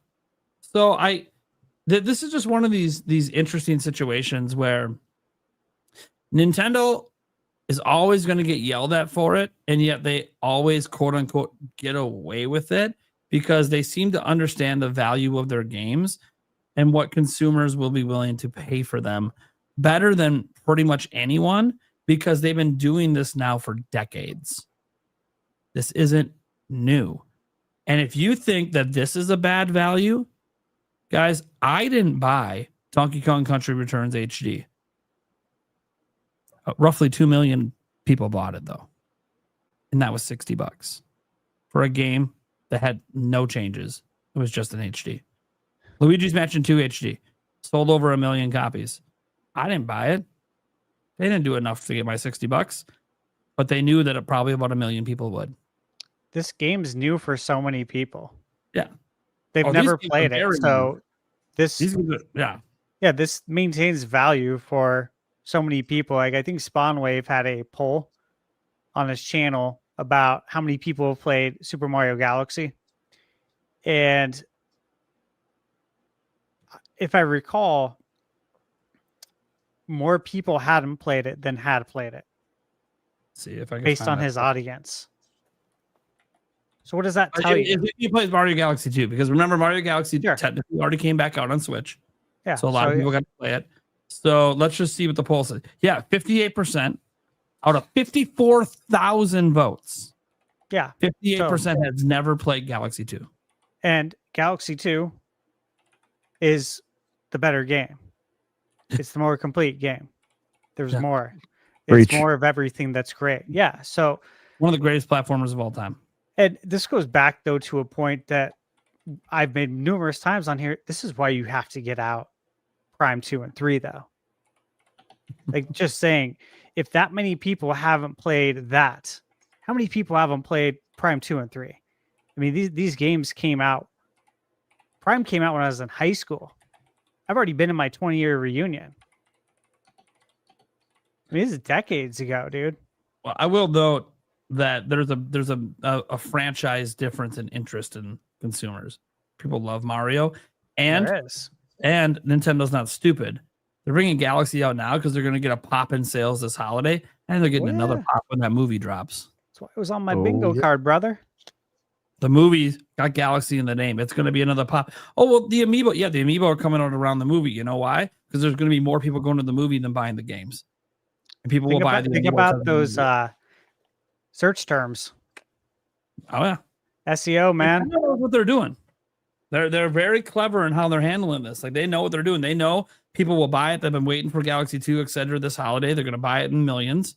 Mm-hmm. And then it's going to get even additional sales once a whole new audience is introduced to Galaxy via the movies. Like, Nintendo knows what they're doing. Do you know how they know? I don't know. I don't work there. No, you know, because we saw it in the last movie. New Super Mario Bros. U Deluxe. Oh yeah, flew off the shelves as soon as that. Mm-hmm. As soon as people left the movies, went to Target, went to Best Buy, went to GameStop, and little Sally, little Tommy, they wanted to play some Mario afterwards, and that's what they played. So they got more strategic with it. Mm-hmm. Yeah, wasn't there something similar that happened with Pokemon, where a bunch of old Pokemon games started selling rapidly, either because of Pokemon Go or like Detective Pikachu movie or something? Both. Yeah, there was something that happened that like Pokemon got really big again, so people started buying the old games. They all feed off of each other. I would like to make one point based on what you're saying about how some people are like, "I'll just play it on Wii U." Again, not many people owned Wii U, first off. So I think a lot of people aren't familiar with how your games are going to be displayed on Wii U. But again, I just double checked it. So if you play Mario Galaxy 1 or 2 on the Wii U, it's going to output the game at its original 480p resolution, but then it upscales it to a shitty 1080p for a standard definition image on an HD TV. This results in a blurry appearance because the game was not built or remastered in high definition. So you're still playing the game in 480p. It's blurry, it's pixelated, and it's not full screen. It looks like crap. So if that Still is how unclear. someone wants to experience it, by all means, go ahead. But it is in no way comparable. And also, I want to play this game with original controls, man. Just get an HDMI 13-inch. I want to play with that. Right there. Just get an HDMI 13-inch old school television. It'll be great.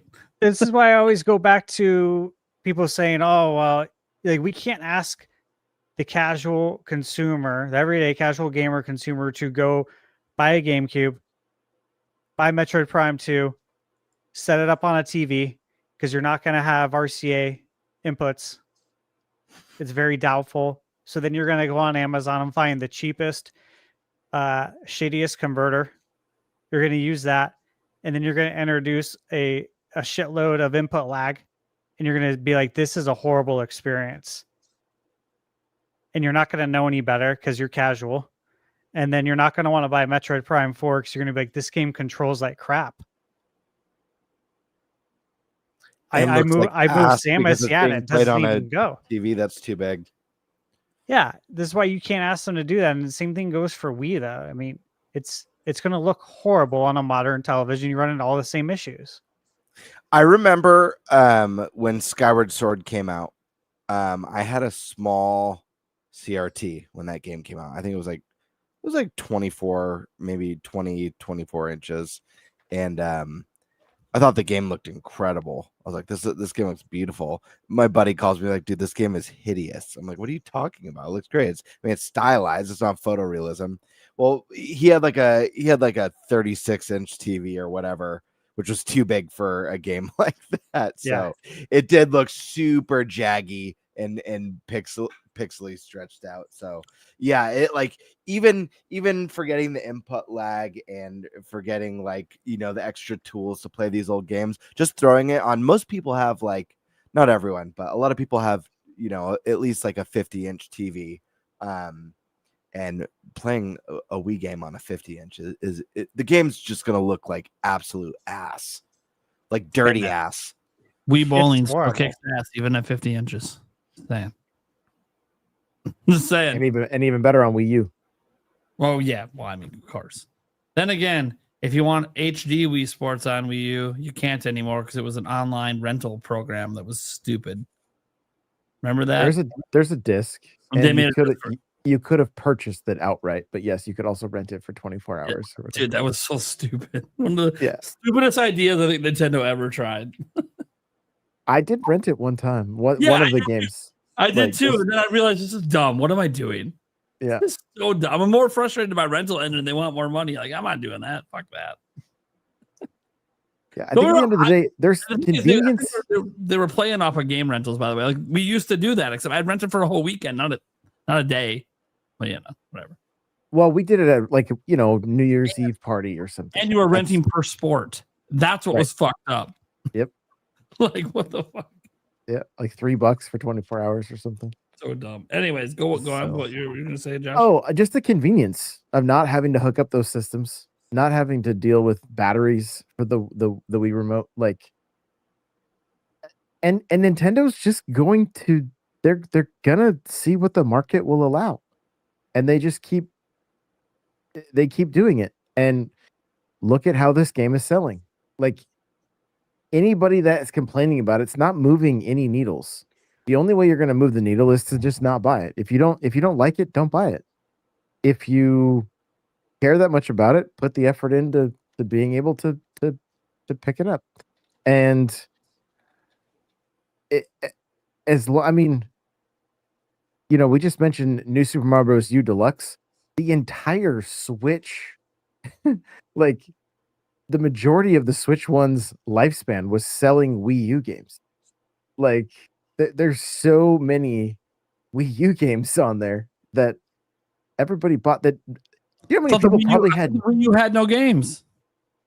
Yeah, but do you know how many people probably had no idea they were buying Wii U games? Most people, they had no idea. Yeah. How many people know that Mario Kart 8 was a Wii U game? You know, like how many people know Breath of the Wild is a Wii U game? Yeah. Yeah. Or that Twilight Princess is a GameCube game. Mm-hmm. Right. What about Tokyo Mirage Sessions, everybody? Love that game. So I love that game. That game is so good. Yeah. Like nobody played it. Even when they re-released it, still nobody played it. The game is so fucking good. I was hoping the re-release was going to be like, finally, we might get another one. No, the game sold like shit. We're not getting another one of these. God damn it. But it rocks. Game rocks. Yeah, they're gonna test it. On this, I know that it's not Zelda, and I promise we will have a Zelda topic soon. I mean, It's okay. because we obviously have a Zelda game coming up that we need to talk about. So we will be that will be a topic coming up. Technically there was a new trailer today. There was. I watched it. It was amazing. Dude, everything about this game looks amazing. Anyways, any thoughts on the price stuff and all this? I pretty much agree with everybody, but nobody brought up another thing is that you can't take your Wii with you. You can take your Wii U like 10 feet away from it on the gamepad, but with your Switch you can play Mario Galaxy 1 and 2 on the couch, at work, on the bus, etc. I mean, you get I don't know about you guys. Back in the day, I had a battery bank with an outlet on it, and I would bring the Wii U in my backpack and play the fucking thing walking around. It's fucking great. Oh my god, I love that. It was the stupidest fucking shit, and you'd only get like an hour, but it was like I was basically switching before Switch existed, but it was very convoluted. We had sorry. Go ahead.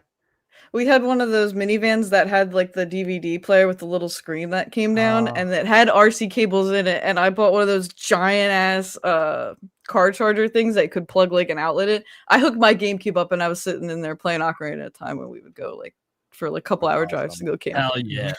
Love that. So I'm happy surprised my kids haven't asked if they could hook anything up to the DVD player. I'm like, yes, you can, but you just don't even know. You don't even know. Dad, why are you spending all this time in the car to get away from you and play video games? Leave me alone. I'll tell you guys something that I did, and it was a lot of fun. So I worked at this place. A couple of my friends did. My cousin did. It's called Water and Ice. And it's literally a place that you go, to fill up your water, like your big water jugs. Sell ice. They had Thrifty ice cream there, which is the shit. There's a shaved ice machine. And we used to make shaved ice all the time, make these crazy concoctions. So every flavor. Yeah. So again, this is during, this is in high school. So it was during the GameCube era. And I had bought the screen attachment for my GameCube. Oh, you lucky bastard. By, I think, Intact. You lucky bastard. I always wanted that. Oh. Yeah. So the owners of Water and Ice, their names were Kathy and Dave. And, they'd pop in here and there, right? Ricky was the manager. He was like 5 years older than me and my brother's age. Oh, really? Like Gamer's wife? Well, sick. Yeah, it's just, yeah. But I used to bring in, so I, obviously right after school, I'm at work, and I'd bring my GameCube with me. And we'd set it up where the shaved ice was. There was, like there's a wall there with obviously shelf and all that on the other side. And we'd set it up in the shelf, pop the screen open. We'd sit there. We'd play NBA Live back in the day. And we'd literally have tournaments at work. And we had a system in place that like, hey, obviously, like if we're going to do this, we all know that like we have to pause the game immediately. Someone comes in, like no effing around. We still have to give amazing customer service like we always do. But we can play video games at work. This will work. And it did. And there was a couple of times Kathy and Dave came in and we had a system to cover it up real quick. Like with, a bunch of, I think it was like paper towels, like the industrial ones, because that's where we stored them anyways. So we had a whole system in place to play video games at work back long time ago. So I had a portable GameCube back then. It was great, dude. But yeah, I just figured I'd share that story because those aren't struggles anymore because everyone has a handheld now. But we were still trying to do it back then, and we did it. Kathy, and Dave know I ran into them before. Years after I told them about it, yeah, they thought it was hilarious. They're like, you would have never known though. Like everything was, so clean, and you guys did such a good job. I'm like, that was the point. That's what we were trying to do. Yeah, we bust ass. We get away with it. Leave us be. Yep. No one's going to complain if the work's getting done. Exactly. We did the same as Alyssa one time. Power went out when we were on vacation at a cabin. I took the SNES out to the van. I would always bring a retro console with me on these trips to play older games, and so went out to the minivan and hooked up into the RCAs and plugged. They had outlets already, so I was playing Super Mario World like late at night because sick. Power was out. I always wanted a So van awesome. like that growing up. I always wished we had. It was funny when you talk about like the first cars you want. When I was that age, there was a really big part of me that wanted to get a van. Same. So I could put a TV in it and like a Nintendo and shit. Basically have like my ultimate 80s van. But Dude, in, 2003. So you could live in a van down by the river? Yeah, of course, man. There we Who go. wouldn't want to live in a van down by the river? I was the same way, Stash. There was a time in my life as a kid where I dreamed of having a van. It was because my grandparents on my dad's side, they had one of those old school vans with the curtains, and dude, swear to God, my grandma did too on my dad's side with the curtains, and it was badass. It was like a cream colored van with like the big stripe down the side, and then it had like the shag carpet in it too. Yeah, the carpet, the curtains, and then it had like dual monitors, like the dual CRTs. And there's like captain seats, I think, in the back. It's the classic game and weed van. Dude, it was so cool. Who wouldn't want that? Hook it up and play some video games. It's the Game and Toke van. Yeah, Game and Toke. That van, I don't care what anyone says. That van looks cooler than any van on the market today. Oh, sorry. I'm sorry, dude. He's not sorry. He's not sorry. Whatever happened to curtains? Why don't they do the curtain stuff anymore? Come on now. I get it for the driver's side, but I don't know. I thought it was great though, man. Maybe it creeps people out and things. They're doing something you shouldn't be doing back there. I like it. It's cool. I like doing the curtain peek and then slowly closing the curtain. Yeah. It's fun, man. Of course you did. Just putting a nipple in the window and then just closing it. We were bad. We used to like moon people. Oh, absolutely. Yeah, that was the thing for sure. I know, but my grandma was driving. She didn't know. People would start honking all crazy. She's like, "What is wrong with them?" We'd like look at each other and laugh. Whoops, Steven, what are you doing? It's okay, Grandma. We got curtains back here. Yeah, we're bad. We're always bad. That's terrible. I know. Yeah. But that's what it was like back then. It was, yeah. Really was. That was like a normal Tuesday. Yeah, lots changed since then. Yeah, now today, if you're mooning, someone's gonna like pull you over for sexual harassment. I'm like, all right, whatever. Dude, I'm having fun. There's a lot of things have changed since then. Can't do that shit today. Well, you can. It probably just won't end well for you. You know what we were talking about?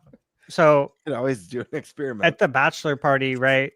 Some of the guys I went to high school with were best friends, and we were talking about some of the things that like you can't do anymore that we used to do, like in school, not outside of school, just in school.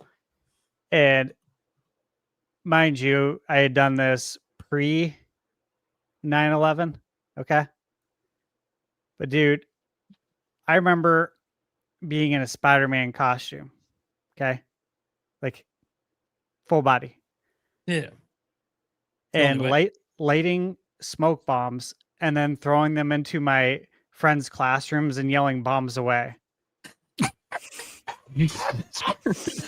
And then literally security chasing me in their golf cart but I'm way faster than them, even in their golf cart. I'm literally jumping fences into people's backyards because it was right Spider-Man. right across the street was a neighborhood too. So I'm like hopping people's fences. I'm like, oh, they're never gonna find me. They don't know it's me because I got a mask on. That's why I did it. So you can't identify me. But dude, just like the things we used to do. Dude, Yeah. when I was It was pre-internet. Dude, when I was a kid, there was a lot of lighting bags of dog shit on fire and dropping it on people's front lawns. Oh yeah. Just fucking Dude, rough. Yeah. we had a girl, Bonnie, and Bonnie knows this because I'm friends with her. But we did stuff we should never do. Like we always, Absolutely. it was our weekend ritual to TP her house, but we started taking it, a couple of steps further. We'd get people's stuff out of like the front yard and like stack it on her house. We literally put a couch on her roof.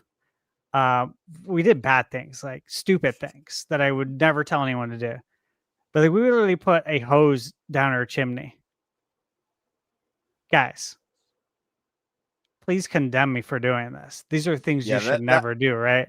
Jesus. The hose one is brutal. Brutal. Like, they're right? all bad, but the hose one is all brutal. bad. Yeah, we used to fire Roman As an candles adult. at each other every 4th of July.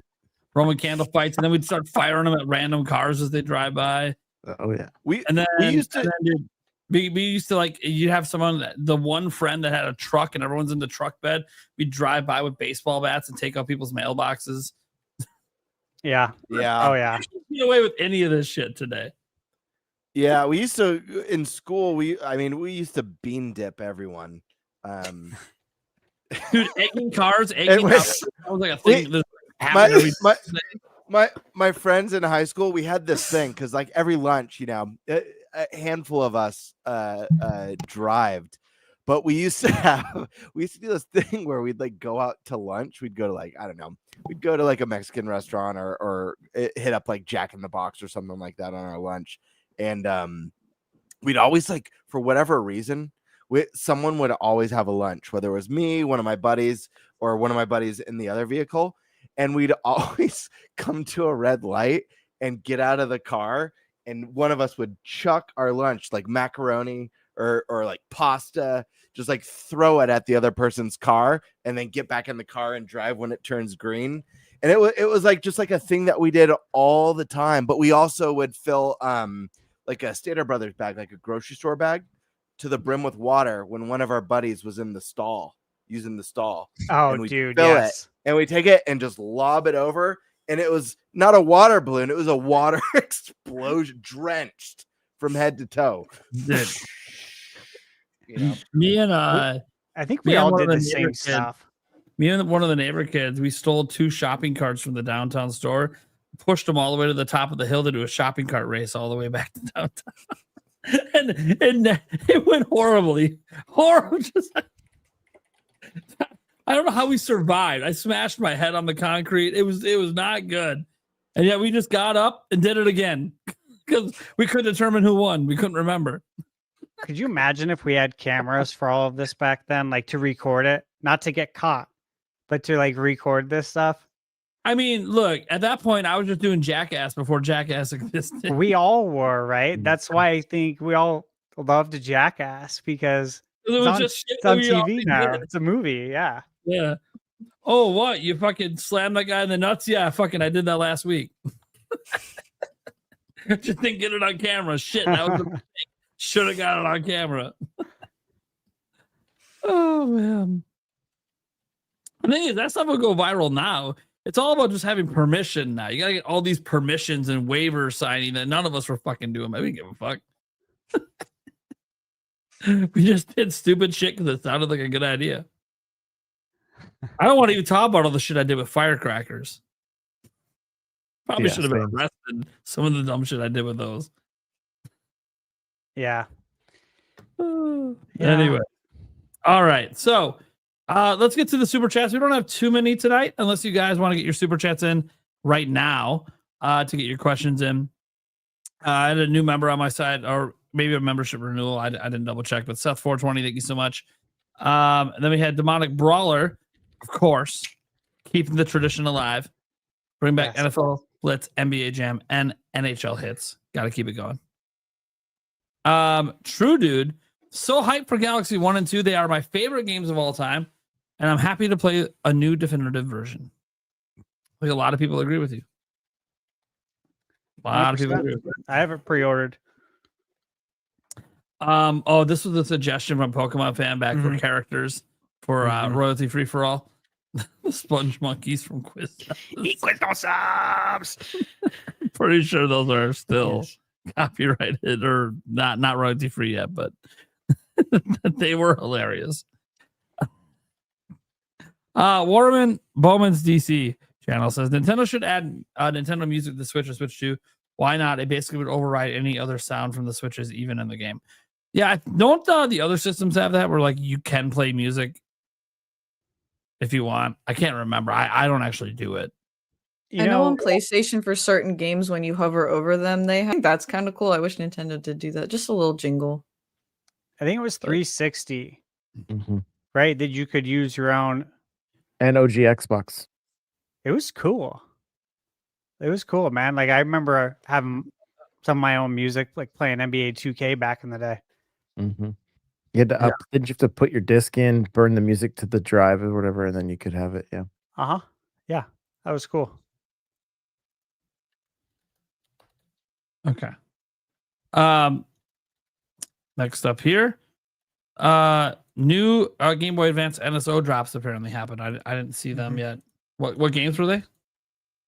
Mr. Driller, I think, and Kelowna. Klonoa. It was a Bandai Klonoa. Namco drop. Okay. Yeah, I know those games. Cool. All right, so there you go. You got the news.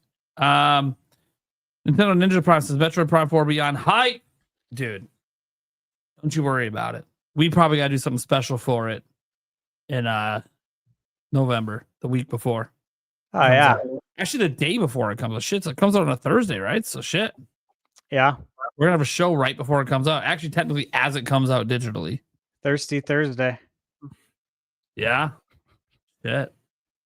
We have to have some more drinky celebrations that night and reminisce on Metroid. We have to build a all-star Metroid guest cast for that. Yeah.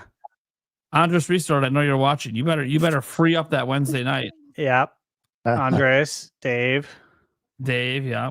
We got to get that lined up.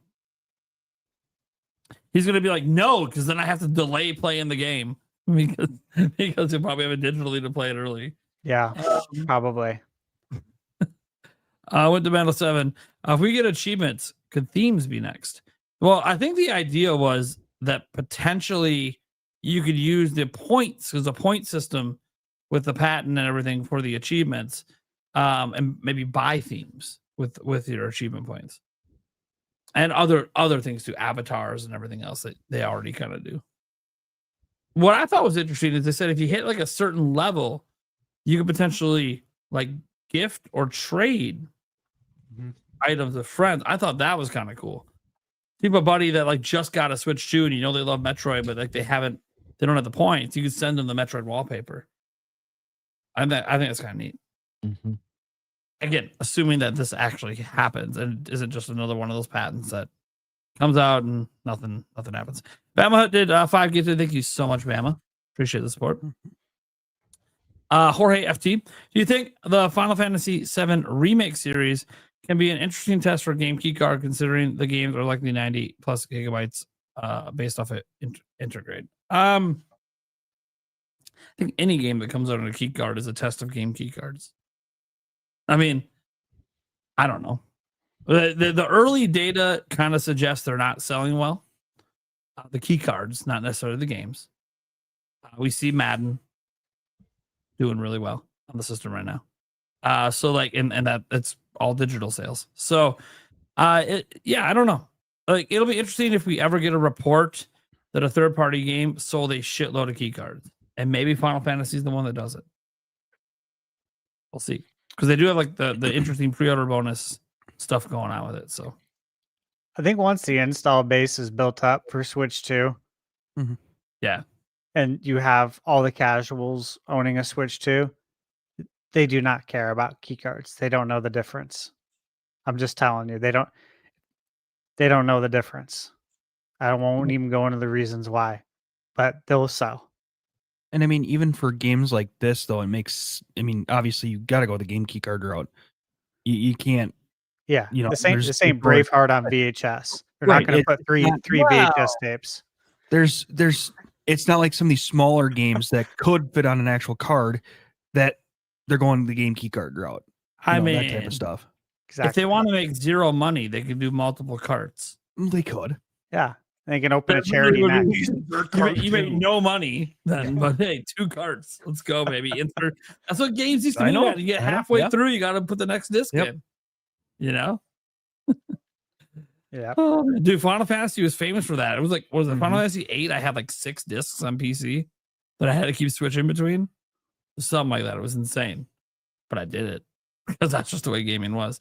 Nintendo Ninjas dropped the $1.03. That's why I'm drinking the beer. We hit our little streak. Nice. Boo Many gifted Gamebird Classic a member. But Gamebird Classic's not here to see that because crazy shit going on. Yeah. Can't talk about it. But it's crazy shit going on. And then I feel like this has to be a small conversation. You know, I think deserts are fun. Did he mean to spell desserts? Talking about Metroid Prime 4. You talk about Metroid Prime 4. No, I know. There's so much backlash over the desert thing. Like, it doesn't look good. They're not fun. They're boring environments. He loves barren spaces. So I don't know what I mean, it's where I live, so I'm all for it. I like that. I like that my environment is being represented in Metroid Prime 4. Yeah, it doesn't bother me at all. There's going to be other environments too. That You said, you feel seen, Stash? I do. Yeah. he feels very seen right now. That said, I want to turn it around and take it in the opposite direction. What are your favorite desserts? Go with the double S one. I mean, of course, ice cream, variety of flavors at your disposal. Love cheesecake.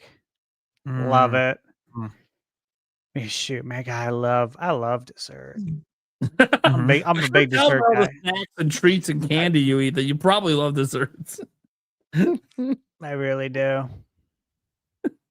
All right, Scott Sword Alyssa, favorite dessert? Cookies, peanut butter cookies. Peanut butter is the best. Pumpkin bread stuff is good. Oh, pumpkin bread's good. Good shit. Eric. Yeah. German chocolate cake and or pistachio cake. Damn good ones. Interesting. Josh. So ice cream, either vanilla or black licorice are my favorites. But with vanilla, you got to throw some like peanut butter cups on there, some Reese's Pieces, something like that. Like I love You that. put them on there whole? No, crumbled. But well, Crumbled? I'll cut them with my spoon if I have to. Yeah. Yeah, Or that's maybe I'll just use them as a spoon. Gamebird, favorite dessert. Favorite dessert? Holy And don't say me. with that right when I get back. Was What not the expecting hell? this. What the hell? You came out at the perfect time. The next person needed to talk, and I'm like, there he is. I'm not a huge dessert person, to be honest with you. I prefer salty and savory over sweet. I think that's why Josh and I got along so well at PAX. There are salty and savory desserts. But I like tiramisu a lot. Tastes like coffee. Yeah. Like a bomb tiramisu. I like cheesecake too. Yeah, Very I said cheesecake. Good cheesecake. Yeah. Yeah. So I'd probably go with those two. And then I jump right from there to like children's candy because I don't know. I'm a big baby and I love gummy bears and sweet tarts and all the airheads, all the kids' candy I love. Dude, just shove some gummy bears and some dirt cake and have that. I got to give a shout out so I don't get in trouble in case people are watching. But Michaela makes very, very good macaroons, homemade macaroons, which are hard to make. You're still in trouble because it wasn't like the first Well, 5 things that came to mind. Right. And then my mom makes a very, very good icebox cake, which is, you guys know what that is, by the way? Icebox No. cake. So It's like graham cracker on the bottom, and then like vanilla chocolate or banana pudding, then another layer of graham cracker, and then on top a different flavor of pudding, and then you let it set for like 2 hours, I think. And I tell you what, like, Mom has been making this for decades. Her mom made it. This is so good. Like, my mom makes it. Yeah, for like my birthday, she'll be like, do you want icebox cake? I'm like, yeah. Absolutely. Still want icebox cake. Yes. Yeah, it's so good. So, yeah. I love desserts. Gamebird, you need to try squashies. If you like kids candy, try some squashies. Squashies? I gotta look this up. They're all over TikTok, Squashies. and you can find them at like Five Below is the best spot. But they also sell them at Hot Topic, but they're like $6 a bag. Interesting. Like $3 a bag. So they look bomb. I've never seen these before. I think they came over from they're like across the pond. I think they're a very popular candy in like the UK and stuff. Interesting. Oh, then so it's flavorless. No. I'm kidding. No, it doesn't have a lot of color, but I'm kidding. That was a joke. Come on now. It does not taste like beans and toast. So for me, like, it's really hard to like just pick one because there's so much shit I like Moose Tracks ice cream. Oh yeah. Classic flavor. Fucking just destroy a fucking pint of that, no problem. Never had that. Dude, chocolate chip fudge brownies, warm right out the oven. Oh my god. Does it even get better? It's like a You add milk. explosion in Now it's Vanilla ice cream on top. right? Just like Except for game warm chocolate chip cookies. Like, yeah, that's fucking the bomb too. With some fucking milk. I love pumpkin stuff as well. So like pumpkin pie with whipped cream. Oh yeah. Go ham on that. Dude. Yeah, they used to. I loved it so much growing up that still to this day on Thanksgiving, an entire pumpkin pie gets made extra just for me. Nice. We buy an extra too, and it's That's pretty meat much pie. for me. I don't declare it, but I it can't is, eat the whole pie anymore, but they still pretend I can. Costco. I'm so happy. So cheap too. I'm so happy you Right? mentioned pie because I've never had I literally just had this conversation like a month ago with my wife. I've never had like a pie with like berries in it, like blueberry pie, raspberry pie. What? Like I've never had like a warm pie with fruit in it other than apple pie. Okay. That's all I've had, which is delicious. Apple pie is delicious, but I've Cinnamon always been so apple pie, curious because I see photos of these like berry pies and they look They're so freaking good. or like peach are- pie. They look they are so amazing. bomb. You gotta try it. Yeah, they're amazing. Yeah. If your taste buds are set for toddler mode, you're probably not gonna like it. Oh yeah. If you're set for, you know what you will like though? Hey, if your taste buds are set for toddler mode, French silk pie. Oh yeah. All fucking children love that shit. Oh, yeah. So fucking good. Guys, how'd we get to toddler mode? I never said I'm a baby. I gotta give a shout out toddler to mode. You said you ate just Like kids, kids candy. Yeah. I love kids candy. It's not toddler mode. It's kids. I'm a big kid. Sour I gotta give a gummy. shout out to Michaela's peanut butter pie as well. She just put that in chat. Let's say That sounds you're amazing. just trying to make up because you didn't list one of her desserts in your top 5. You know, I forget though because she has so many. Everything she makes is so good. So it's I can't keep up with all the great desserts and concoctions. I got a feeling whenever I visit your house, I'm gonna probably be 30 pounds heavier when I leave. I'm just guessing. Yeah, based on the way your wife cooks. Probably. Did Thunderstash invite you over? No. Actually, I tried. Okay, I was about to say. I was about to be like, what the hell? Time I brought it up. This is the 4th time on the show I brought it up. Yeah. I keep insinuating I would like an invite. It just doesn't happen. Well, it's just gonna happen one day, right? One day. We said one day we'd all wind up like at PAX, and then it happened. So, yeah. We'll see. Okay. I think that's good. I think we have any more super chats, anything else to get through. Thank you guys for that support tonight. Let's go around the room. Let us know what we got going on and where they can find us. And just a quick reminder again, royalty free for all. Check out their Kickstarter. It's linked down in the description. Great game. We're trying to get that game over onto Nintendo. They got to get their stretch goal here, or not the stretch goal, their initial goal in the next 6 days to pull it off. They're They said they're on target, but that's only if the momentum continues. Mhm. So obviously, I hope the momentum continues from that. I hope I wake up tomorrow and they're only like $1,000 away from it. So we'll see what happens. Eric, Yeah, what do you got going on? not a whole lot. You can find me here, and you can find me on our Clips channel. You out of the sock puppet.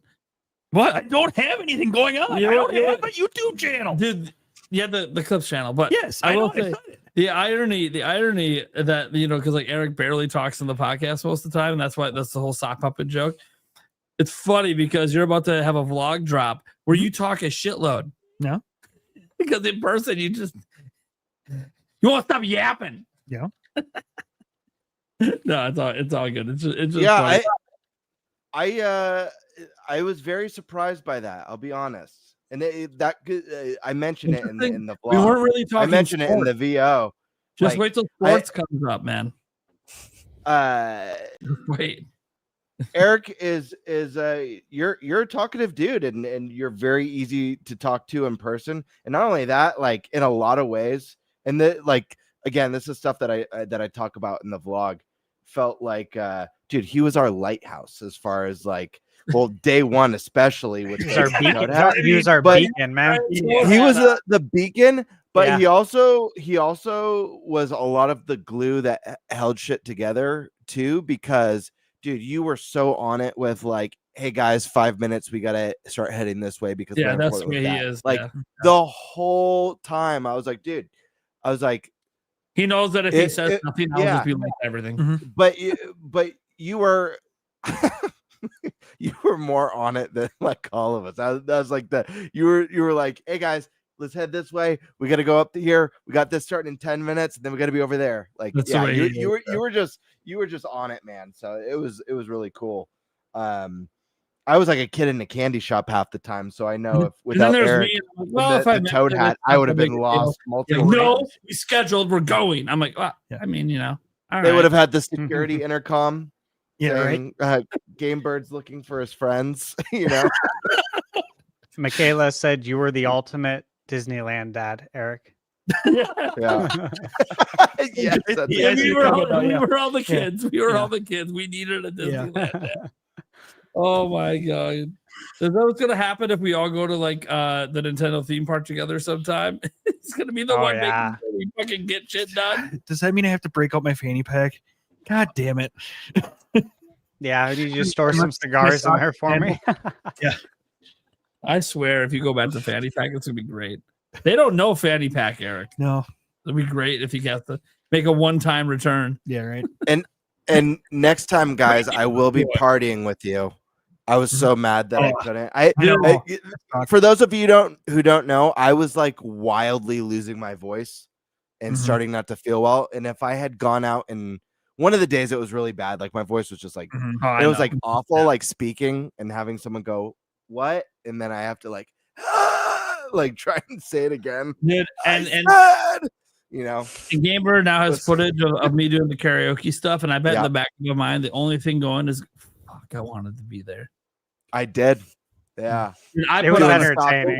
It didn't matter that I couldn't sing like shit because I was drunk as fuck. I still entertained the crowd because that's just what I do. I had no intentions of recording it, right? But it became like I could see the entertainment value soaring, and I'm like, oh my god, like I have to get my phone out and hurry up and record this. When I do karaoke, I'm an entertainer. Like I'm a performer. It's one of those, even if I don't have it tonight singing wise, I'm gonna make sure everyone in the bar has fun. And then if I do have it, sweet, I have it and I'm able to entertain people. That's just a bonus. But if I get like too drunk, I can't sing. But I can still perform. I can still entertain. Yeah. You know? It was good. Gamer, did you watch it yet? I did. I thoroughly enjoyed it. Yeah, so you know that scene I'm talking about? I know what you're talking about. Yeah, he throws his leg up on the table. You hear Steve audibly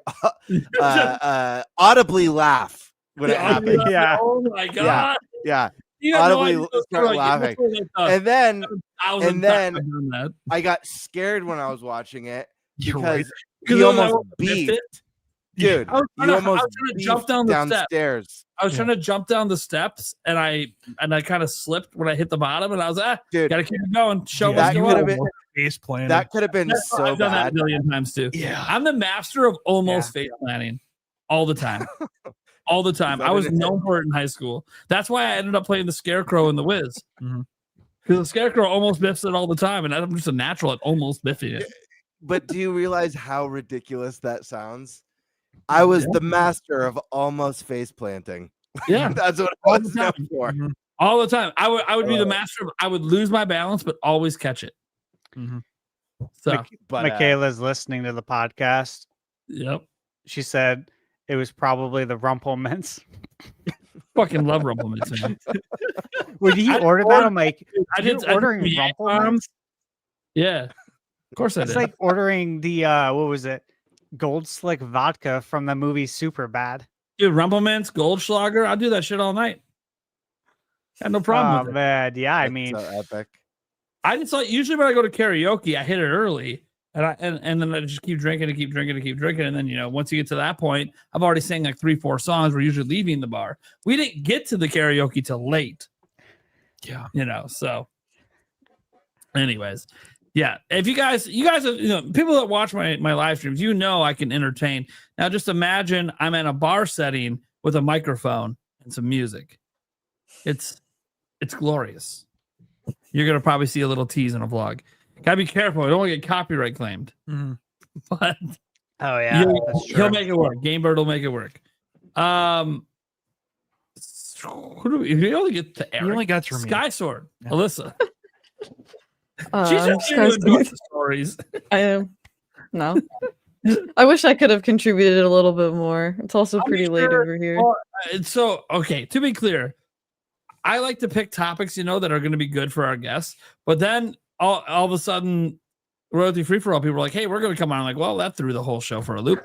So, dang it. Good thing, Scott Schwartz. I think you're coming on next week too, right? So, yeah, I'm sure there's a topic next week that's okay. you can speak on. Anyways. But I stream here on YouTube under Sky Swords Alyssa. I have a Twitter as well. I'm trying to be a little more active on there, but still working through Breath of the Wild Switch 2 edition. Almost done with that. Not really sure what game's coming after that, but I will be streaming the launch day for Legends ZA, and I plan to stream Age of Imprisonment and not play it on my own. I'm probably gonna hate myself for that, but I think the reactions to me having like what the story implications are would be somewhat entertaining. I might cry. Probably will cry. Oh, there we go. So, yeah. Then we got N64 Josh suggesting $6 candy. There we go. Pinky's out. Mr. Bushi. Oh no, that's me. Anyway, and remember, you said the candy's not very colored, so of course it's got to be dye-free candy. Guy, you're really bougie over here. I'm telling you. That's me. That's me. Guys, you can find me everywhere at N64 Josh, even Farmers Only, and and on the Nintendo Powercast, which is a show that comes out a couple times a week typically. So check it out. So glad to be here. Love hanging with you guys, and I'll always look forward to we're gonna hit 5 hours. I think we're gonna hit 5. It's almost 2 a.m. Pretty close. Pretty close. Yeah, that's pretty normal. It happens sometimes. It's because the first topic with the guests went extra long, so that happens. Yeah. Nintendo Power might be a record. Nintendo Power Hour. Yeah. No, we've gone over 5 before. So Well, it's not for a me, record. not for me on here with you. Okay, well, be on our show more often. It'll just be a normal Tuesday. Actually, it's Wednesday, but whatever. Gamebird. Actually, Thursday now. Yeah, you guys can find me at Gamebird Classic here on YouTube or on Twitter at _Birdmaster. I've been so busy. I've been trying to get impressions videos out, but honestly, the vlog is so much work that I feel like I've got to take care of this first. I thought I was about done cutting everything up and just ready to get to the refinement stage and the edits and the sound effects and all that fun stuff and the voiceovers. But then I found out Stash has a slew of footage that I've never even seen before because I missed. He wasn't there. Yeah, I missed, except for night 1, I missed every after hours thing the whole time because I just wasn't feeling very good. and had no voice. There's some great shit from 91 though. There's some There, great. yes. So I'm finally getting to see the footage of, even though I was there during the day for Josh's Mario Kart tournament, and I'm getting to see the NBA Jam tournament that Stashman bled over, and Prime, doing the wild karaoke. So I like going through everything's a lot of fun. And now it's at the point, I wanted this to be 30 minutes. I was right at 30 minutes before Stash sent me all of his footage. And so now it's like, I don't want it to be an hour. I think it's too long. If we had like 1 million subs, sure, I'd do an hour one, but it just feels too long. I want to keep it at 30. So now it's about really cutting down and making this, the most exciting a vlog could be, as someone who's never made a vlog before. But I'll say this, it feels fun so far. Nothing feels slow, and I think the personalities that we see come through and kind of the adventure that we went on, the stuff I have put together is mostly day one. I don't know. I feel like people are gonna like it, to be honest with you. So I hope you guys do. I'm excited for it. Yeah, literally, I'm just like the stuff that we've seen so far, the sneak peeks, the stuff that I know. Amazing. I was there. Yeah. And then being reminded of the karaoke, because I only have vague memories of the moment. Like, I remember putting my foot up on something. I couldn't remember what it was. Then I saw, I was like, oh yeah, that's me. Yeah, totally. Surprised I'm surprised I didn't walk up to a random girl during the, oh no, that's a different song that I do that with. Never mind. I gotta save some of my performances. I have other songs I do stuff with. So I'm gonna keep that. Yeah, don't spoil it. I want to see it in the future. You gotta stay live. Yeah, I started the video and it's like, oh, yep, okay, that's what he's singing. Yep, yeah. Backstreet Boys is like the go-to. Yep. I want it that way. Yep, that's always like a go-to because easy crowd pleaser. But I have other ones. It's just for me to do other ones, I got to be at the karaoke bar early, because there's usually other people doing it, and we were there late. So that's one thing I might change. If we do karaoke again, is that we actually make that like, hey, even if it's a $10 cover, I don't give a fuck. Just go in. Fuck it. I'll cover everyone's cover. I don't give a fuck. It was fun. That bar was fun. I remember the bar was very fun. That was more fun than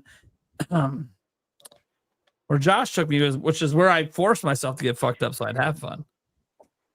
You mean bar that was out of 90% of their alcohol? Yeah, they were out of like everything. Or didn't have. What about the place before that had 0 room? Yeah, there's that too. Oh yeah. Yeah. That was crazy. See, I don't get bothered by bars that are crowded. I just go, this is more people to have fun with. What about when I almost got hit by the car? Well, there's that too. Did you get that on film? Please say yes. Inside the bar. I need if you stay inside the bar, you're fine. I guess, yeah. No, it was all good. Dude, I'd be sick if we had that on film somewhere. Yeah. He did legitimately almost get fucking smoked. Yeah. That was great, dude. That was a fun night. Just could have been more fun. That's all right though. It was fun. Yeah, hey, next year. We better map out next year. Always you've made it to the long list of people I've disappointed. So congrats. Yeah, and you don't even get to see the performance. So that's what I'm saying. We gotta hit this shit early. Oh, I also missed. You only see me do so much karaoke. Mm-hmm. She just needs to get into it a little bit, and she'll get into it if I put a mic in my hand. She'll cover her face, and then I'll do something to make her laugh, and then it's all over. She's gonna start drinking and partying and having fun. No, guys, honestly, it was so cool meeting everyone in person. Josh was literally one of the most friendly people I've met. Well, I mean, look, you two got more personal than I just. You guys have just a very friendly guy. I remember thinking on the plane, wow, that Josh is really friendly. There's a reason I'm your favorite dessert.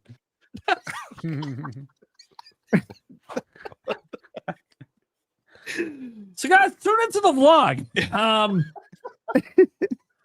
funny. It's gonna be wild. I'm gonna enjoy it bare minimum. You'll get probably 2 views out of me. one from me, and then when I have to replay it for Yulia to see what the fuck happened. Yeah. Anyways, all right, Thunderstash Gaming. We finally Finally, we're here. All right. Okay, everyone that's still watching, please go watch my PAX playlist. Okay, I've been chained to the desk since I came back. I'm working literally all day and into the night every day since I've came back. I have videos out on Elden Ring, Final Fantasy VII, Kirby Air Riders, Pokemon, Crimson Desert, Toa, and the Guardians of the Sacred Tree, which comes out on the 19th, so in 2 days. Royalty Free for All, Little Nightmares 3, Pac-Man World Repack 2, Toxic Crusaders, Yooka-Laylee, Double Dragon Revive, Bubble Bobble, The Good Old Days, Alterium Shift, which went up today, which is a JRPG, and the likes of like Secret of Mana, Chrono Trigger. That's what they're going for. He-Man, I uploaded it and scheduled it today for tomorrow, so that goes live tomorrow. Then I have Draco and the Seven Scales, Bubsy 4D, and one more video. They're all recorded. I just need to edit. It should be done because tomorrow I have to start playing games. So let me tell you what's coming after that. So this is what I'm working on, all right? And of course, I have a list here of what's going on, but let's see. I got a code for Gears of War Reloaded on PS5, which is cool because I want to try it out on PS5. I have a review code coming for Toa and the Guardians of the Sacred Tree tomorrow. I already have a review code for Trails in the Sky first chapter. I'm getting one for Final Fantasy Tactics on the 20th for Switch 2. So 5 days before that comes out. Those are things you can look forward to in the immediate right now future. That and Hades 2. But I have a list of everything else that comes right after that. That's going to be for next week and the following week and the following. So, holy God, it's tiring to think about. And I don't know how I'm going to do it. But I'm going to do it. Yeah, you figure it out. Dude, you're Lord Steve Zimmerman. Did we talk about that? I don't know if it actually came up on the trip. I'm not sure if it ever came up. But like, yeah, you don't fuck with the Lord, man. You know, it's true. I'm about to remember next trip on one of the times when I'm drinking. I'm about to bow to you, okay, my Lord. Yes, my Lord.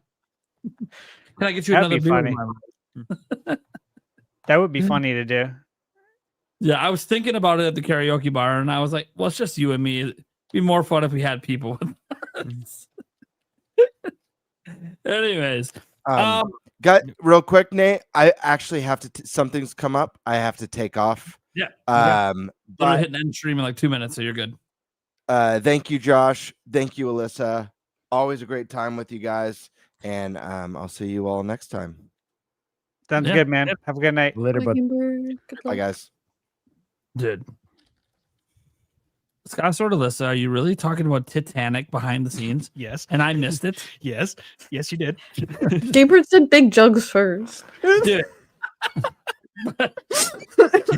He said big jugs first.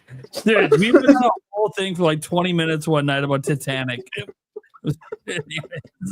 All right, guys. I'm Nintendo Prime. You guys know what's up. Daily news content, rumors, leaks, all that stuff. Occasionally some discussion videos as well. We have our streams we do. I'll have a stream tomorrow night, unless I'm in trouble for being up so late tonight. If I am in trouble, you know what? It won't be the first podcast I've been in trouble for. Thank you guys so much for tuning in. Yeah. And I know that for some reason we're having issues with the audio version showing up on Apple Podcasts. I'll spend some time tomorrow figuring out before I get this episode up to see what's going on. Sometimes RSS feed issues. Sometimes I have to yell at Spotify to be like, why are you not sharing the show? Stop it. Get some help.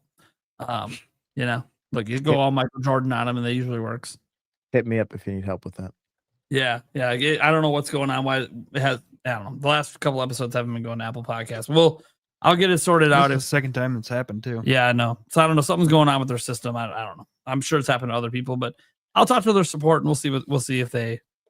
Sure, it's just an RSS feed issue or some shit. So, all right, guys, thank you for tuning in. We'll catch you same time next week. Sky Sword Alyssa will be back, and I think Action Jack, unless he's sick again. I don't know. He was sick last time, so we'll see. It might just be Sky Sword Alyssa, and then I'll just be like, "Wow, shit, we're talking Zelda then." I mean, we're probably gonna talk Zelda anyway. We haven't really talked at all about Age of Imprisonment, like at all. I'm the Zelda guy. It's like we haven't even mentioned the game outside of that game was in the direct. Yeah, feels like ages since we've talked about it. Lore implications and like looks phenomenal. We got to talk about this thing that's like shape shifting Link. Like we just haven't even talked about it. I need to see that new trailer too. And this is where Joyce J is like, wait, you're talking Zelda? Shit. Get it. All right. Joyce Jesus. Anytime you're talking Zelda, get me out of the show. And now apologize to everyone listening to with headphones. I don't apologize. I'm loud. I am who I am. And there's technically limiters on. That doesn't mean that it doesn't hurt. That doesn't mean that your screeches do hurt. Baby, baby, baby, baby. Oh. Okay, hit that Bye, outro. guys.